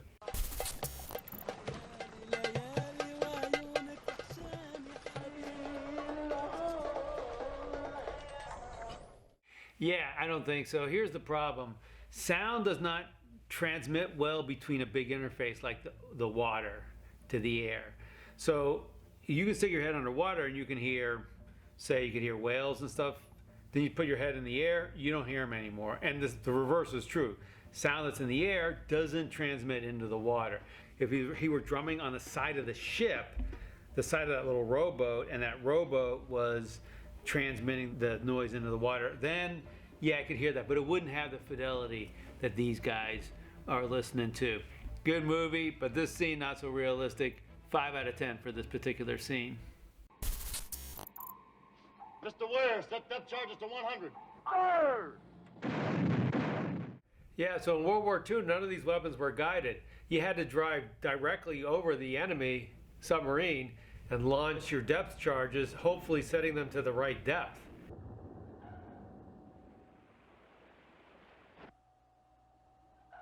He's turning. So he's listening to the sonar, and when you have 2 propellers, those destroyers have 2 propellers. And so when a ship starts to turn, what happens is the water pressure is different, and so the 2 propellers get a little out of sync, so instead of going it's like, and you can hear that, and that's what the submarine captain there was listening to. So the destroyer went over, and now it wants to come back, but it has to turn, and at that point, it's very broad. That's the point of maximum vulnerability. I'm going to give this an 8 out of 10 for what World War II submarine versus destroyer combat looked like. There's no way. So you're pushing against the pressure to put an earring pin in there? No. The most realistic thing in this whole scene is the guy underwater drinking beer. The guy in the boonie hat. That is one nice thing about the SKS. Oh, is guys. I'm not wearing a boonie hat. Oh, it's fucking Jobs. Fuck you, Jobs. I'm not wearing no boonie hat. Sorry, I thought that was I someone don't believe in speaking in boonies game. or hats. And oh yeah, I've heard this VoIP in that now.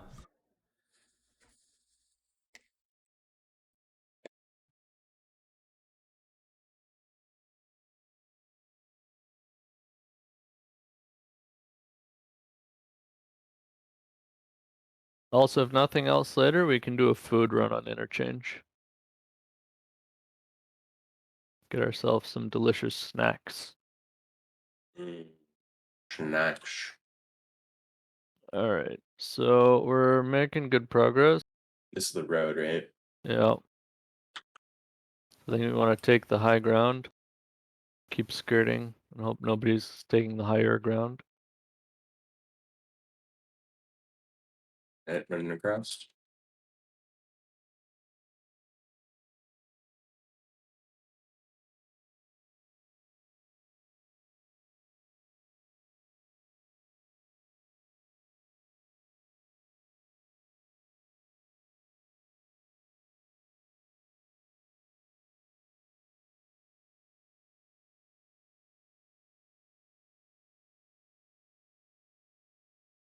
That's you running, right? Yeah, I just took a little step sprint. Yeah, I figured. There's like a little valley we can go down here. Stay out of sight. Oh, It wasn't at us, I don't think. no, it was just loud. Mm-hmm. I don't know if it's like Scav Boss with how loud that is. Like, I don't know. I don't think I was pretty quiet.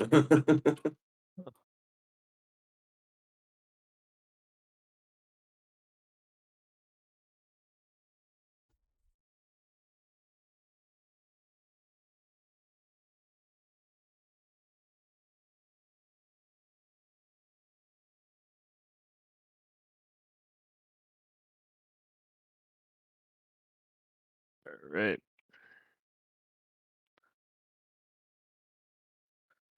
You still I'm your eyes screening to on the me? left of this I rock. got you. Yeah, I got Yeah, I eyes got on you. you.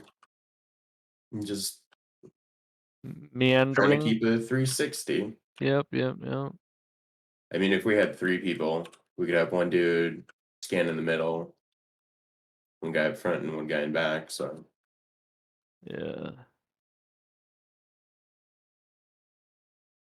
God, I forget how bad my eyesight is when I play games like this.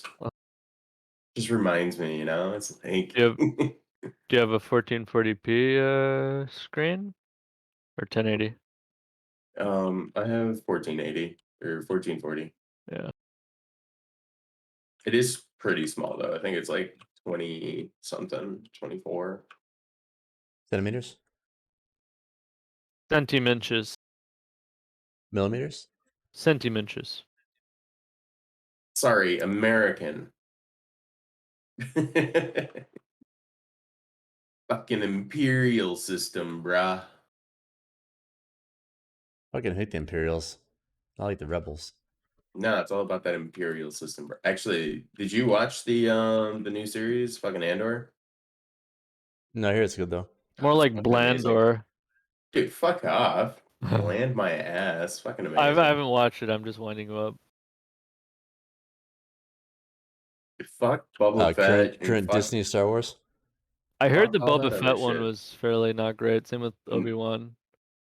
Obi-Wan was like I meh. liked what I saw of Obi-Wan. I saw Obi-Wan like the first few episodes of it, and I liked it. I mean, it But I wasn't didn't watch bad. the It was rest a of good it. watch. Good story. Okay, never mind. I thought I saw something. Definitely good to watch, that's for sure. But Andor's better than anything that they put out. Which isn't hard. No, not at all, but it's still really good. Yeah. It's kind of weird. I mean, I say this a lot, but Better than Marvel. when I'm remembering the prequel trilogy like fondly versus like current Star Wars, it's kind of a sad thing. Well, it Although- wasn't trying to do anything but be Star Wars. It kind of fucked up in some places, but it was trying to be Star Wars. Now, like, when you It's get something memorable. that's I remember actually things. trying to be Star Wars, you're like, oh yeah, that's a Star Wars. I actually go and rewatch like the prequel movies. I don't do that, or I Honestly, don't the desire only to one with that anything else. is really not great. Revenge I of the think Sith. Phantom Menace. Oh. Like the rest of them are fine. Well, even Phantom Menace like had like its moments of like Yeah, entertainment. it you had know, like moments, the pod race, but like the Darth Maul fight. young Anakin and whatnot is just kind of. But if you think Yes. about it, all of the like memorable shit from that first, or well, from that prequel is Phantom Menace. You know, like the pod race, Even like the the Darth Maul Gungans fight. fighting like the freaking. There's se- a lot of entertainment shit Oh, in Phantom fuck. Menace. Not actually. That's a lot of shit forward. Popping Hopefully, it's off, not bro. people fighting in the bunker. Yeah, Do we want to go to outskirts or the bunker? Are we gonna fight people in the bunker? I'd prefer to just get this dumb quest and not come back to woods for a while. yeah. All right, bunker is right here. So you got an M4, huh? Mm-hmm.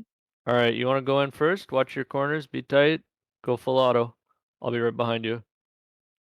Old That's what stuff she is said. more memorable because we have Alzheimer's. Is that how that works? I got no one in here. According to Hilton, I believe him. Oh, is this shit locked? It's locked. Oh, I forgot that was a thing. Fuck me. All right, outskirts it is. I'm grabbing this shit though. All right. Fuck you. I'm just examining it for XP. You take it. You got it all? Yep. All right. All right. I made a Examining shit for ton of XP. noise, so Yeah, might as well fucking sprint out of here. I'm gonna jump on these rocks and go on this side of the... Oh, fuck, left side of the wall. left side of the wall, other side Yeah, of the like wall. the same side that you're on as you come out. Oh, Fuck, did I kill they you? got me. I got you. I'm so sorry. Ah, you cunt. No, it wasn't you. It couldn't have been you, man. No, I killed you. Killed It will an tell you action. at the end. It will tell you in the screen. Yeah, I killed you. Killed me, you fucking cunt, man. Oh shit. Oh, One sec. boy. I'm gonna yeet your rifle. It's insured. Yeah, that's how I'm yeeting it in the corner. All right, so I got a USEC and a bear kill, and then I got a scav kill. That's a pretty good run up until the end. Sorry. Normally I'm pretty good about that, but I couldn't see your head. This is the guy who shot me in the thorax. Because I couldn't see your head in your yellow hat. Yeah, I mean, really, you can only identify by like, headgear or something. I mean, everything else is pretty generic looking. I mean, his backpack is. I didn't see it. Honestly, I would have. He would have been the next person I shot had I noticed. Or had I not been shot. Yeah, there we go. Yeah. Well, at least grab my food and all that shit I picked up. Yeah. Ooh, did I not heal myself? Oh, fuck, I'm retarded. It happens. What you doing, Donnie? What you doing back there? What you doing? In future you fix your memory by hosting most of it in the cloud through Neuralink, and humans start to evolve in time not having much memory because it is all in the cloud. What I'm are we gonna cloud listening back Well, to? we can be hopeful, Hilton. This is like, I'm fond of the movie AI, but I don't really have any hopes that's like gonna be the future of anything.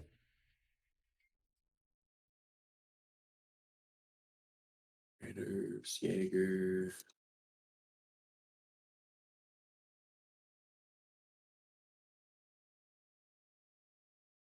Yannick who gave me the task? Yeah. I might put AI on tonight. It's a good flick. All right, I'm gonna go grab a little food while you extract there, bud. I want some food. Stolly, still there? Yep. Nah, cool.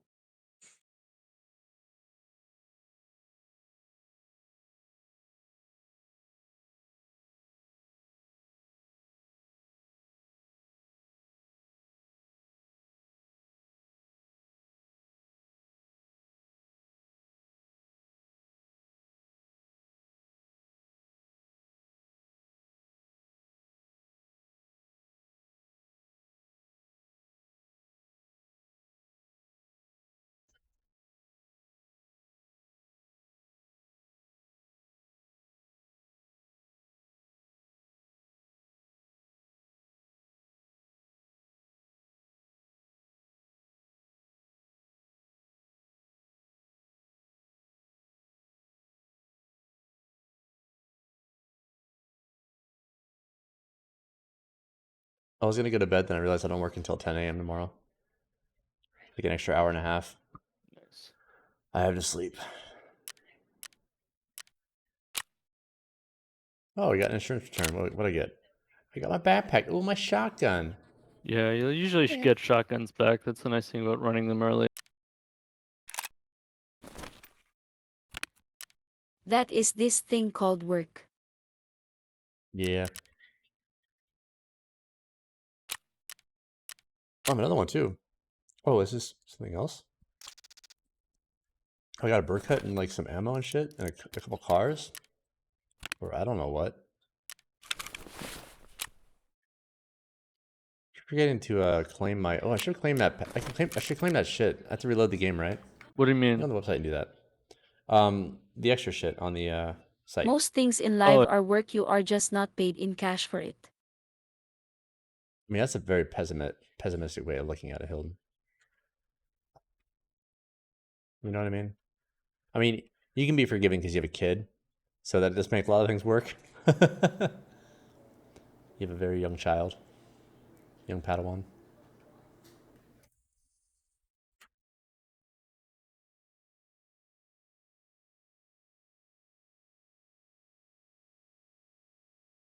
But I'd be lying to say that my Even time at work isn't work most of the time.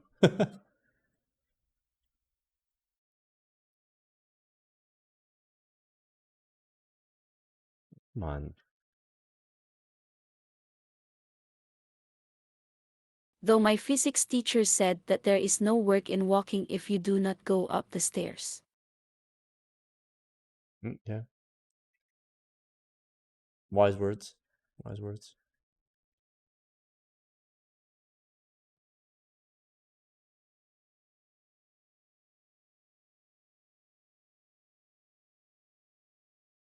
All right, let's see here.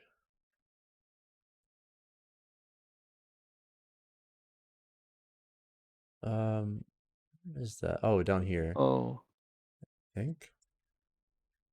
So my game crashed. I activated my gift.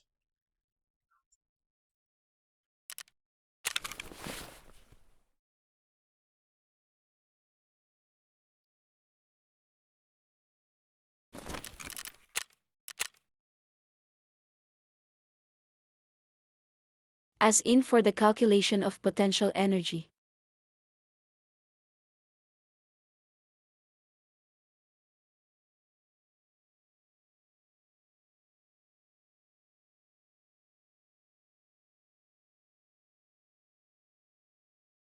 What have you been playing, Hilden?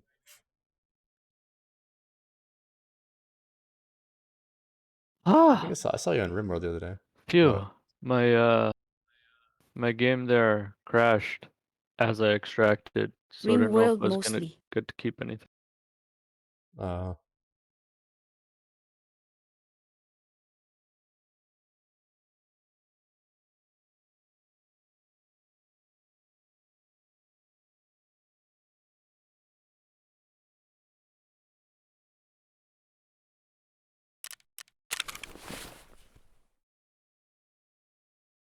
Maybe my gift. I don't see a gift. It's in your profile when you scroll down, right? Might start new colony again for Oh, the wait, one maybe biome yeah. I am in does not run very well Attachment. on my Never mind. laptop. Oh, buddy. Doesn't run very well? Really?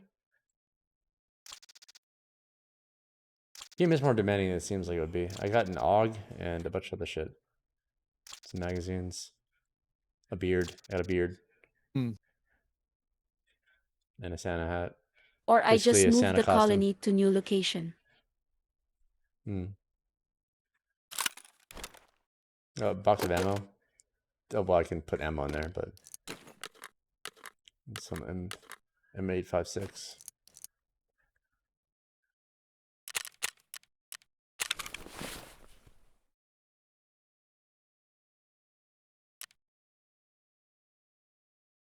There is constant mist effect on the whole biome.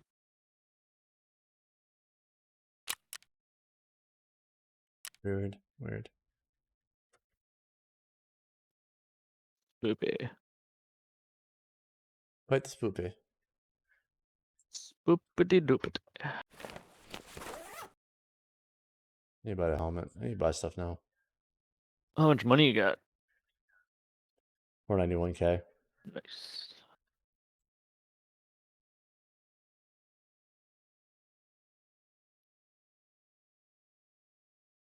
Put it in my 401k.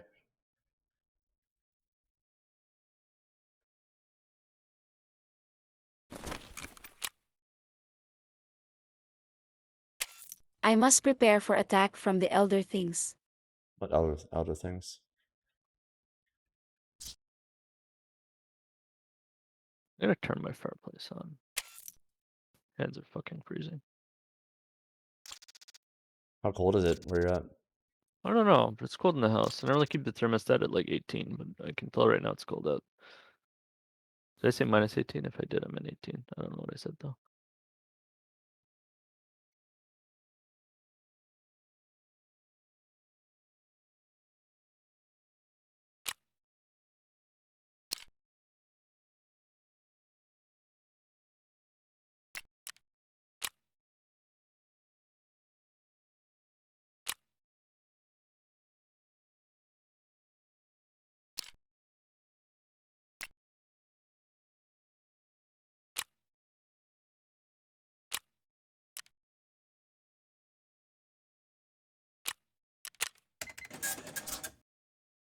I got Lovecraftian cult mod thing, so there are some wild enemies at times.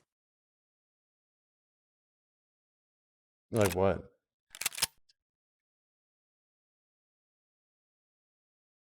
Oh, I should use my my shotgun with the muzzle brake. My MP133. You think that's better than my MP90? Turn that. Take the muzzle brake off and turn that in for a quest. Is Okay. 133 or 153? 133. That's the worst one, right? Yeah, it's the pump one. So I think you can.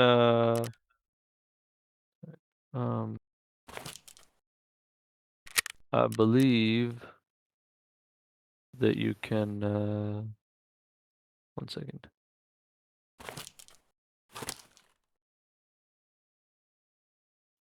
Sorry. You can turn that into prop ore for a quest. Cool. You get a reward because. I'm gonna bring very little in. I'm gonna bring my shotgun. I'm not gonna bring a rig, just a helmet and a level 2 armor. But I got a I'd bring a level rig 3 and a helmet little on. tea bag. A little tea bag? Yeah, I mean, it's called a tea bag. There's yeah.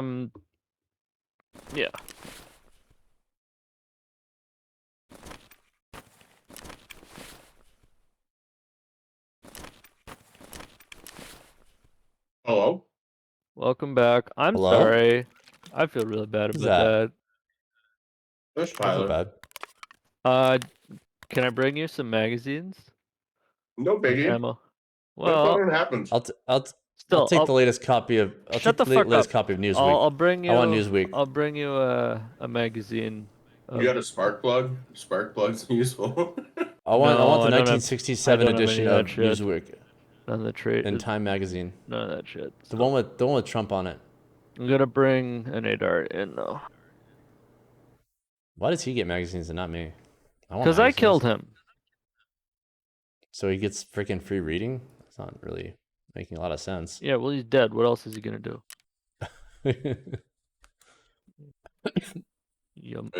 Yamook. Yellow hat. That seemed to work out for me pretty well last game. When I could see it, yeah. All right, I'm gonna put something on. It's gonna differentiate you. Armbands are smart. We should probably buy armbands. Yeah, we should. Let's get armbands, guys. That's a new policy. New policy. No exceptions. Where do you buy them? It's here? Ragman. Yeah. Ragman? Ragman? Probably. Probably. My Ragman Jubilee. don't have oh yeah, yeah. So let's go for a yellow armband. Yellow. I'm gonna buy a bunch of them. They're Your dirt hat, cheap, of so I'm gonna course. buy like 50 of them. I thought they didn't like leave your inventory though. They don't? Okay, maybe I'll buy one. We'll play it by ear. Yeah. I don't know. Deal. Alright. Armband. Are you coming in, Jobs? Yeah. Alright, cool. What are we doing? I don't know. Well, Hopefully not woods again. Yeah. Should I bring some slugs? I would stick to shotgun. To buckshot for now. Yeah. I have 19 buckshot. That should probably be enough. Oh, I should hope. But Shmi, don't we need to do that quest again for you? Eventually. I don't wanna feel do like it now. doing it right now though. That's fair. That's fair. That's completely fair. Yeah, I prefer not to do woods. Yeah. I forgot that you need like the extracts are so far apart, and one of them I forgot you need a key for. So it's just because if we had that key, it would have gone fine, right?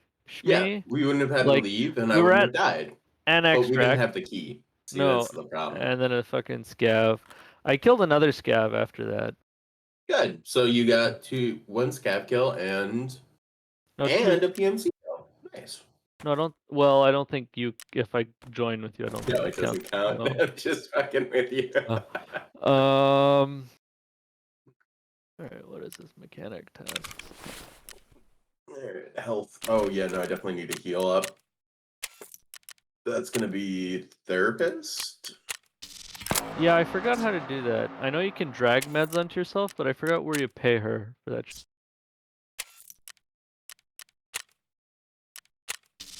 Okay. Is it in like? I don't know. Do we want to get interchange? Do some suelas? Oh, we could do that. Oh, this is new. What the fuck? I didn't know they added a snub-nosed Kappa Rhino to the game. Nice. It's so ugly. Like, they don't look too bad with, like, the longer barrel, but the snub is fucking hideous. What's the max squad size? I think it's 4? Or is it 5? I'm pretty sure it's 4. Why? Yes, as if it wants to play. I don't know if my bank account can withstand that. Uh, No, ask him, it's fine. I just... Well, I mean, like, I'm only gonna play like one raid anyway. I gotta go to bed. You guys can ask him if you want. He's playing Road Company, so he could probably be torn away from that. It's pretty late. Pretty light, I mean. Shit. How do I Hey, Az will pretty much do it yet. Yeah, ask him to. heal my character outside of that thing? So you can drag medication onto your limbs. Yeah, but I feel like I would just pay her. No. I think you need level 2 or some shit, because there's a services tab, but it's grayed out. Fuck me. All right. Yeah. Well, I'm gonna sell this bottle of Jack Daniel's whiskey and see how far I can get with meds. I did that as well. Who sells alcohol? Um, What is this? What is this? Like fucking? What is this? Like Great Depression? Soon, probably. Yeah. I mean, it's probably a similar economic at state, this rate, given the lore of EFT. No, I meant in real life. No, I mean like, that's just silly. Considering, unless you're trying to open like a the equivalent of like a child's lemonade stand, but you sell whiskey and it's like the like maybe for fun, but not for any kind of like reasonable profit. Then I can get behind that, I guess. I think this is not me personally, but I can understand it. This is my first time as a PMC bringing in a sight in a gun with an optic on it, so actually being able to see things should be fun. hold on, I'm drinking some water. I gotta eat some food yet. Well, so Sean, I'm gonna basically close quarters. Bring an MRE, bring water. I got everything. And your usual meds. Got everything I need. I need to give myself some pocket cheese. Got me my grizzly. Got me a couple of chonkas. Grizzly Wizzly.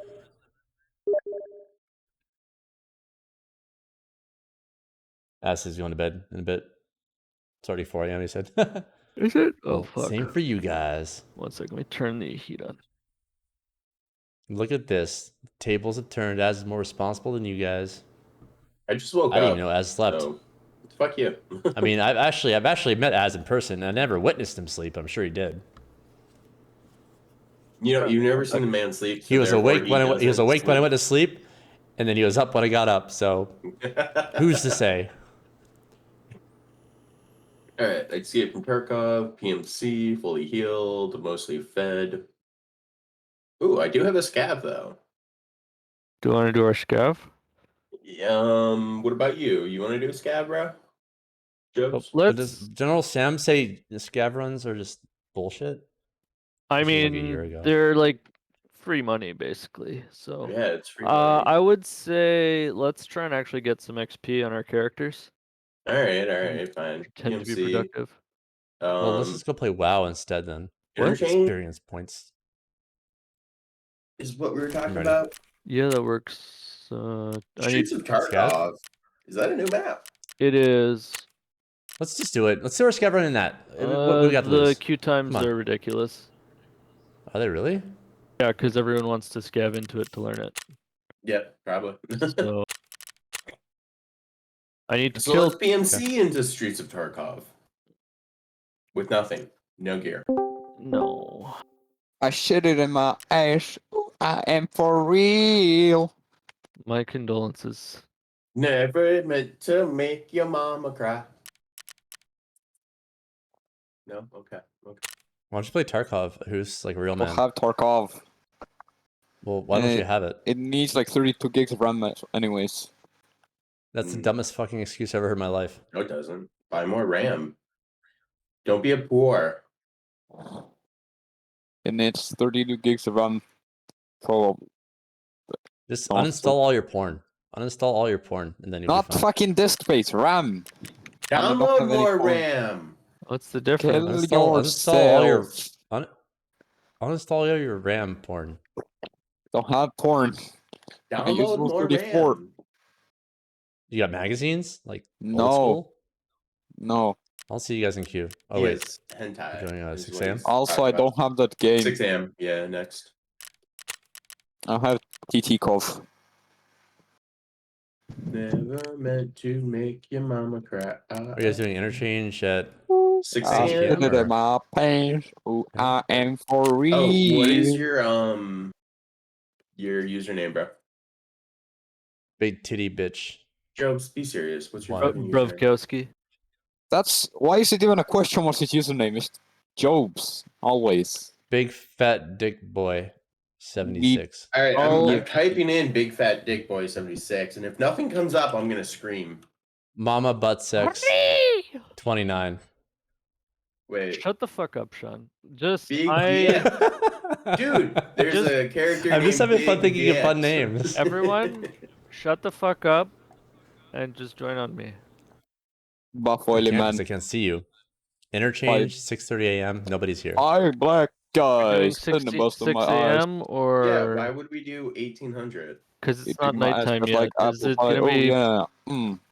Do 6 a.m., bro. All right, goodbye. I was But just good turning job his, making the I was, who sleeve. I was just God. turning his volume down to 20%.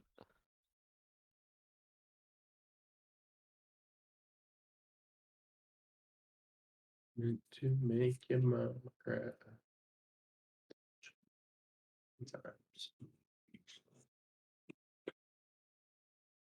Yeah, I'm kind of concerned I can't see you guys in this scav run on interchange at 6:30 a.m. Shut the fuck up. I don't see anybody. Neither do I. So I mean, like, Somebody's messing up here. This is never an issue. It's never been an issue. Why would it be an issue now? I see him.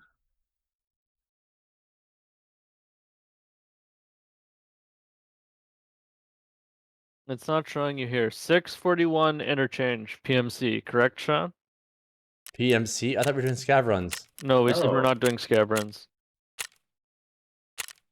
That's a goddamn lie, but whatever, I'll go with it. No, I literally said let's be Yeah, I productive mean- and get experience on our PMCs. I'm in with him as a PMC. So Yeah, we're both Jobs, in the this same is- place. You're the fuck up. You are the weakest link. All right, I have Goodbye. to pull up a interchange map. Oh, I have one already up. Very cool. Can you please invite me? I need acceptance. No, that's customs. Ooh, I Thank don't you. know interchange. I don't feel think better I now. know interchange. I know it fairly well. I don't know where the good shit spawns, but I know the map. Wait. Stall, where's your armband? I don't have an R-band. It's fine. You need your armband. No, it's a rule. We need the armband. All right, I'm All right, getting well, it. So, so there can be. Let it be said that if there's any team fire, it's all your fault. Listen, I'm wearing a big Even if it's not you I'm being wearing shot a big by blue fucking backpack. Even if I shoot Figure Shmee, it out. it's your fault. Figure it out. I'm wearing a blue backpack. Just figure it out. And a green bandana. If you No shoot me, helmet. I will. Says the man who murders Shmee. Like, Oh fuck! The game's loading. Back out! Back out! What? No, the game's loading. Why am I? he was joking. Oh, oops. Back out, please. Why? Why? I left. Oh, okay. Why? Good. It's a good opportunity to equip our Because I armbands. thought you left to go change your armband, and then I No, go back that's in, and then I see the stupid. game Like, loading. okay, one thing you got to know about Stall is that like 99% of what he says is sarcastic. Did I cut out? You did. A little bit. I was waiting to hear what I say. So 99% of what Stahl says is sarcastic. Maybe 99.5. Well, I don't know. No, Something like that. No, sarcastic implies like some level of meanness. I'm facetious. Yeah, we'll go with facetious. That's fine. Facetious? No, facetious. Alright, Why did we go bright yellow? Why didn't we do something Facetious. smart like blue? Facetious. Right. Customs. Yeah, but buy Fish blue sees us. armbands, okay? Interchange. No, yellow. We already. What the hell? Who the fuck picked the brightest fucking color? What do you think Sean did? What an So we idiot! can actually see. So we can Yes, see. well then who's everybody who. else can see us. No one, they're blind. They can't see shit. All we're right, going I blue bought then? a blue fucking armband to match my blue fucking backpack. I'm willing to compromise because I'm a reasonable man. I will die I'll on this compromise. fucking hill. All right, everyone got their blue armbands on. Regrettably.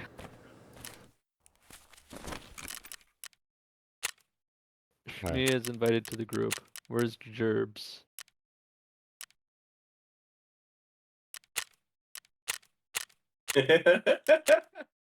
What? Nothing. Are you laughing that you didn't change your armband? Yeah. Okay, because I don't care. We're just gonna look like fucking noobs wearing armbands. When people kill us, they're gonna How be is like, that "Look, noob? How is that fucking noob." noobish? It just is. Noob still figure that out. It just is. It A noob is, just trust happens to know to go to Ragband, buy an armband, put it on. No, it's a noob. Their it's a biggest noob problem is thing. actually being able to figure out how you get into the game in the first place. Well, could you join us? Yeah, maybe. Can you hurry up? I'm in lobby. I've been waiting for you guys. I've been here the I whole don't time. see you. 7 interchange my- PMC. PMC. Are you 7 looking PM? for a group? 7 a.m. No, 7. Oh, 7. I gotcha. Okay. I'm there. I'm so there. Invite, please. So here. Invite, please. Please. Thank you. Alright. Are we just gonna go and clear out the bottom, like the parking Oh lot? wait, no. There's a problem. What? Shmi, your armband Shut the is. fuck up. Alright, shut the It's fuck very, up and let's it's go. very not blue. It's very not blue.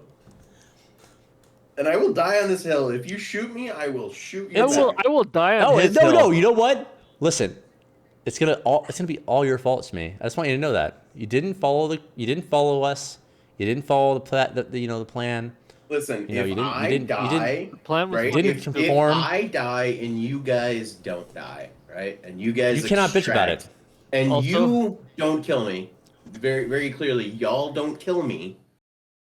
I will submit and buy a blue fucking Nice. armband. Basically, you've given note, us Shmi, license to just team kill you with I've no never killed consequence. anyone that fast. Fuck you, Sal. I'm not even saying that to be a dick. Like literally, it happened so quickly. I mean, I'm not mad because I was a second away from shooting you instead of this Gav. And then I was a Like, second well, it's kinda away like that of moment from that shooting General you Sam video you after sent me. shooting the scab because I had no idea where you were. Well, I did say like to my left on the other side of the wall for me, something like that. I guess it could have been unclear, but that's fine. He was behind Why don't you you, guys just though. blame That's the me, best and then part. you can put it behind you? He wasn't behind me. Yeah, he was. No, I killed the guy in the middle between us.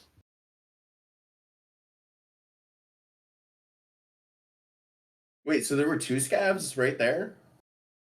And then you were behind Oh me. no, and you did you kill the killed scab? me. Yeah, I killed the scab. The scab was up front. The scab was in between us. In between us. Okay, yeah. Yeah. So I killed the scab. And I killed you. Yeah, I was. Because I thought there was 2 scabs. But I was a second away from killing you because I thought there were 2 scabs. Yeah. So, I mean, Understandable. Also, the scav was like dressed just like you as well. Like he didn't look scabby, and you didn't look scabby. Like the scav he looked definitely like didn't. He looked like a look PMC. scab like exactly. So it was kind of like, fuck. I think it was all Speed's fault because he's wearing a fucking yellow armband. He wasn't wearing any It's armband. all- Neither of us were wearing armbands. No, but we were it's wearing like distinctive completely- headgear, His but true I colors are now couldn't see shown. his head because of a tree or some shit. And I mean, His true Stahl colors had are that blue shown, and they're not backpack, blue. And that blue backpack really helped me not shoot him multiple times. You being dead helped you not shoot me multiple times. Earlier in the game, dude, Oh. we were in that fucking raid for probably 20 minutes. Yeah. Yeah, you guys It was were, a like, good I thought 20 you guys minutes just, like, too. ditched me. Yeah, I mean, it I was got so good without Sean there. I got 2 PMC kills. That's a goddamn lie. All right. Oh, you missed me. Oh, you missed. who What? the fuck Jesus just- Christ! Are we already killing Smee? Is it time? Desk pop. No consequence. No consequence. No.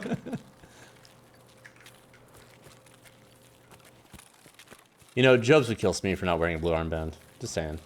No. Alright, let's just go in. You know he would. Forget. Does this one a dead end? It used to be. No. It's not anymore, right? Yeah. All right. Whenever I play this map, I just remember following Jobs everywhere. I don't know this map at all because I just follow him. He's my Google Maps basically. I think we want to go to the right and just get up out of the garage. The garage is a shit show, I find. I actually find the garage isn't too bad. So we're heading right? Isn't there a door to the right? I don't know. Let's stick together. Space out a little bit, bro. Yeah, don't stay. All right, we're pushing up along the right side. Well, I'm not saying like we get spaced out, but like the right side's a dead end. Okay. I'm not saying we should bundle up like we're fucking dying in a fucking avalanche. Ooh, there's a gun case right here. You guys did not search. No, you go for it. You get loot priority. I don't know what the fuck John B is. Oh, it's glasses. I'm not wearing glasses in the dark. And I don't have space for this shotgun barrel. Guys, shotgun barrel. Are you seeing ADAR? Yeah. Nice. I'm like really proud of myself for recognizing that from like literally years ago. 20 feet away. Oh. It's pretty. It's a pretty distinguishing. Where's the ammo? Pretty, like, you Where's know, the case? distinct gun. Oh, okay, my bad. All right. What are those explosions? Grenades. Grenades. They're inside, upstairs. All right. Who, I don't know the scouts? basement, so you lead the way. I don't know the Did basement. scouts throw grenades? Who's shooting? Not Is that a us. scav? That's Okay, that's above, upstairs. yeah. Jesus. It could be Killa. He loves to spray and pray. I hope it's not Killa because that fucker's got good armor. He'll like squad wipe us in a moment. Alright, guys. Hold up a little bit. Let me catch up.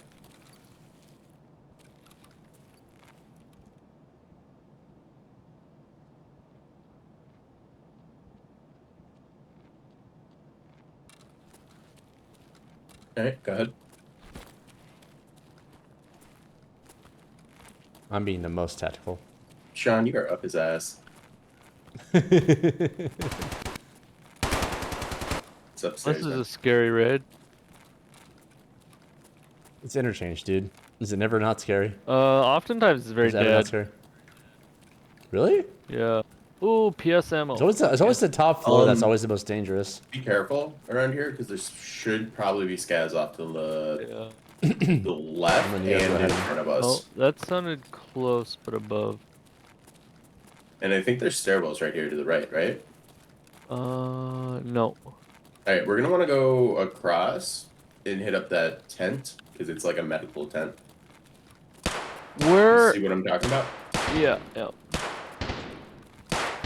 No, I don't think you do. We're going. Straight across, there's a medical tent, huh?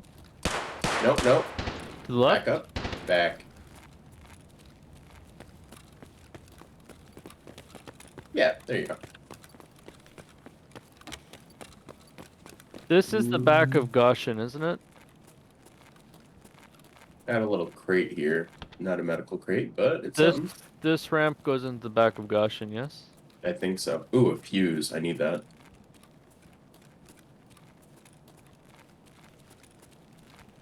Let me know if anybody finds a bag. Okay. Do we want to take this ramp up, or are we good? I'd rather not, because it goes like right out into the middle of Goshen. Alright. So let's just keep on going the way I was going.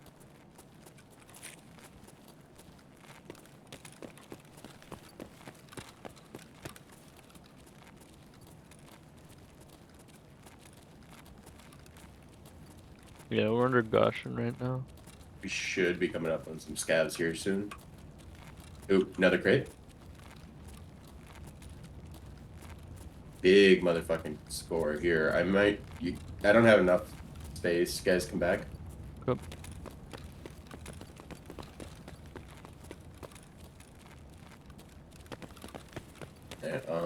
Yeah, I'm not gonna grab any of it.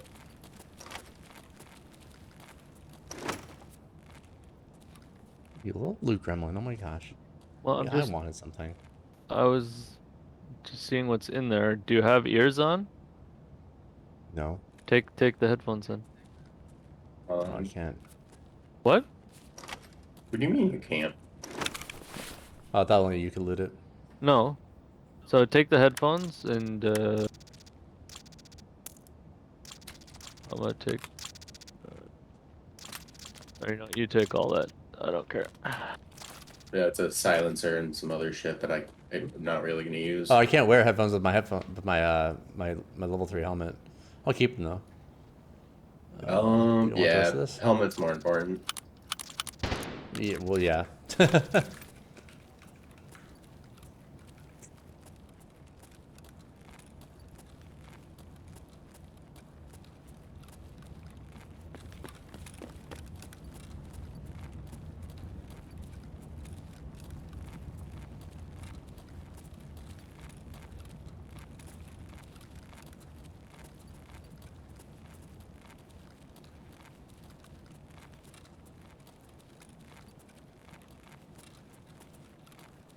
Right around this corner.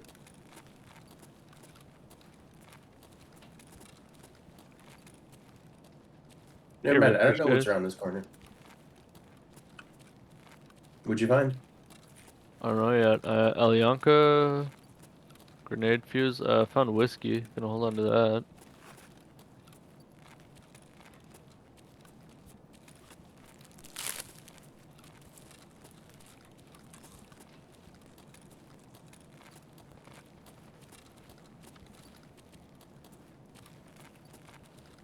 Oh, is this you up front? Okay. No. Yeah, this is me. Okay. I just shot, saw silhouette, and I was like, "Ooh, fuck boy." Yeah, no, I see what you're trying to do. You're just trying to shoot me again. I get it. Well, if I wanted to shoot you, I would have just shot you. That's why I asked and then didn't. It's not like we can see any of these fucking armbands right now, so does it really Yeah, matter? it's completely Oh, pointless. we want to go through this hole in the wall, don't we? Yeah, we do. That brings us up to idea, I believe. There's a bag just opposite the hole in the wall. Yeah. Let me check this box.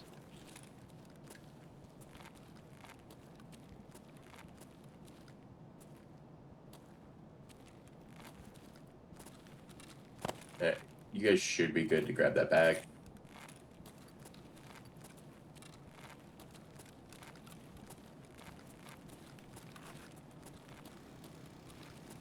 Are we going in this door or no? Oh, 1 sec. I just drink this water. This door does not open. Never mind.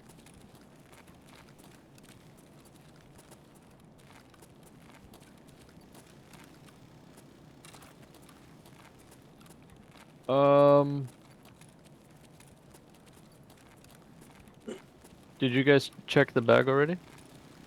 No, I didn't check the bag.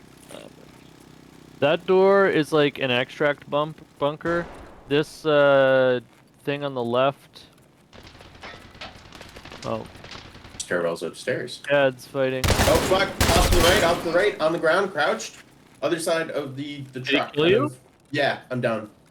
Oh, I see him on the far corner. Right. Far corner. He's dead, I'm pretty sure. Oh my god. I couldn't even see, dude. Damn. Yeah, I saw him out of the corner of my eye. I got fucked. We're not gonna loot him yet. I'm gonna see if we drew anyone's attention.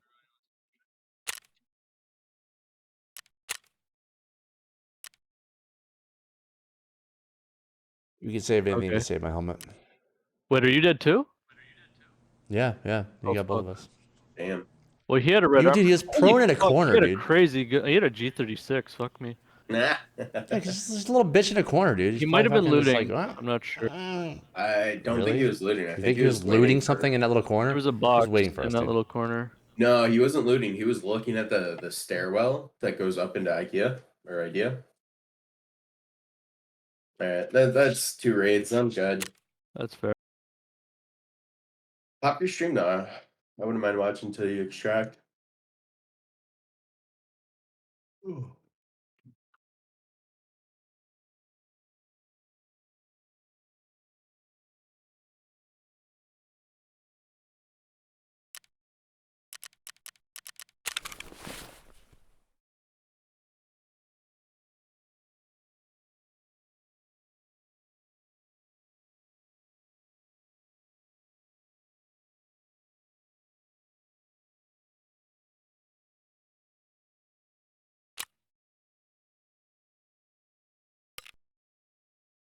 Should I try and hide your gun or what? If you could like throw my gun somewhere, that'd be cool, but no biggie. I understand.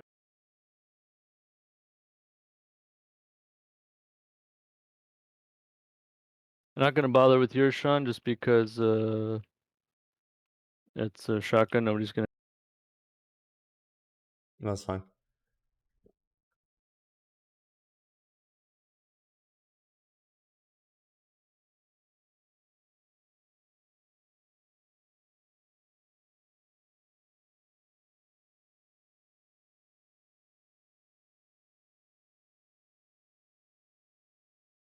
I'll do my scavenging real quick before I go to bed.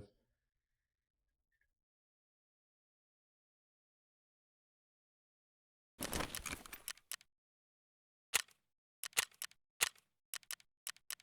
think I'll try that new map real quick. Good luck. We shall see. How do I stream in this bitch? Just pop your stream in Discord. What do you mean, Sean's? Yeah. No, In you the can stream up talking channel. You can go to your go to the stacking and then That there you go. work? Yeah. Yep. Cool. So, this is the gun. G36. Nice. That dude was packing some gas. I mean, honestly, I would just extract with the gun and call it a good day. Power station, railway, exfil, hole and fence. Okay, I think I'm gonna go this way.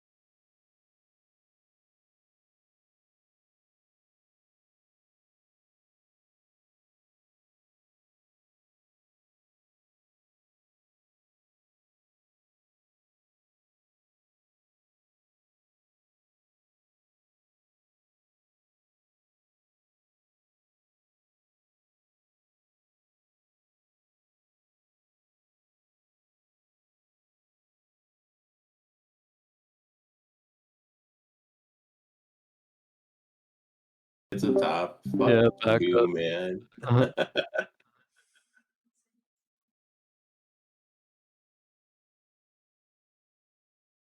So what? This is gonna shoot you out underneath of idea? I think railway is to so where I'm.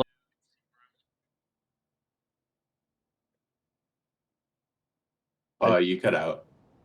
No, not railway. Yeah, Goshen underneath railway. So I think Railway will be off to the left when you get out of here.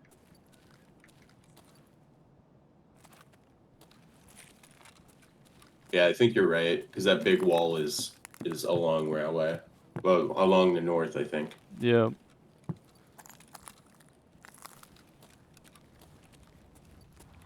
This new map is kind of laggy, dude. Yeah, that's another reason I didn't want to play it. Hmm.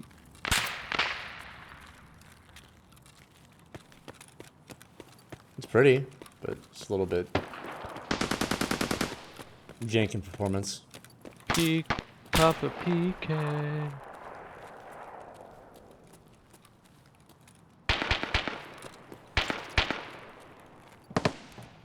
Actually, I think you're coming out from Urcom.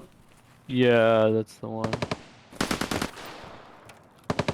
Yeah, you're heading towards Urcom. Do you have Urcom in as extraction? No, fuck. Hole in the fence here from railway, fuck. On the fence if you go north, but you can't use your backpack. No, I won't do that. Do you have scav camp?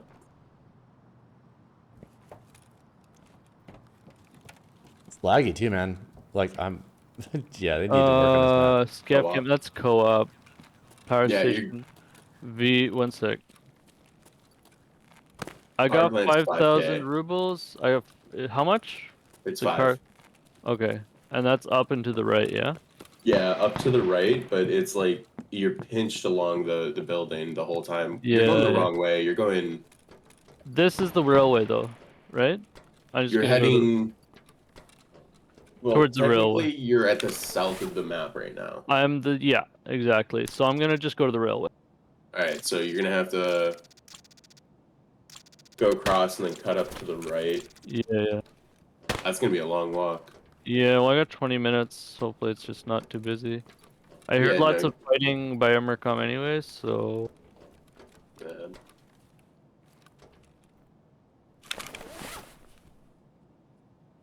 At least I got an off. They gave me a level 3 helmet. Ooh, I found an artifact. I found out. What the fuck is this? A quiet? Some kind of fucking face cover? Headgear? What the hell is this? This is hilarious looking. It's like a cartoon character mask. Nice. Hockey player mask quiet. Yeah, what? pick it up. It'd probably sell for like 20K. You'd be surprised. Some of I those did, yeah. masks Go. If I can find my extracts, we'll see. Just gonna guess. Sewer, ventilation shaft, entrance to catacombs. They have catacombs? Wow. I mean, the map's got to be up, right? Online. Hmm? The Oh map, yeah, probably.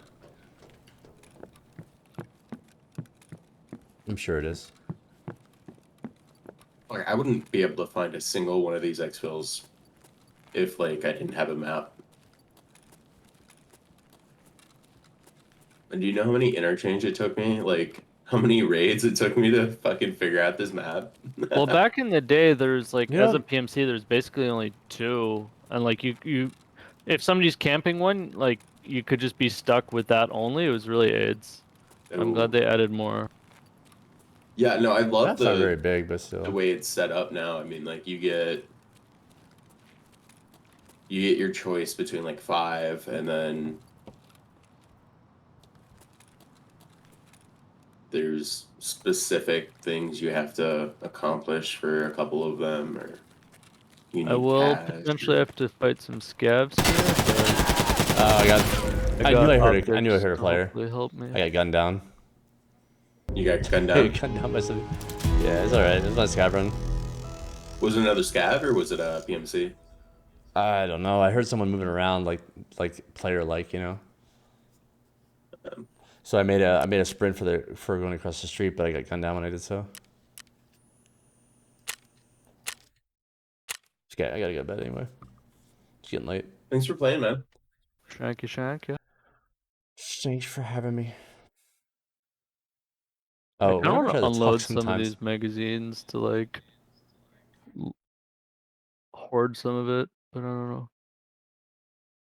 You don't need the rubles. Put them back in your Well, I was just gonna put like ammo stacks ammo. here, Yeah. but I'm not gonna think like that. I'm just gonna get out. I will survive.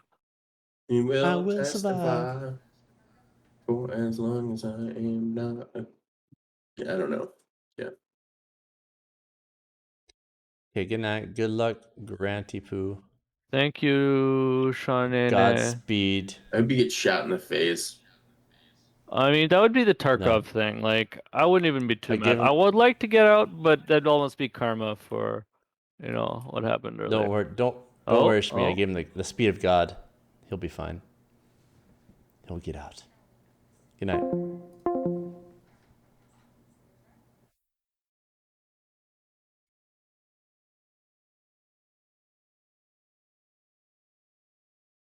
Good night.